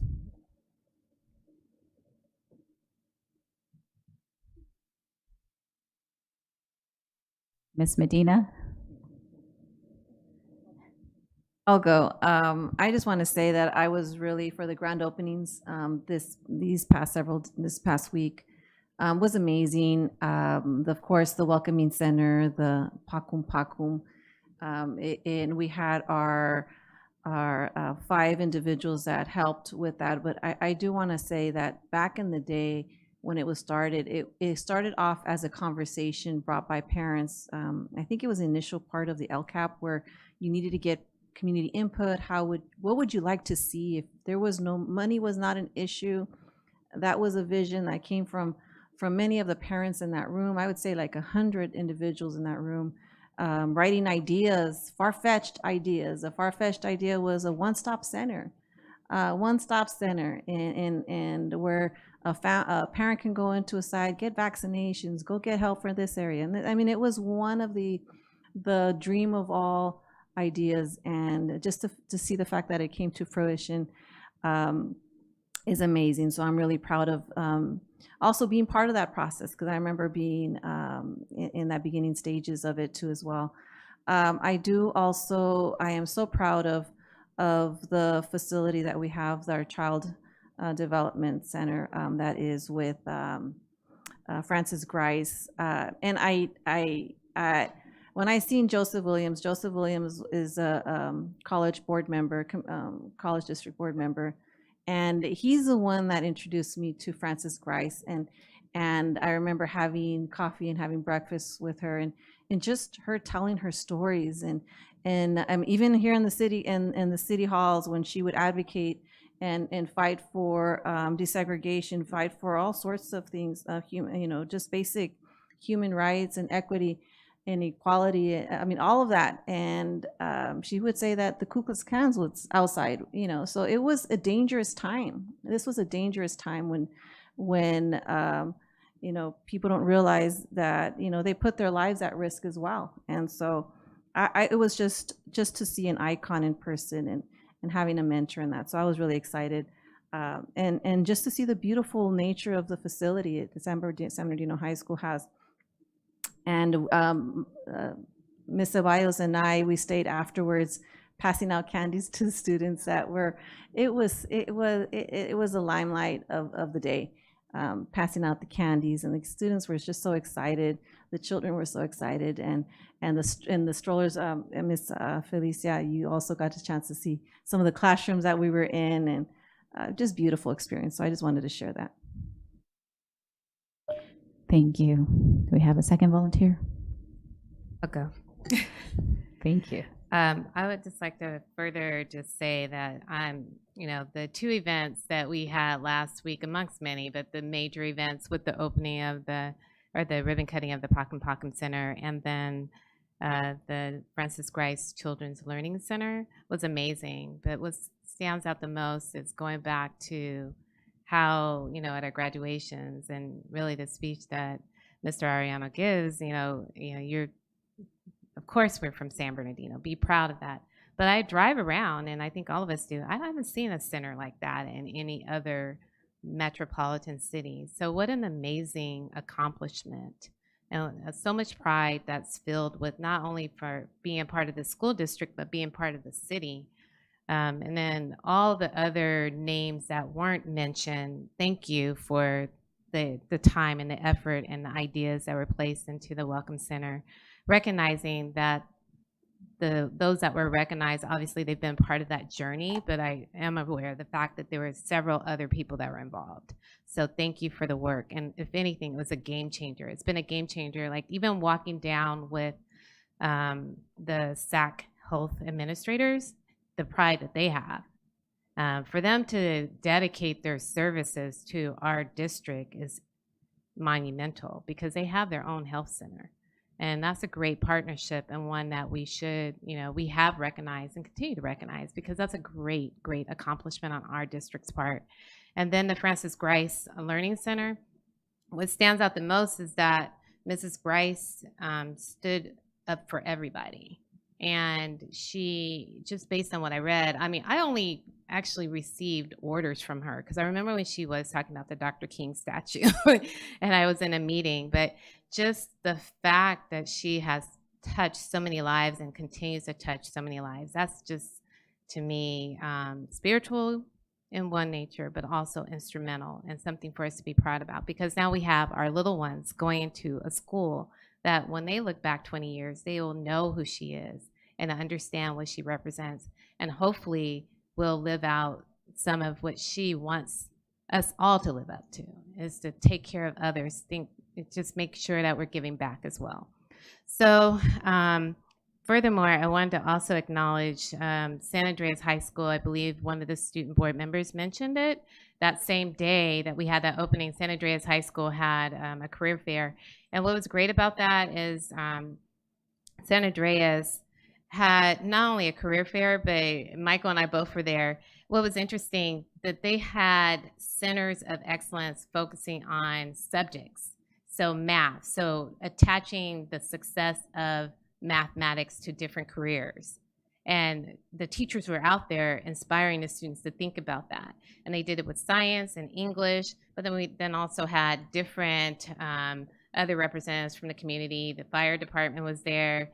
There was a partnership with the different colleges, Crafton College, Valley College, and many others. But I was very impressed. It's my second year in a row going there. And I just wanted to compliment Principal Stratton and her staff, Roberta Figueroa and team, for the great work, because it was an awesome event. And then Sierra High School, it was a partnership too. So they had the olive branch out there as well. I had an opportunity to go to the 100 Black Men's 9th annual gala, and what was great about it, I had no clue that we were going to be receiving an award for our mentorship program, or the mentorship program that 100 Black Men has on both of our campuses.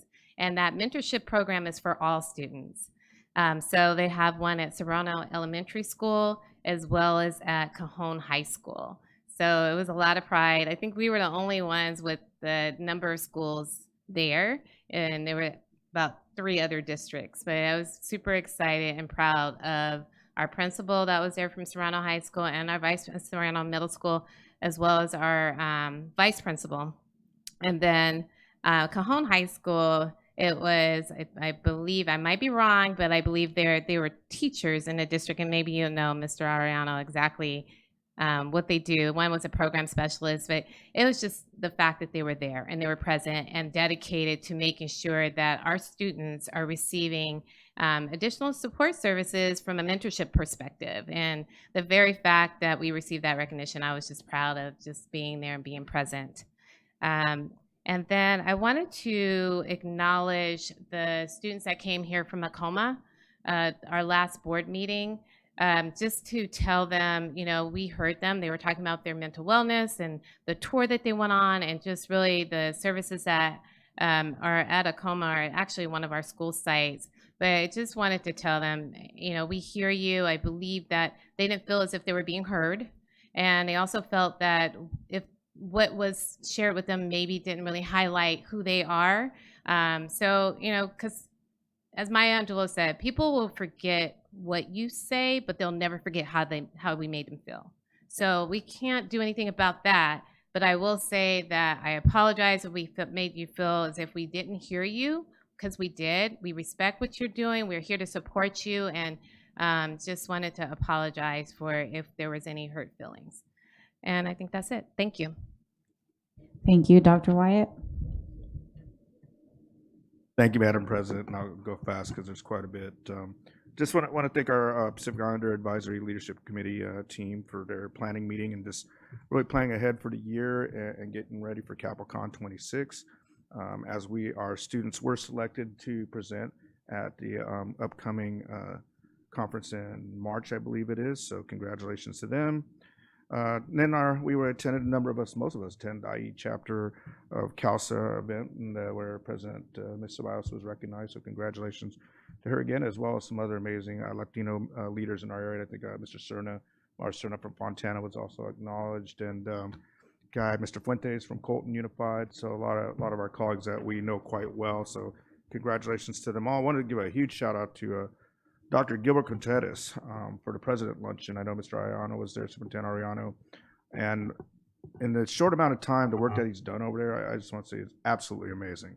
I mean, he has tremendous pride for that school. He's brought on just this unbelievable aura of just ownership to that school, and really elevating our local community college, and developing that partnership as well with Cal State San Bernardino and San Bernardino City Unified. So I was very, very impressed with just the amount of folks that were there supporting him in such a short period of time. So he even reestablished a football program. I didn't know it crumbled and fell apart. First time I ever heard of that.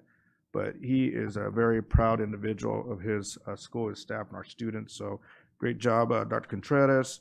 Went to support our local PD at the San Bernardino SWAT golf tournament. And I just want to really compliment Chief Goodman, again, his staff. They're really reducing crime in our city, and I don't think we could say thank you enough for that, to create a safe place for our kids and families. Cajon football game, I got a new fan out there, Mr. Santos, next to me. He's been joining me out in the end zone, so he and his wife, I think we've been having a good time out there. And I want to say best wishes to our high school football teams that are going into the playoffs this weekend. So go get them. Hopefully you guys win. And then we've had some incredible. I think we had a championship by our ladies Cajon football team as well. So congratulations to them and others that won titles. And let's see. I talked a little bit about the Elks Lodge. Their sip and paint fundraiser. I don't know if they were sipping, but I was drinking sodas myself. But they were painting. And again, our Atlas team was there on a Sunday. So thank you to all of them. We also had an amazing performance at our Indian Springs High School Sunday night. Dia de los Muertos presentation. I don't know if any of you knew about that, but the Ballet Folclórico Mi Alegría is the organization. I don't think we work with them yet in the district, but definitely we're taking a look at. And I did talk to them about how you do an RFP, but they sold that out in 5 days. Our Indian Springs High School theater was 100% sold out Sunday night of students in our area that were performing, and they did a heck of a job. So great job to them. I do need to request Ms. Cunningham's post that November 18th board meeting. I need to attend virtually. I will be out of the area for work. And then this Friday night, congratulations again to our superintendent, Ariano. A lot of us will be up there celebrating him for the AXA State Superintendent recognition. Congratulations, Mr. Ariano. And as you would say, you continue to make San Bernardino City Unified School District shines. And as well as the district goes, the city will go. And real proud of you. Just want you to know that you've been a great colleague, great mentor, and I think a great leader for our district. Thank you. Thank you, Mr. Santos. I like that. Ditto, and ditto, but add a couple of things to that to San Andreas. Yeah, that was a wonderful event, and want to I can't remember her last name, but Birdie, for showing me the garden, which was an additional thing that I've never seen because they've asked me to come out. I think it was awesome. Also, our Pacum, which I think is an awesome thing as a parent. I think, it is awesome. I'd love to see maybe in a year from now. I don't know if there's some metric of how many parents come in or what kind of, if it's really, really being used to the best of its ability and as parents get to know that, hey, we have a one-stop shop for you for anything.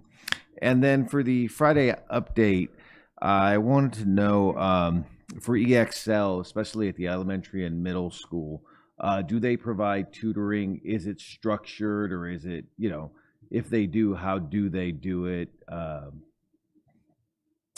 Support students with tutoring or anything like that with homework? And that is it for me.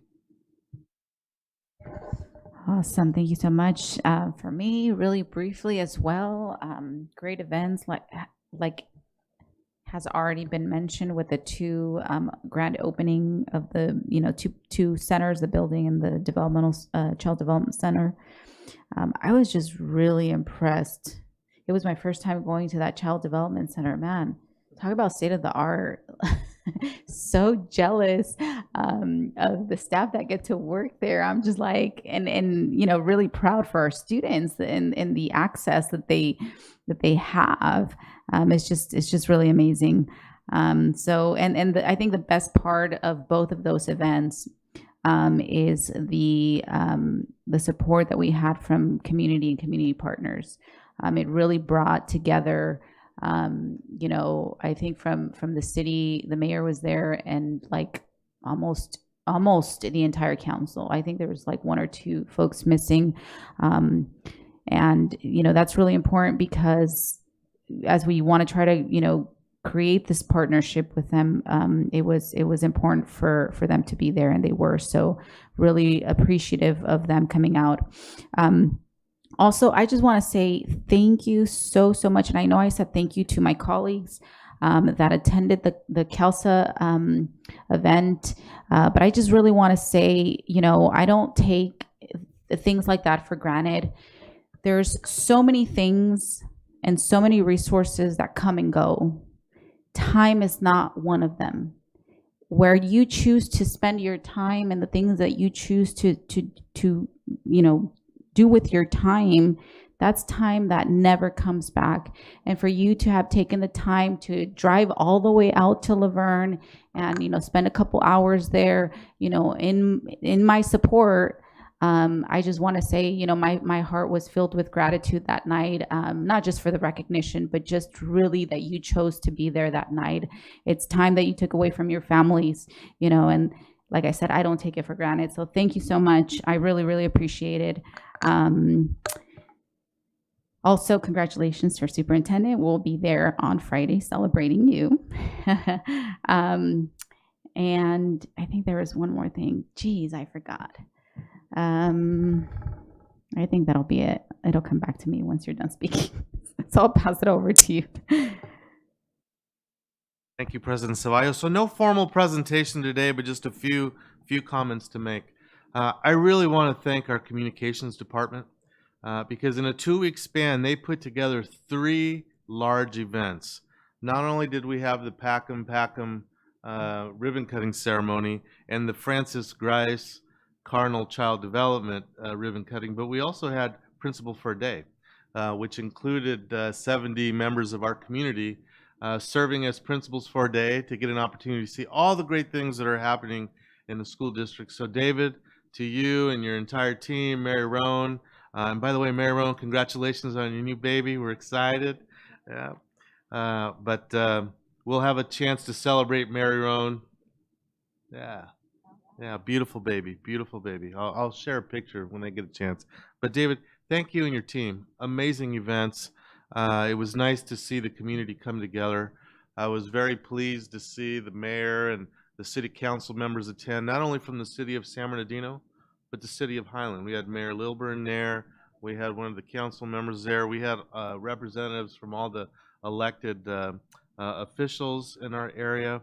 We had pastors. We had nonprofit organization representatives. We had our architects, our contractors, our people from our facilities department. It was just a nice event. So thank you, sir. Thank you for bringing us that. And then I do tonight want to recognize the multilingual department under the leadership of Anna Applegate. Thank you for all the work that they've done. And the data speaks for itself.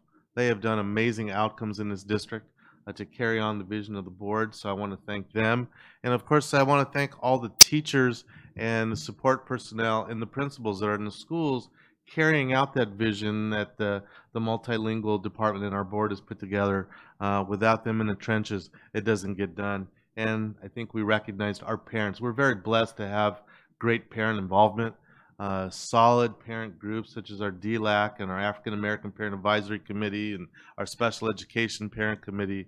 We're very blessed to have parents involved. And last, I want to give kudos to the gentleman there standing in the back, Officer Cobb, Officer of the Year. Is that correct, sir? I didn't hear you. Yes, sir. Yes, he is. Congratulations, sir. Very well deserved. And I know you will be celebrated later in the year, but I wanted to make sure that the board recognized how special you are, and we're very thankful for the work that you do each and every day for the district and for our community, sir. Congratulations. And proud to know you, sir. Proud to know you. I'll pass it back to you, President Ceballos. Awesome. And it didn't come back to me, so we'll move on. Congratulations. 15.0 summary of board member requests, 15.1 review of requests. Good evening. The first request is from President Ceballos and Ms. Rosales Medina. The request is to explore potential cost of having EL counselors at all high schools. The second request is from Ms. Ceballos, requesting that future board presentations include both percentages and actual numbers for greater clarity around reclassification. The next request is from Mr. Santos. He asked for information on whether EXL at elementary and middle schools provide tutoring and support students with homework. And that is it. Thank you. Thank you. 16.0 meeting adjournment, 16.1 in memoriam. The board would like to recognize and close the board meeting with a moment of silence in memory of district employee Sandra Ordonez, who passed away on September 26, 2025. Mrs. Ordonez was a dedicated employee for 35 years. She was an education assistant 3, starting at Lytle Creek Elementary School in 1990, where she remained for 7 years. She then moved on to work at Riley and Del Rosa Elementary Schools before settling at Mount Vernon Elementary. Throughout her 13 years at Mount Vernon, Miss Sandra supported students of all grade levels with language and reading support. She was a steady, caring presence who saw value in everyone she came into contact with. Throughout her 35-year career, Mrs. Sandra dedicated herself to helping students find their voices through English language learning and foundational reading skills. Her unwavering commitment opened doors of opportunity for countless students and families. Her service reflected the very best of our district: excellence, integrity, and compassion.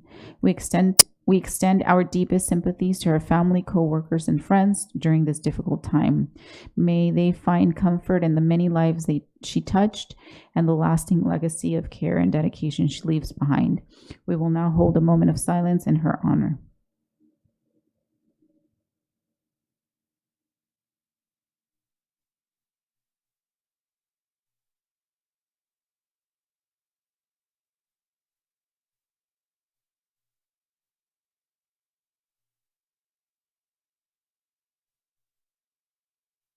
Thank you. 16.2, adjournment.